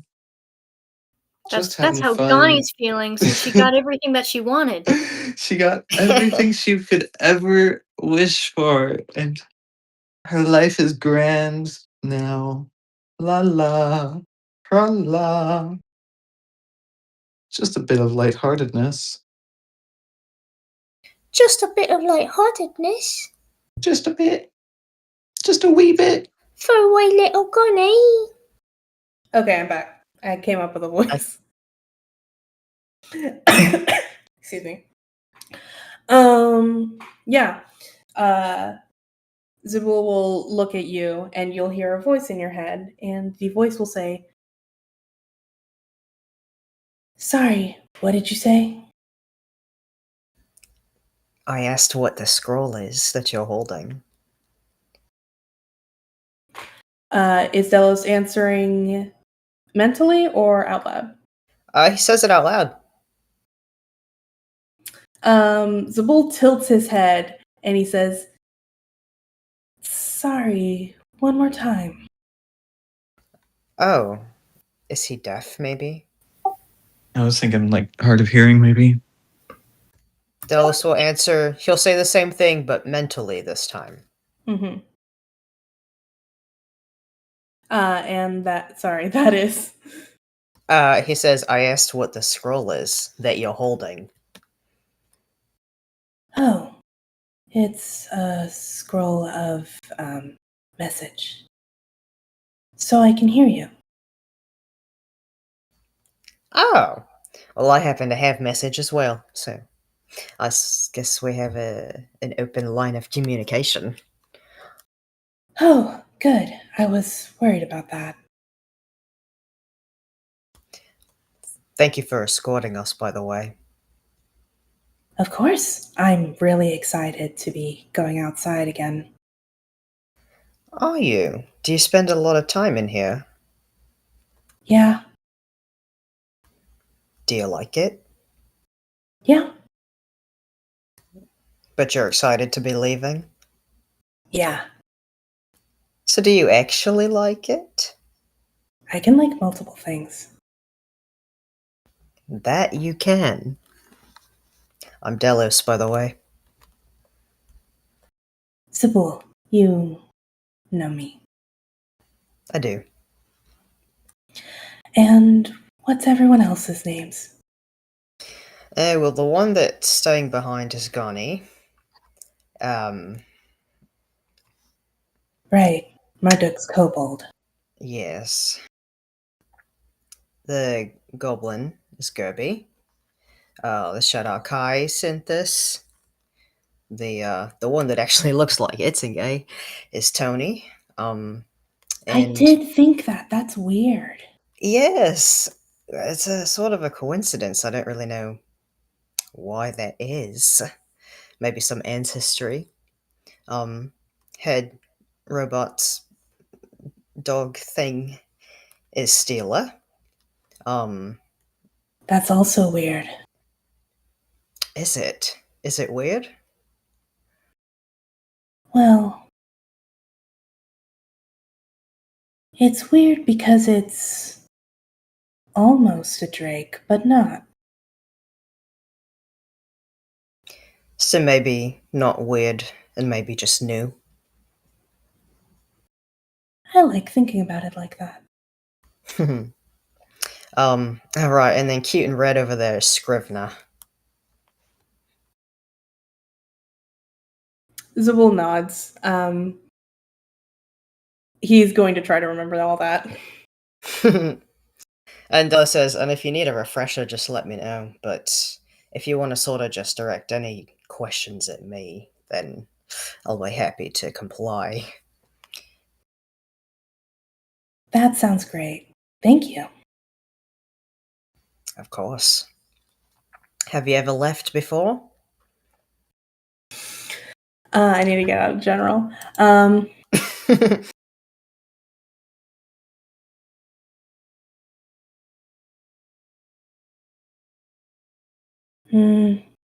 Sometimes. Not much since we came here. Why is it that you're in the shell of Itzingay? I mean, it seems sort of cramped for what's meant to be large and grand, important creatures like yourself and the others. Well, I'm not really supposed to say. Well, I won't tell anyone. It's better if you don't know. The sort of like playful expression that Delos had drops a little. And he goes, is it bad? Dangerous. Like a lot of things. Dangerous to know or dangerous in reasoning? In reasoning? What does that mean? I mean, the reason that you're in here, is it because you're you're in danger? I can't possibly imagine something that could threaten a dragon. Zubul smiles and he says, "It's better for everyone." Delos kind of, like, tilts his head, like, what? If you don't know, if I don't tell you. better.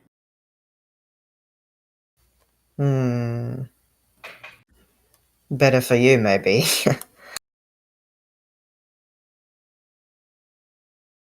He doesn't respond to that. Okay. But his mood doesn't seem to be hampered. It seems the biggest thing that has hampered his mood so far is just not being able to share information with you. Can the rest of us not hear this conversation? Nope. Correct. Right. Yeah. They're basically just casting message back and forth. Yeah. If you're observant, Delos is probably moving as if he were talking, and he's a very animated person, so you can maybe tell that they're having a conversation. You just cannot hear it. Zabul is similarly very expressive. So we just have two very animated people waving their hands at each other, and no sound is coming out. yeah.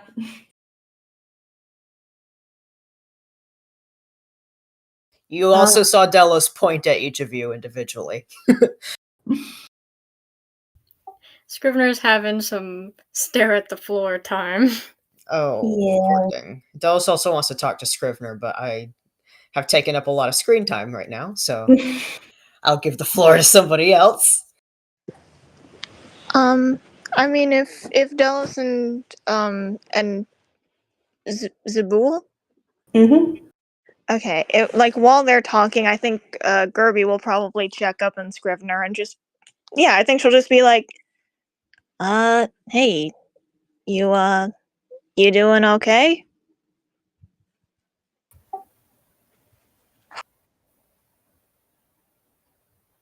Yeah. I mean, everything's going right, isn't it? We're making progress on the plans, and probably getting closer to some real information. Yeah, that's true. That is all really good, but I mean,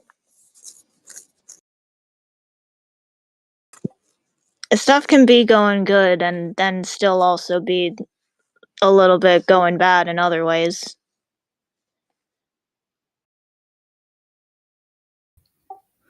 Always so wise, Gerby.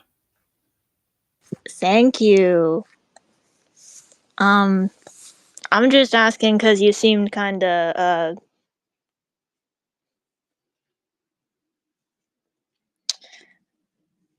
not, I guess you seemed kind of, insistent back there that, GANI be the one to stay behind, and, I mean, you two are really close. I know you don't. I'd assume you wouldn't want her to leave. Well, think about it. I protect everyone. Delos is our healer. You're my best friend. GANI likes dragons, so that's where she should be. That's where she belongs, right?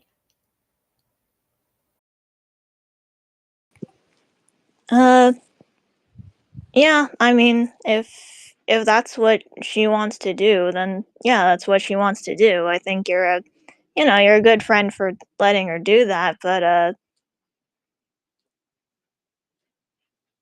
again, do you want her to leave or be alone?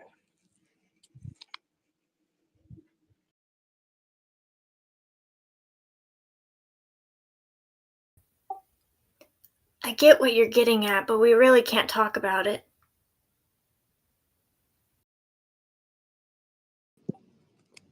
Okay. Do you mean we can't talk about it now or can't talk about it ever?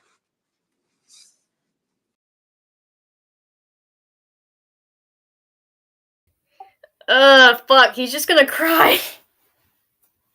Oh! Oh no! Everyone definitely notices that, right? Yeah, no, he's fucking loud cry, he covers his face and he cries. Oh god. Oh, are you okay? Wait, no, you're crying. You're not okay. Do you want a hug? Don't look at me. Okay. Gerby turns her like head around.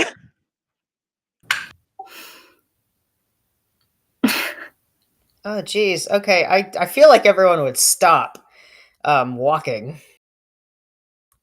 Is anyone else looking at Scrivener? Yeah.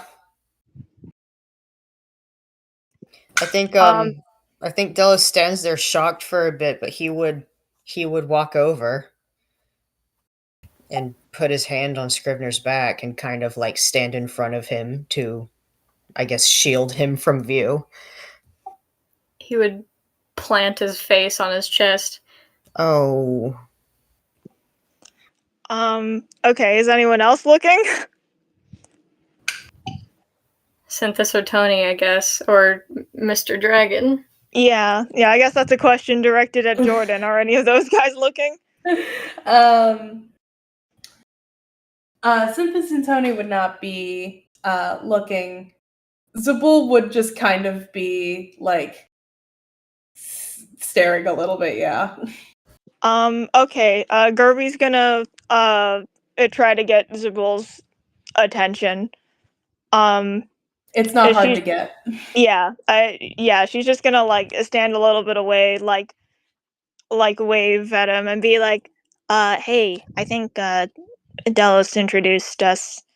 I'm assuming I couldn't hear any of the stuff you were saying. I'm Gerby. You're Zabul. Yeah, we should talk. What's up?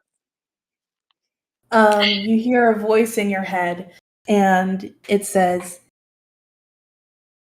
"Hi, can you say all of that but again?" Okay. The Gerby kind of blinks, but tries to say that in her head.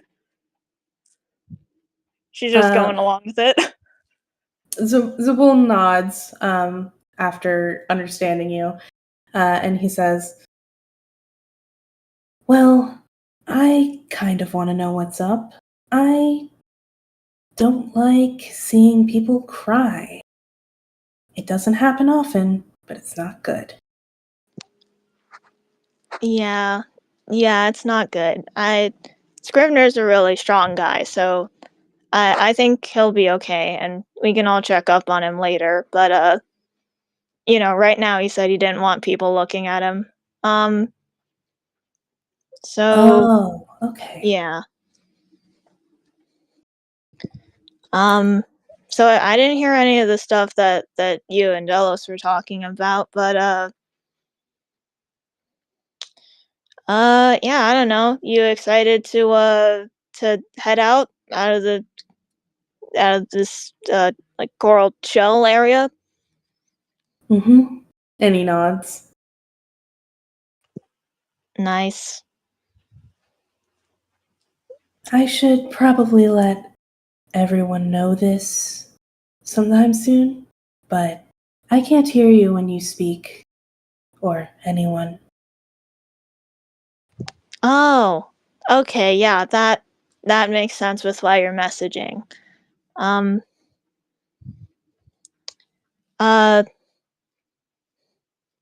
Yeah, all right. I'll keep that in mind. So you just you talk via spells then? I'm gonna try to. Usually, Belm is there to translate for me, but since I'm going to be alone, I need to use this spell instead. Okay, that makes sense. I'm assuming that's the. Sorry, what name did he say? He said Belm. It is not a name you have heard before. Okay. Yeah. Gerby's gonna say is that the white dragon? He tilts his head and he says, There wasn't a white dragon there.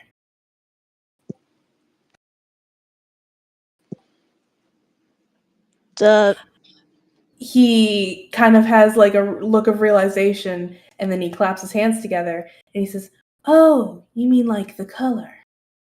Oh, yeah. Yeah, sorry, I meant like crystal-ish. Right. Yeah. Yes, that's Belle. Okay, yeah, that makes sense. Sorry, that's my bad. I don't This is my first time interacting with dragons. I completely forgot that usually people tell there's a whole thing about the metals and colors. I guess that could be confusing for people. Yeah. You're pretty chill though. I'm gonna be honest. When we walked in there, everyone started roaring, and that was a pretty uniquely terrifying. Um, but you're like chill. That's cool. Thanks. Sorry for scaring you. I mean, we did walk into your like uh club meeting place and then just like wake you up while you were sleeping. So I guess that is on GANI. Club meeting place? You're yeah, or like this area. I don't know if you like live here or if you just like all meet up here or something. Like, do you hang out here or do you live somewhere else? I've been living here for a long time. All right, well then, yeah. I mean, we basically like walked into your house and then GANI like woke you all up. So yeah, that makes sense. I'm glad you think so. It made sense at the time. Mm-hmm. Yeah. Do you guys usually like travel outside a lot? He shakes his head no. Oh. When was the last time you went out? He thinks, and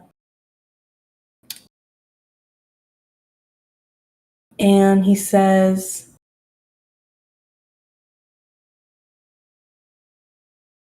I think last year. Oh, last year. What'd you go out for? Was it just like a cool fun trip, or was it um were you escorting more people who stumbled across your uh like home, or yeah, what happened there?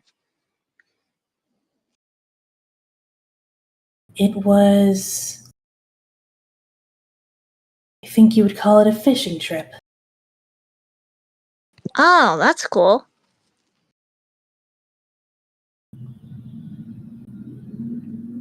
He smiles and he says, yeah, it was a lot of fun.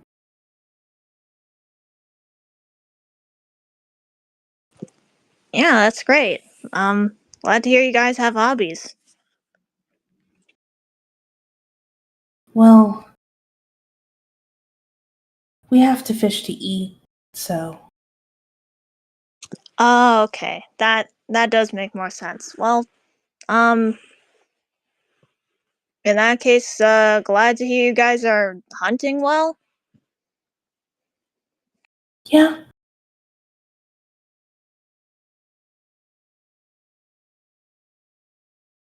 Hold on. I'm gonna roll something really quick.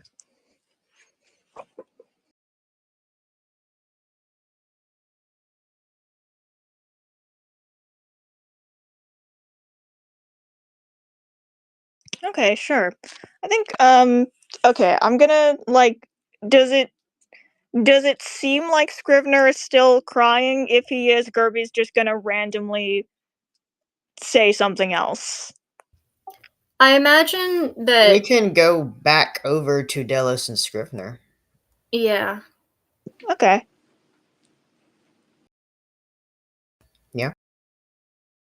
Yeah. If that's okay with DM. Yeah. Go with me. Okay. Bro is weeping. Bro is weeping. Yeah. Okay. Delos is trying to comfort. It's just goes like, oh dear, oh love, oh no. I guess Scrivener, could you? It's okay. It's. I know. I know why you're upset,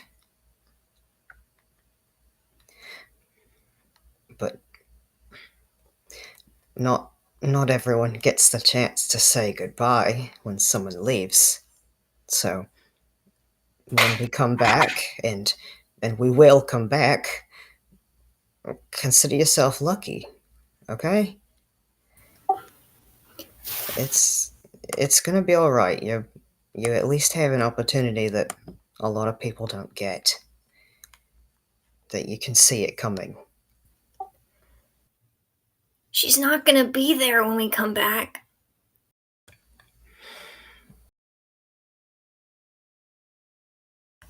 And why do you think that?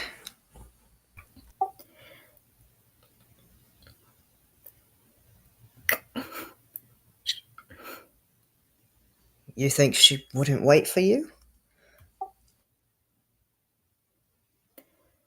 There's something wrong with me.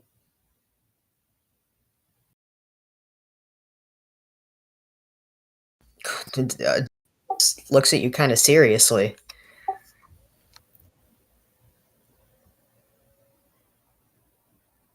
There's something wrong with me that makes nobody want me.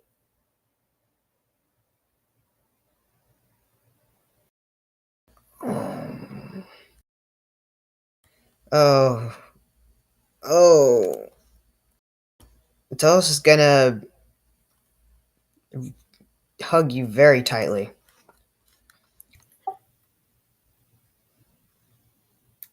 She's gonna be gone.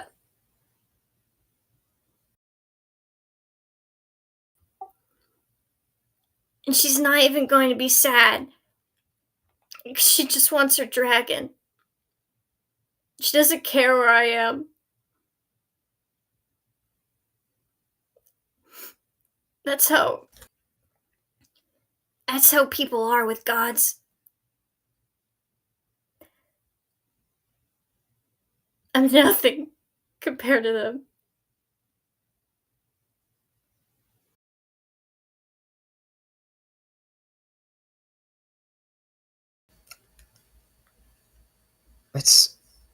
It's got nothing to do with you, Scrivener.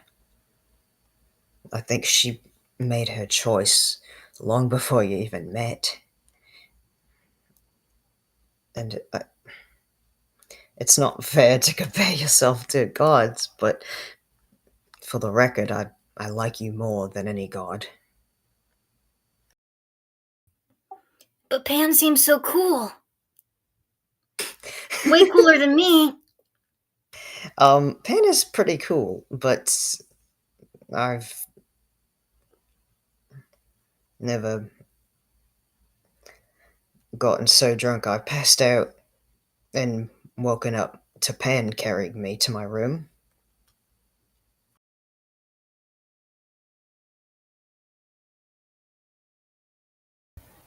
I've never, spent an evening with Pan and laughed so hard that water came out of my nose.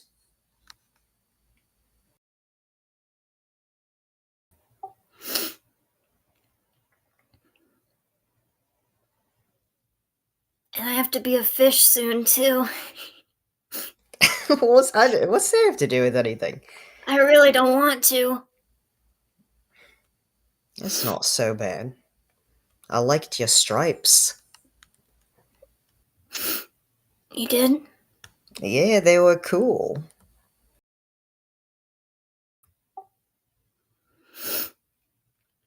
I kind of like them too. Besides all the weird shit. The weird shit. Maybe you're more used to it since you normally have a goat half. I don't really know what we're talking about right now. I miss my legs and other things. And other things. Okay. Well, I mean, you have them right now. It's all temporary. There's nothing wrong with changing.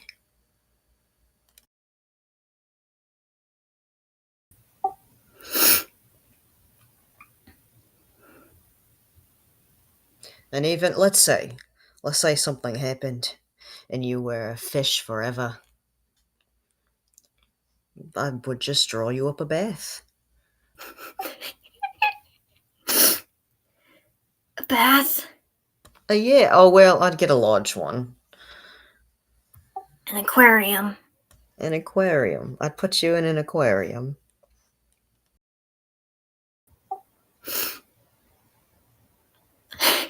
And you'd be like, "Oh, this is so weird. I don't like having a fish body." But I think after a while, you'd quite like it.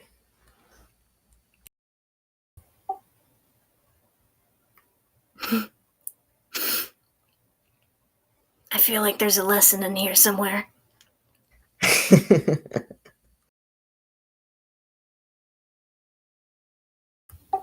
Things change. Things are different all the time. And there's nothing you can do about it. That's the lesson.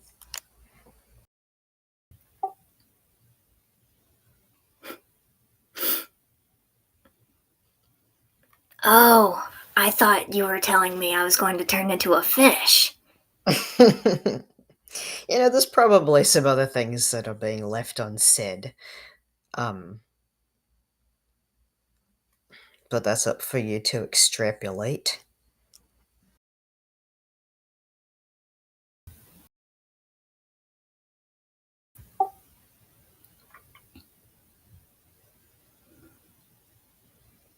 Okay.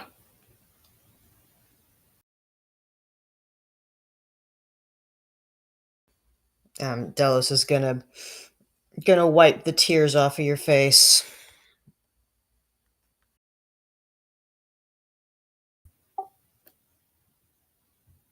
You're real sweet. I'm real sweet. Yeah. You think so?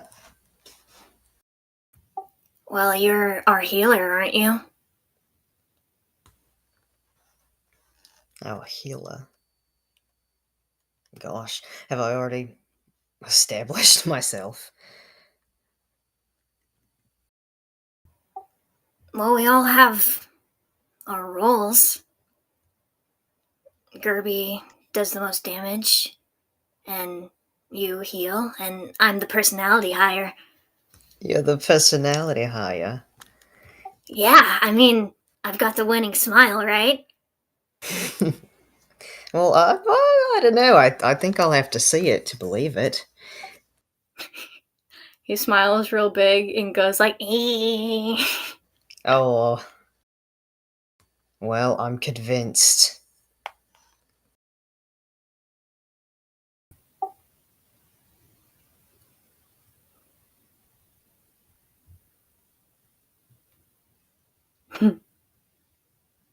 Scrivener thinks about something and then he smiles and he says, Okay, sorry for being a little B-word. I'm Bastard? ready now. Bitch. Oh. Well, don't apologize. It's okay to cry. I cried a lot too. Probably more than you ever will. But if you're ready to keep going, let's keep going. It's because you're bigger, you have more tears in there. I mean, yeah, we can keep going. Let's keep going. Alright, Delos is gonna give you a little pat on the shoulder to signify, like, alright, everybody, we're continuing. Scrivener would be so fucking annoying because he would just be like, "Whoa, that was weird." Holy shit! What the fuck, freak? Dude, that was diegetic. That makes Delos laugh really hard. Oh my god.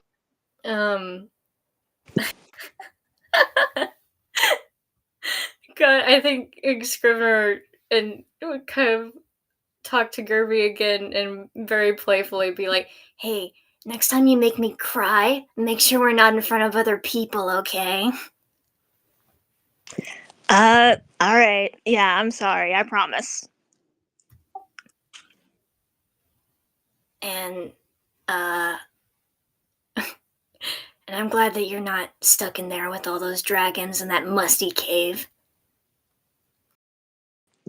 Yeah, I mean, I guess it would have been a cool new experience, but I mean, I don't know how long we're gonna be gone, and you know, unlike GANI, I would definitely miss this guy a lot. Well, you know what would be an even better experience? Uh-huh. I haven't come up with a name for it yet, but we still haven't. and he kind of does like a fighting pose. We still haven't beat each other up as mermaids yet. I still haven't gotten you back for last time. Yeah. Aw. Gerby turns to Zabul, and just says, hey, by the way, okay, good news, Scrivener's okay. Also, when we go into the water again, we're gonna turn into mermaids for a bit, and then Scrivener and I are gonna have like a little wrestling match. We're gonna beat the shit out of each other. Zabul's voice appears in your head, and he says, "Sorry, I didn't get any of that." Gerby like says via message, right, yeah, you'd have, right, I don't have message, so I have to, I'll just like I don't know, I'll just, can I just, yeah, I'll just like turn to you if I need to start talking to you. And then Gerby repeats that whole thing. Zabul, Just let him know what's going on. yeah, Zabul looks like he has a little bit of a better understanding of what you said, but still doesn't really, like, something about it's not clicking for him. But nonetheless, he just kind of smiles at you and he says, "Okay." Yeah, we're just doing it for fun, and I'm letting you know so you don't think we're like gonna attack each other randomly. Okay. Yeah, that makes sense. Thanks. I'm glad he's not crying anymore. Yeah, me too. This is something I kind of wanted to like say earlier, but I guess it doesn't matter when Gerby says this. She's just like at some point, like while they're all talking, and while like message is active, Gerby will just be like, you know, I had a dream I was like the baby dragon thing once. That was pretty cool. That sounds pretty cool. I like being a dragon. Yeah, it was neat. Actually, I've had a couple dreams where I was a dragon, but like in the recent one, I was like a blind wormling, and like I had a mom and like wait, sorry, I don't remember because of the way I wrote my notes if my leg was broken or if the mom's leg was broken. I think my leg was broken. That sounds right to me. Yeah. Yeah, and Gerby's just gonna be like, and like my leg was broken and it had been like exactly 300 days since I broke my leg, and it was like I remember it because it was really specific, and usually dreams aren't like that. Or maybe dreams are like that for dragons, I don't know, but for me, like my dreams aren't usually that they don't usually have like exact numbers in them. Um but yeah, but I remember it because it was even though I was blind, I knew I was also in like a big wet cave surrounded by water. And when you mentioned fishing, it reminded me that they were going fishing, but like I broke my leg because I tried to follow my dragon mom, and then I got attacked. This does not matter. I'm just trying to make conversation with you while we walk because the tunnel's really long. He would listen to what you say to him mentally with a smile. And then when you end it off, he kind of laughs at that. And he laughs a bit louder than you were expecting. This is the first time you've heard him make any sound. And he says, again, mentally to you,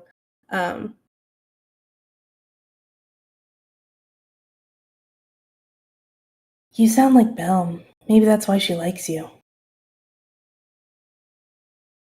Oh. He likes me? Yeah. She wanted you to stay instead of the pink one. GANI. Oh. I mean, thanks. That's pretty cool. I guess I'm curious. What about me did she like? I don't think I really said a lot of stuff back there. I mean, I'll be honest, I was still pretty scared, and I'm not always the best at talking. He kind of looks around and then he looks at you and he kind of leans in. And he says, you did something while your friend was talking to Utu, didn't you?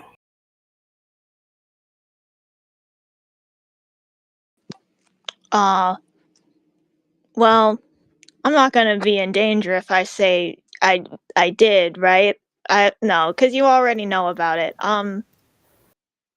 Yeah, I mean, I'll be honest, that was the first time I've done that, so I'm not sure how to explain it much, but um yeah, I guess I pulled on something.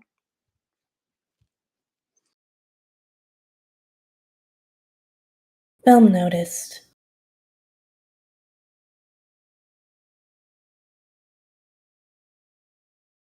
Well, that's cool. He nods.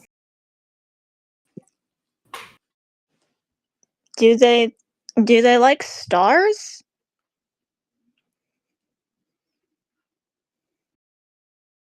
They, as in all of them, or just Belm? Either one. Um I'm a Circle of Stars druid, so it's sort of my uh thing. It's a subject that I'm really interested in uh knowing and learning about. So and it's where I draw my magic from, which is why I asked.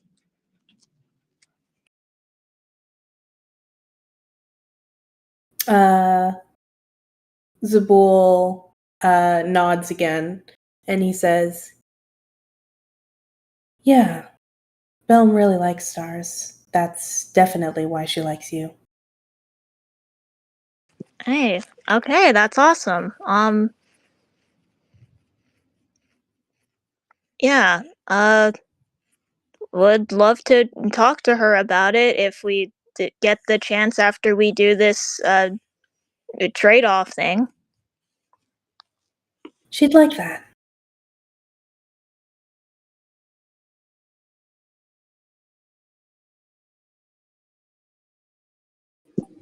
Cool.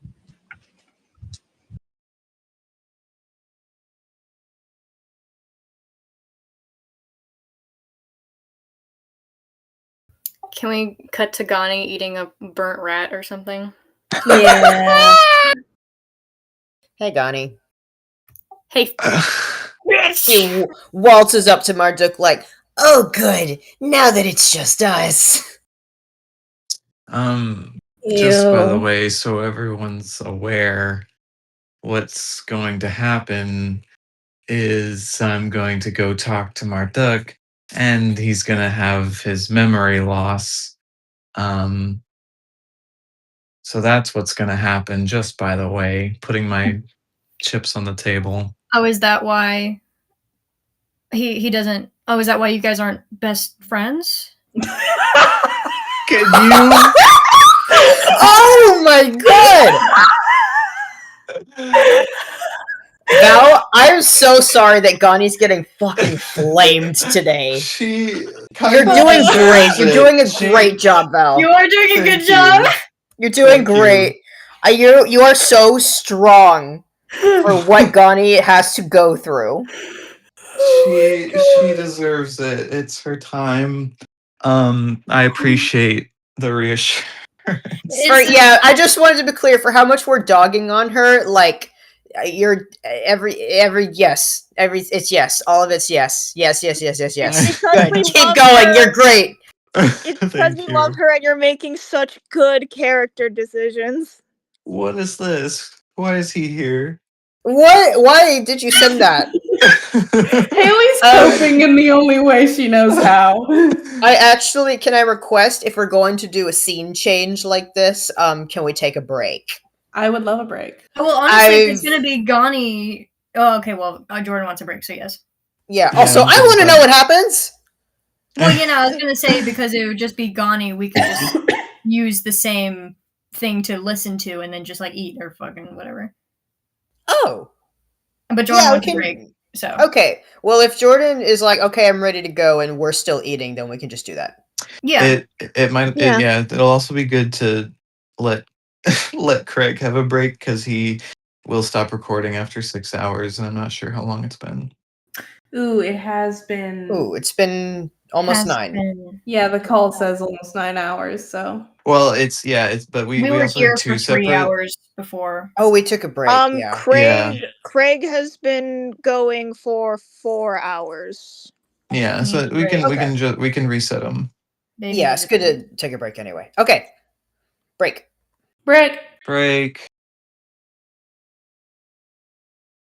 Hi. Hi. I really like how it's our icons are set up on my screen because it has Craig and Gani who doesn't talk both up top with Delos in the middle, and then underneath that is Gerby, Jordan, Scrivener, and then underneath that is the voice of Gani. So it's like we got like a player on each side of Jordan, and then Craig and the voiceless Gani on just like up like in the same corner with each other. Anyway. It's a nice pattern. Yeah, I just like it. That is not what it looks like on my screen, and I'm having a hard time visualizing what you're describing, but that's cool. Yeah, that's not what it looks like on my screen. Oh, well, it looks like for me, I think. Yeah, let me just take a picture and send you.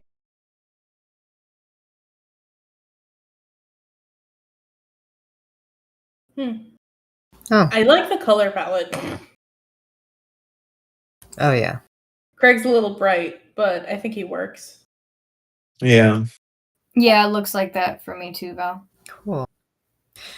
For me, Craig is bright orange, and then every other person is the same, like, kind of indigo. Oh God. Greg is also bright orange on my screen, actually. I've even That's- got the same colors as Val does, with my 2 pinks pressed into the corner in the blue gang. Wow. Ours is better. It's more, yeah. Scrivener's purple on mine. What the fuck? Yeah, everyone's Yeah. kind of like indigo bluish for me, and then Voice of Gani is green. Gani Everyone is bright is- pink. Everyone's indigo purple for me except for Scrivener, who's red. That's awesome. Who's Okay, supposed to anyway. be red? Random. Okay. Oh yeah, we're Anyway. recording. Yeah, Oops. we are recording. Okay. Sorry. Hi everyone. So yeah, Andy, you said you wanted to do something when we got back. We are now back. Yes, Delos. Okay, so Zebul has what do we call it? Engraving sigils on somewhere on him? Question mark. Yeah, they are on the scales along his spine. So now that he is in dragonborn form and like wearing clothes and stuff, they're not all visible. But you can still see like the top of one above his collar, and you can assume the rest are still there. Cool. Okay. Delos is gonna walk up behind him and I think literally like poke the one that is visible. And say via message, of course, you've got ink.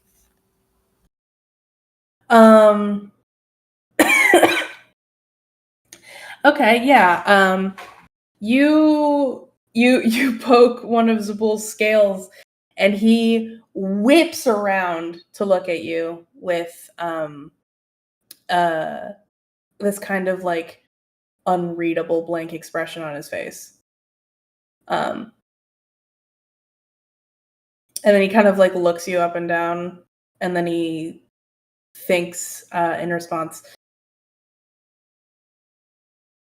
I don't have any ink on me, no. I mean, your tattoos looking things back here. Oh, my carvings. Yes. Do you want to? I mean, I'm a bit of a tattoo artist myself. So you know, I mean, I know like everything has a story. What's the deal with yours?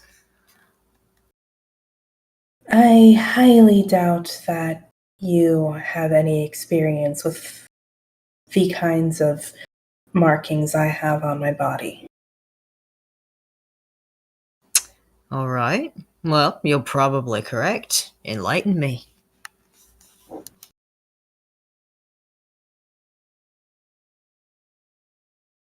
They symbolize my membership in the Louth. I'm sure you know all about that. You would have to get in.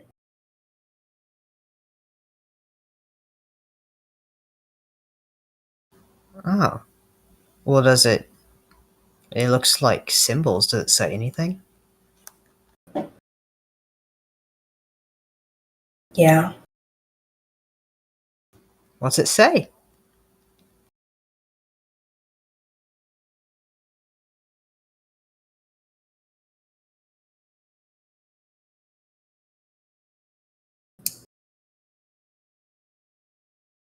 Dragon stuff.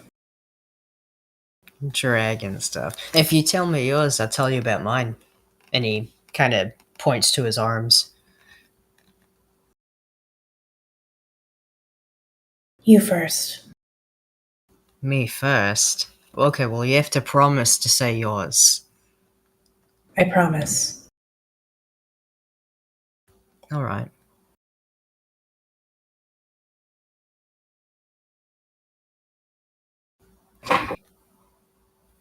It represents the love of my life, who sadly was taken from me.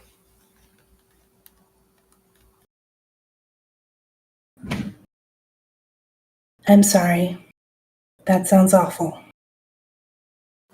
It was. And I can't remember it. That's the worst part. Is that I don't even know what really happened. But he liked smoke. He liked to smoke, but he was a bit of an artist with it too. He'd make shapes and tell stories, and it was like, I don't know, it was so cute. He'd play with it, and he loved doing it so much. I got this, and well, the plan was for him to get one too that would represent me, but we didn't really get that far, so I don't know what it would have looked like anyway.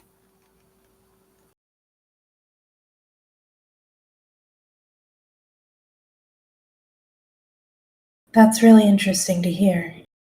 Thank you for telling me. Of course. Now it's your turn.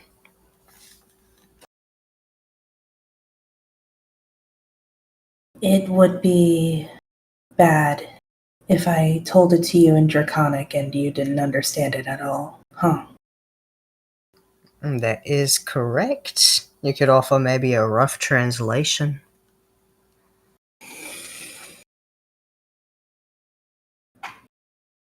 I believe it would be translated as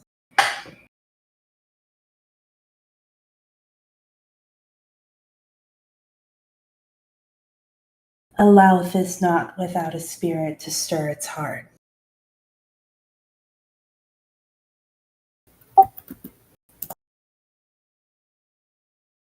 Without a spirit to stir its heart. Delos thinks on this for a second. Is that what you do? He thinks for a little bit. And then he goes, yeah.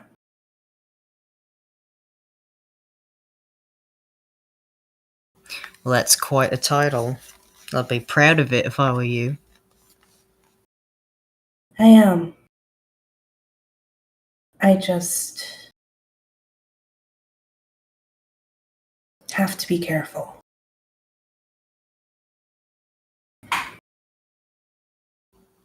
Well, it's rather ominous. Is this more stuff you're not allowed to tell me?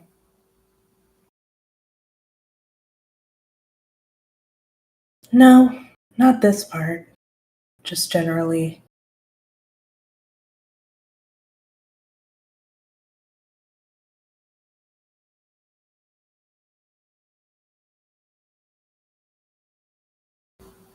Well?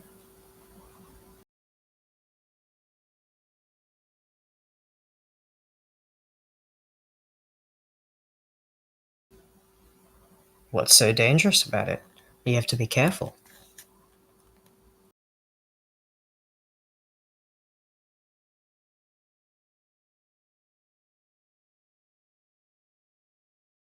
I shouldn't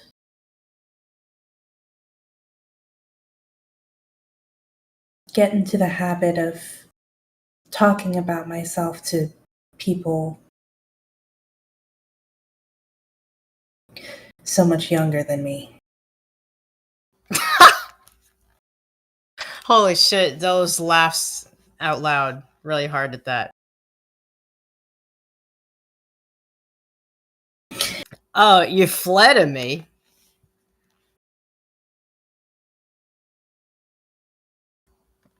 What are you? I mean, what are you, like 16, 17? Close. I'm 70 years old.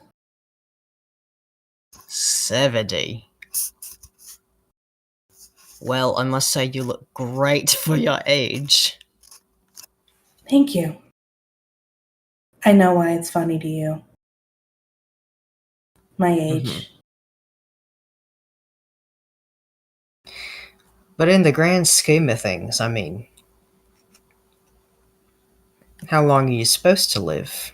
You might be technically older than me, but, you know, all in all, are you still just a kid?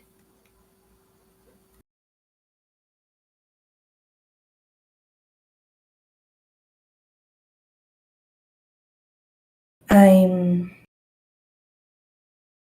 a ward.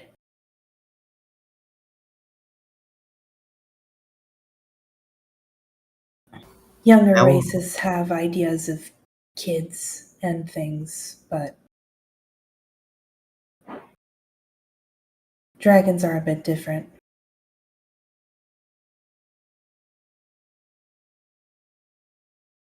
I still need someone to take care of me, if that's what you mean.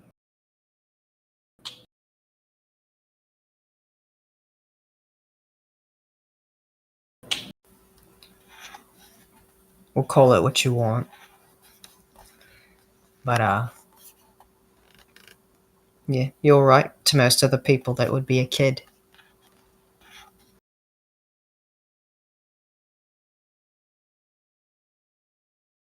I think I'm still different from what you would call a kid, though. Probably. But, I mean, it just means you have room to grow.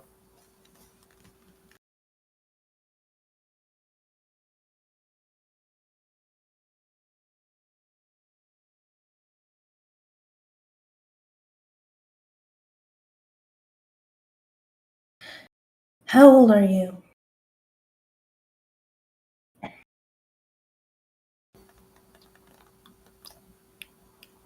25. Wow. Oh, yeah. I know. I look it, don't I? No. Oh. Well, how would you know? You're 70. If I had to put you in dragon ages, I might put you somewhere like 200. 200? I'll have you know I'm 35 years old. Why did you lie?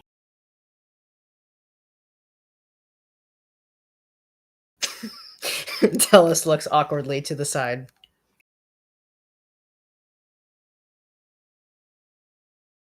It's, I mean, you know, I don't know how Oh, it is for dragons, but, you know. was it supposed to be a joke? Oh, his eye twitches. Never mind, forget it. It's not important. It's okay. I hear a lot of unfunny jokes. Oh no. Dallas has murder in his expression. He's like, "Oh, this kid." All right, I'll let this slide because you're young and you're still learning, and you have so much room to grow, and you're a ward. You're just a ward. He crosses his arms. He looks away.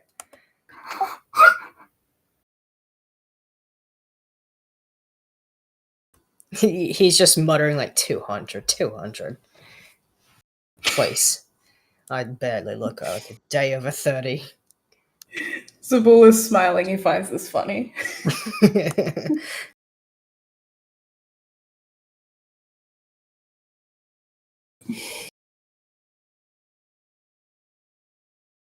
All right. That's all I got. Sweet.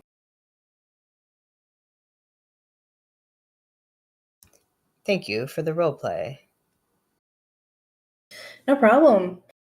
Yeah! I'm glad you guys like to click on Sabul. He's funny to me. Yeah. And now it's time to tear GANI to shreds. Let's tear GANI to shreds! Yay!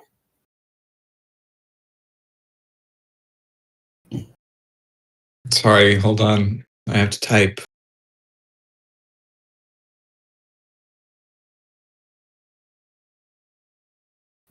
I do find Delos funny. Yay. Delos is super funny. Yeah, great plan, bro. That's my plan is working. GANI is really banking on being the second choice. Oh god. This is awful. I'm getting back in my scared blanket. Now she's getting what she wants, Val. You should be happy for her. You're right. She's gonna have a wonderful time. Bring on the 3-course meal. I need to DM somebody something. Somebody something. Who? Probably Val? Probably not me. I'm guessing Val. I can't. Jordan's actually DMing me about Gerby's secret. Whoa, Oh my god, Gerby's Gerby's secret! is about to blow. It's about to come out. She's a dragon. Holy Oh my god. shit. Actually, what's gonna happen is Jordan's DMing me because Gani's gonna like be in the cave, and then they're gonna be like, all right then, it's time for you to meet our final member, and it's Gerby's sister with the crossbow. Oh my Oh god. fuck. I thought you were gonna say it's time for you to meet our final member, and it's just Gerby. It's just Gerby. She's over there now. How did you get over there?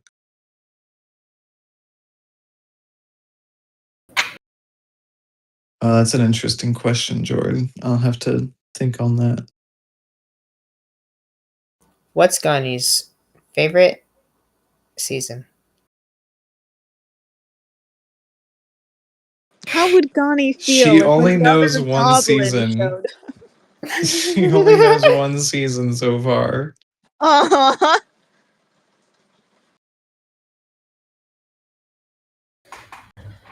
Okay. All right. Okay. My damp cave ambience stopped. I need to restart it. Okay.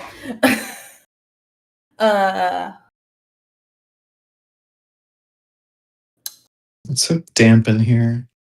Kicks rocks. I want to ask what state of mind Gani is in. Like what?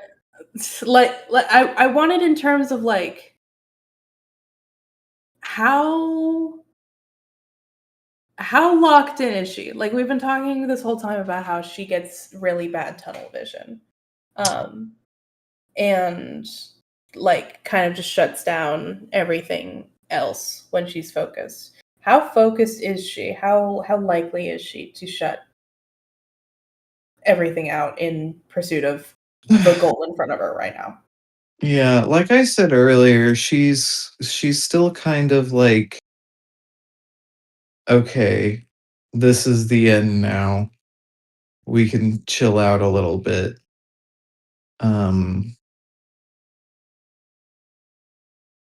She still has her eyes set on talking to Marduk as soon as she can.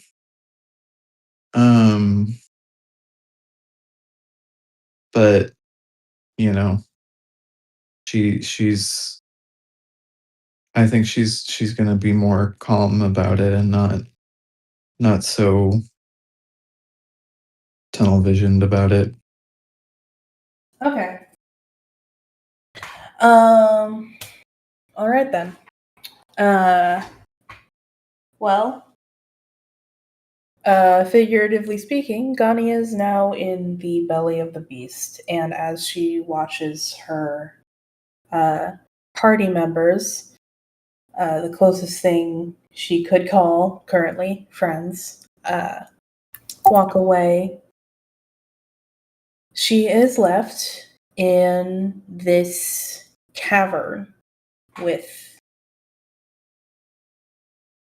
nobody but these powerful dragons to keep her company.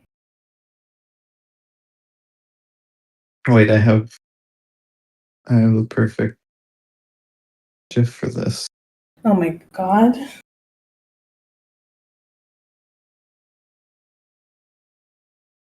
Okay, that's all. Got it, great. Thank you. Sorry, I'm stalling. Yeah, you are. So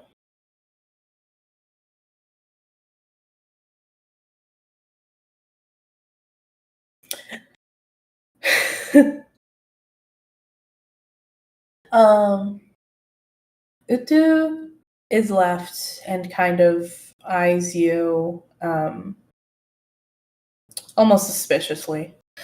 And she says again, her voice loud and even louder still, granted by the echoes of the caves. She says, I hope you understand the position you find yourself in. If you leave, your friends will suffer dearly.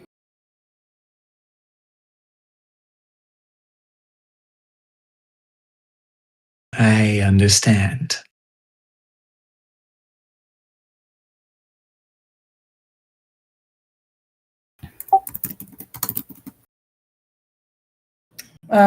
She looks over to Marduk, who is still here. His expression unreadable.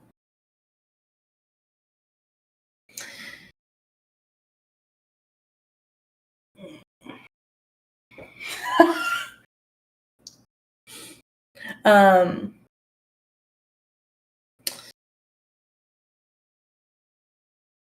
and she says,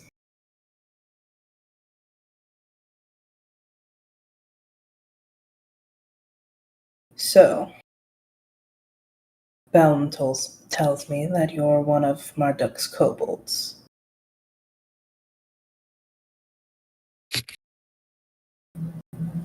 Yes, I have come here for the explicit purpose of talking to him.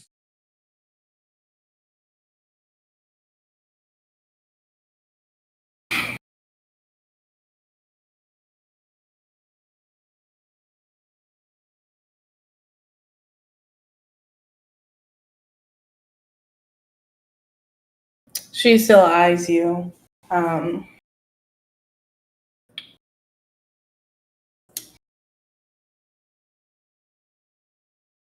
she says, well, with the time that you'll be here, I'm sure you'll find an opportunity to talk.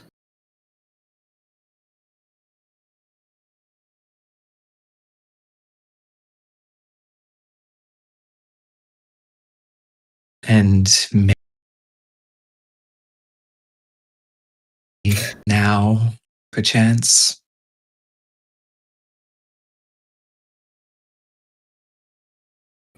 Um,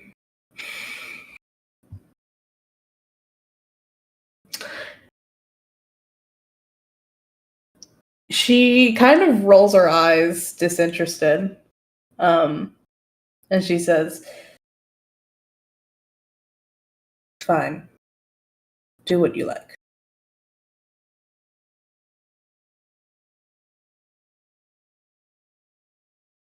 Thank you. And she will bow to her.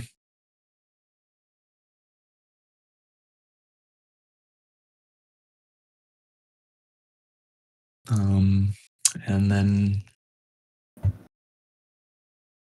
head over back to Marduk. To acknowledges your bow in the sense that she watches it happen. And then you can make your way to Marduk. As you approach, his eyes are trained onto you. Again, those bright, glowing orange eyes, watching you as you step closer and closer. I will not get super close.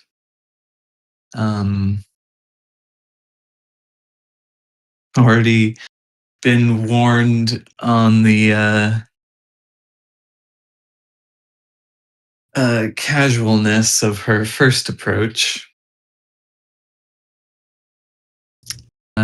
So yeah, just won't get too close.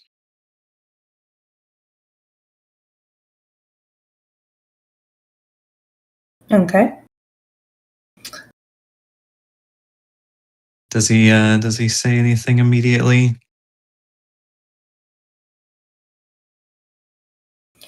Not immediately, no. Okay, then I think Gani will. What's the word? Prostate herself. Prostrate? She performs a prostate exam right now. On herself? Prostrate. Is that not? Hold on. Yeah, that's what I meant. Oh my lord. Well, at least we know now why Utu was so annoyed that Marduk would bring one of his girls here. I didn't mean to give myself a prostate exam. That's what they all say. I'm gonna quote that. Attributed to Donnie. That's what Gani said. I didn't mean to Okay. give myself a prostate exam. I didn't mean it. Stop it. Stop. Aw, it's okay. Don't worry. No, she will prostrate herself. She will. Okay. She'll do a couple things. She will. I'll need to watch that later. She will say out loud to him, "My lord," and after saying that, she will.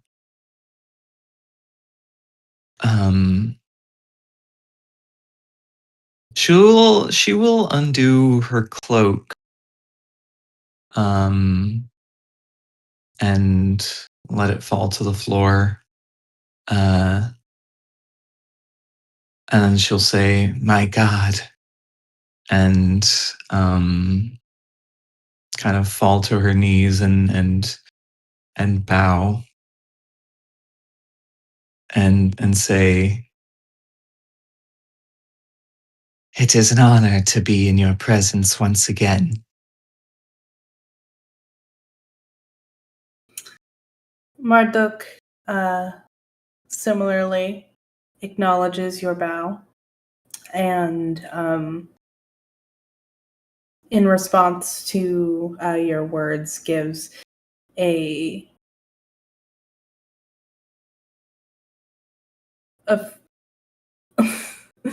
a stately nod.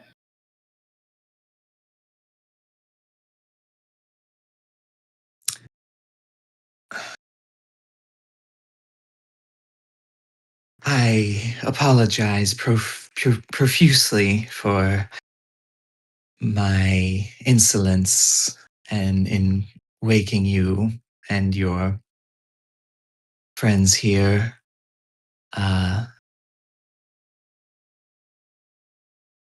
If you'll please forgive me.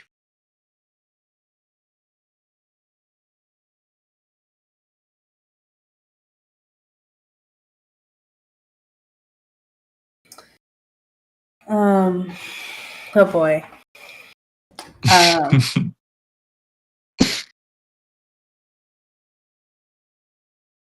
Marduk regards you, and he says, "My mercy is forgiveness enough."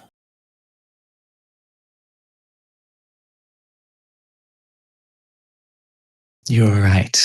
Thank you. I come here on business from Garanja.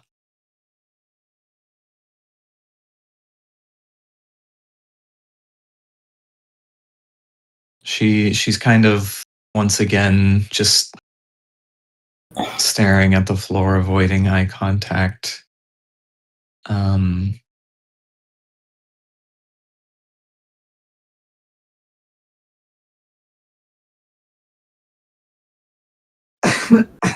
um,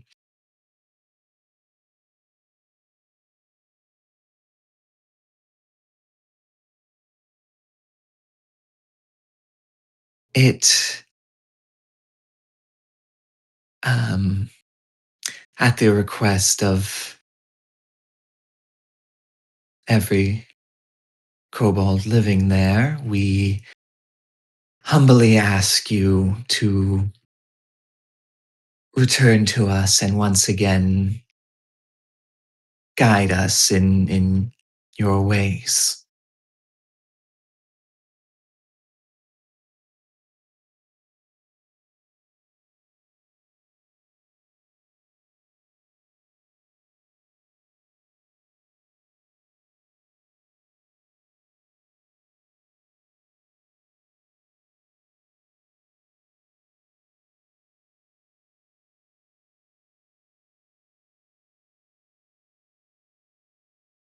He says,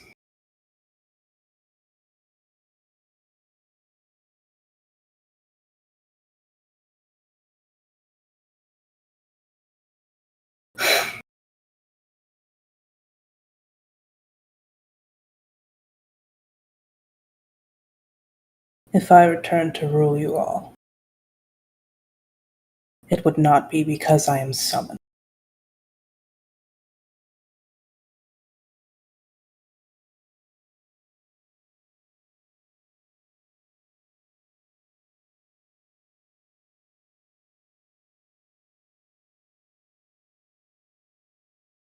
Yes, I understand.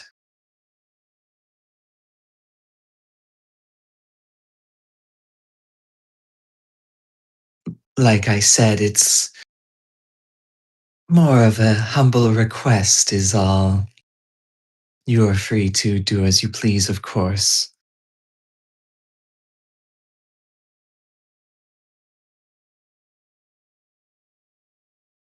I know as much.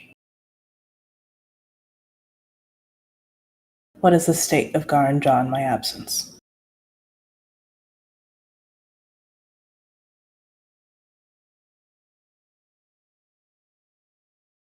I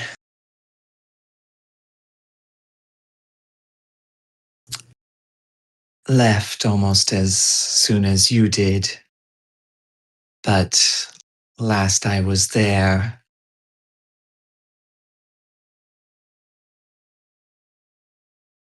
there was a bit of a disarray. Um,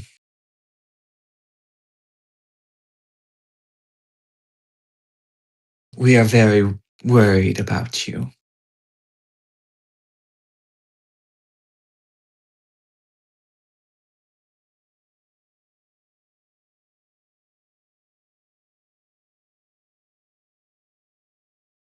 I see.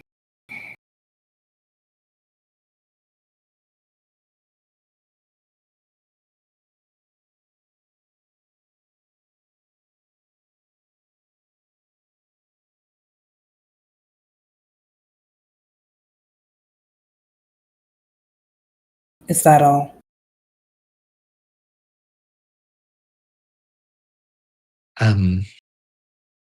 Yes, my lord. Will you be returning after this exchange occurs?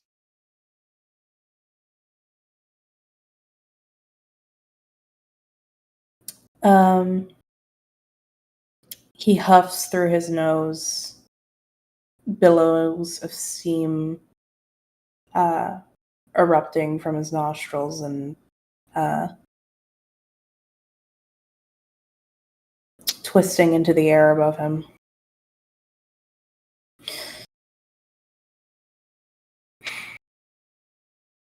Perhaps.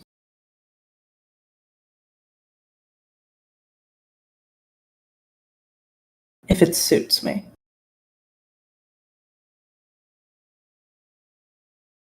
Right, of course. I am sure there would be much wealth presented to you on your return, if you are to return.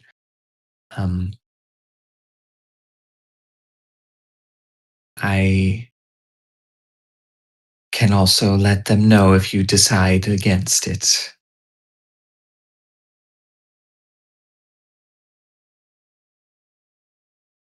There would be no need. If I did return, they should be ready for my arrival. If I didn't, then they needn't worry. Of course.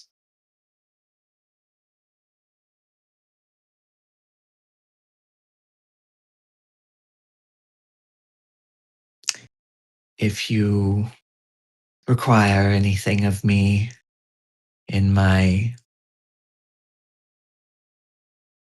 stay here, I will provide anything I can. Noted.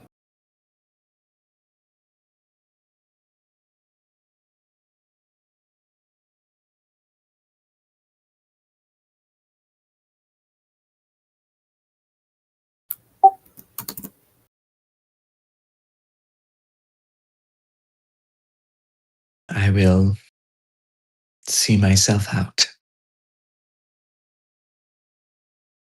Marduk turns away from you.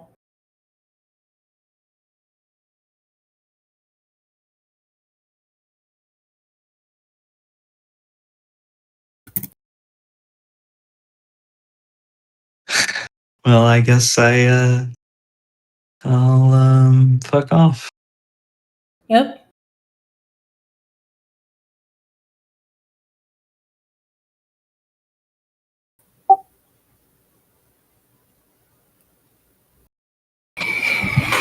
I'll curl up in a particularly comfy looking bunch of mud.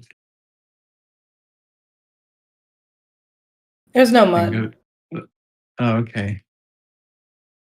It's just rock. You don't even get that luxury. You can't even give me my mud. No. You get nothing. You get no mud. You enjoying? Hey, Gani, you enjoying the 3-course meal yet? Yo, your best friend fucking sucks, dude. No, it's okay. He just doesn't remember being Oh best yeah, friends. that part slipped my mind. He's just playing. He's acting really out of character, guys. He's out of character.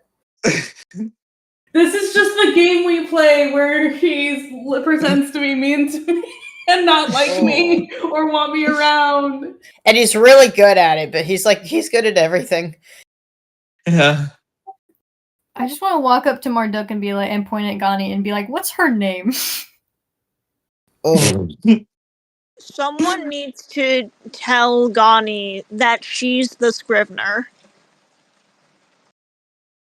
what does that mean? She's the Scrivener. We had a dream about this. Oh yeah, when Scrivener in the fucking like one of the early episodes where Scrivener fucking groveled at her big ring pile, I guess. Oh yeah. Oh my god. Fuck you. That was like Fuck you. the first episode, wasn't it? That was like the end of the first episode. Yeah, it We all was. begged Yeah. for dreams. Gosh, that was No, so long ago. Gani's first dream was on top of a bunch of rings, and then the Oh, next dream yeah. she had was she's on top of the rings, and Scrivener shows up and is like, "Please don't get rid of me." And then she eats him. Yeah, and then she eats him. And she's the Scrivener. Yeah, she's the Scrivener. She's the please don't get rid of me. Oh my god. No, you don't I get do it. think that She's Marta awesome. bit her arm off because Jordan was describing that she has been that close to his face and that she would she would be forced to think of it, basically. Ugh. I don't like what you just said. I think I'm right, though. That's why I don't like it. Yeah. How long is Gani going to be in here? Till As we get long back. as it takes. Can I get an estimate on how long that's going to take? That could Like- be I realistically. mean, y'all gotta fucking swim all the way back. And then we have to go all the way back to fucking Asklo. And then we have to come back after that. Depending on how much I want to streamline this, that could be as soon as next session. Next session. So next session she gets rock time, and then next. But like, what would be like canon time? Yeah, I'm thinking what's canon time? Is that Canon like a time. month? No, not a month. Because Weekend it was like days to travel to like swim there. Right? It was like a day, right? It was like a day. It was a day. Okay. Yeah. Yeah, we're having to do a lot of backtracking, and then once we're there, we need Tony to make another dosage and gather all of the supplies and write down a recipe list. And In then like swim back. really, really big font, probably. I know they can get smaller. I know they can get smaller, but they'd probably appreciate it if we just wrote it really big, you know? Get a really big Okay. paper. Get a bunch of papers, put one letter on each paper, and then like number them. And tie them, paste them together. And really big numbers too. Yeah. That's what Gerby's gonna do. That's how she's gonna help. Is she's going to take Tony's recipe list and she's just gonna copy it down again, but really big. Invent a plane and then fly back and then like jump off and dive into the water and go on the turtle. Gerby might have Skywrite available as a spell. This doesn't matter. Connie's just on her fucking rock. And she's gonna be here She's for a gonna have rock minimum time. week. Yeah, for I like think a she week. should spend like another 30 years here. She's Hell, gonna teacher. die here. Yeah, that's the best outcome.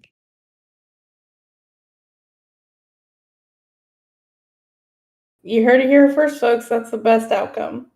Gani spends another 30 years doing the same shit day in, day out, and doesn't love anyone and isn't loved by anyone and dies alone.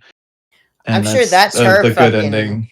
That's her idea of a perfect ending. She hasn't even dawned on her yet that that's what's in store. If she keeps Dun doing dun. yeah, really Dun dun funny.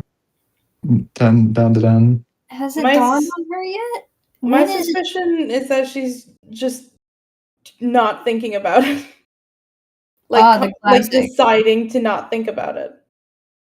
Push it to the vault. She's probably like, yes, and then when that happens, I will love it because that is my purpose. And it will just, once it starts happening, I will love it. Any day Yeah, now, I'll start I'm loving it. sure it'll happen. Yeah, it's the classic I've lived this long and I'm still alive in this position, so clearly I'm fine. Jordan, can you give Gani nightmares right now? Yeah, Can you yeah. describe Can your we have nightmares? dreams? Give us all dreams. I don't need a dream. Mine are scary. Please. I want a Give dream. everyone a dream and give Gani everyone a dream. nightmare. Give Gani a nightmare. I'm so. Give Scrivener a dream where he goes to the store and he gets a banana. Yeah, that's pretty good. That's pretty good. Here, I'll tell you what. I'll make a note that I could maybe give Gani a nightmare starting next session. That's good. All right. Yay. It hasn't sunk in yet. Yeah, she can have a nice sleep and on her rock, and it'll be good for tonight. It'll be good. Mm-hmm. Isn't that All right. better? Isn't this better? Don't you feel a lot still better better. now? Jordan, can I say feel a what lot better now. Jordan texted me? Oh yeah, go ahead. Jordan texted me. I was the one. And he said roughly, I'm not going to pull up the fucking message, but he was like debating on whether or not Gani would hear Scrivener's fucking loud crying like ring out through the fucking cave. No! Yeah, that's rough. And then you can say. Yeah, I decided against it because I wouldn't know how Gani would react to that, and I didn't want to accidentally open the door for Gani to react and then have to like mess with like changing events that we had already played out at that point. But if you promise when she lays down on her rock, maybe then she can hear crying. If you promise to be good.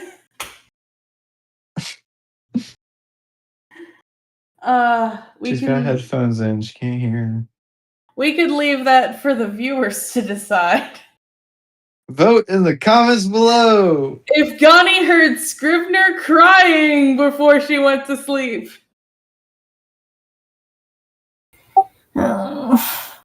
I still have just like wet cave ambience, so there's something about you saying, if she heard him crying, and then there was silence, and I just hear like sad echoing. Like I imagined her just like alone, just like staring up at the ceiling, like trying to go to bed, and this is what she hears. Yeah. Anyway, I'm still sorry. hearing ominous noises. Ominous soundscape. Ominous soundscape.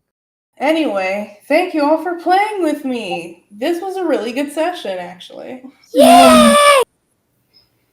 I had hope fun. everyone had fun. Yeah, I hope you all had fun because you all did really well.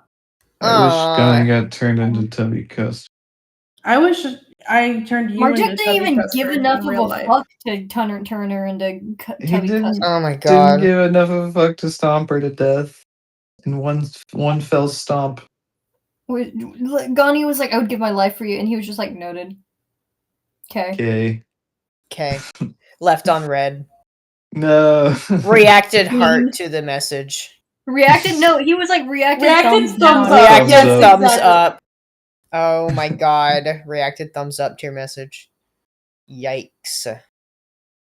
Maybe some of the other dragons will be better friends with me. I was Oh, gonna I'm try them sure. out. We know at least one of them has big feelings about Gani, and they're all positive. Yeah, I'm gonna go joke around with the copper dragon. We're gonna tell riddles back and forth to each other. It's gonna be like that chapter in The Hobbit. You're gonna tell riddles in the dark. Yeah, and then I'm gonna say Yeah. what's in my pocket. Mm-hmm. And he's gonna Gani is freak kind of out. Golem right now. No. Yeah, in the cave, my precious. That's you. Oh yeah, you're kind of giving my precious. I'm sorry. You're kind of giving Golem. Naked and wrinkly. Yeah. Holy fuck! She fucking stripped and then was like, "My lord." Yeah, dude. She's you're not kind of naked. giving Golem. You said She's she not took her cloak naked. off. She wears armor. She wears leather armor underneath. I Oh, totally right. forgot about the armor, and I was just like, "Whoa." Whoa, naked grandma. Naked grandma! Make it huh? I've been imagining it a lot from the dragon's perspective. There's just this weird little pink thing, just like walking Like around. a weird Just little hairless cross- cat. Just Yeah. cross-stating herself everywhere. No. Her fucking her little feet are plapping against the wet stone. She's Oh my God. scaring the hose. She's scaring all the hoes are fucking terrified, man. It's just like having like a like your brother's like weird like old little pet who like looks at you all like always follows him around, but whenever like the rest of them try to like approach his like weird ugly like old dog, he just Oh my God. A lot of adjectives. Yeah. Weird, yeah. ugly little kobold named GANI, for example. Freaky, socially inept, Freaky, disturbing, broke, no money, no future, no Oh my bitches. God, leave her alone. She's Anyways, already dead. I was using a bunch of different adjectives because I was Chapped. trying to stall in order to decide whether I wanted to end that sentence with who doesn't let you pet her, or with she prostates all over the place. No, stop. She keeps turning around on her back and showing you her hole. No. Oh, I need no. I this don't like to be that. over. Turn off the episode. End it. It's over. I was imagining her so fucking pathetic that when you were like, she took her cloak off, I was like, holy fuck, and this is so metaphorical for her naked soul in front of him. Oh my God. I was terrified. No, she got naked and prostrated everywhere. All Sorry. right, Val, I promise I take your character seriously. I'm just scared and angry. And we have to take it out on her as she prostrates herself. Oh my God. Okay, now end the episode. Connie did nothing wrong.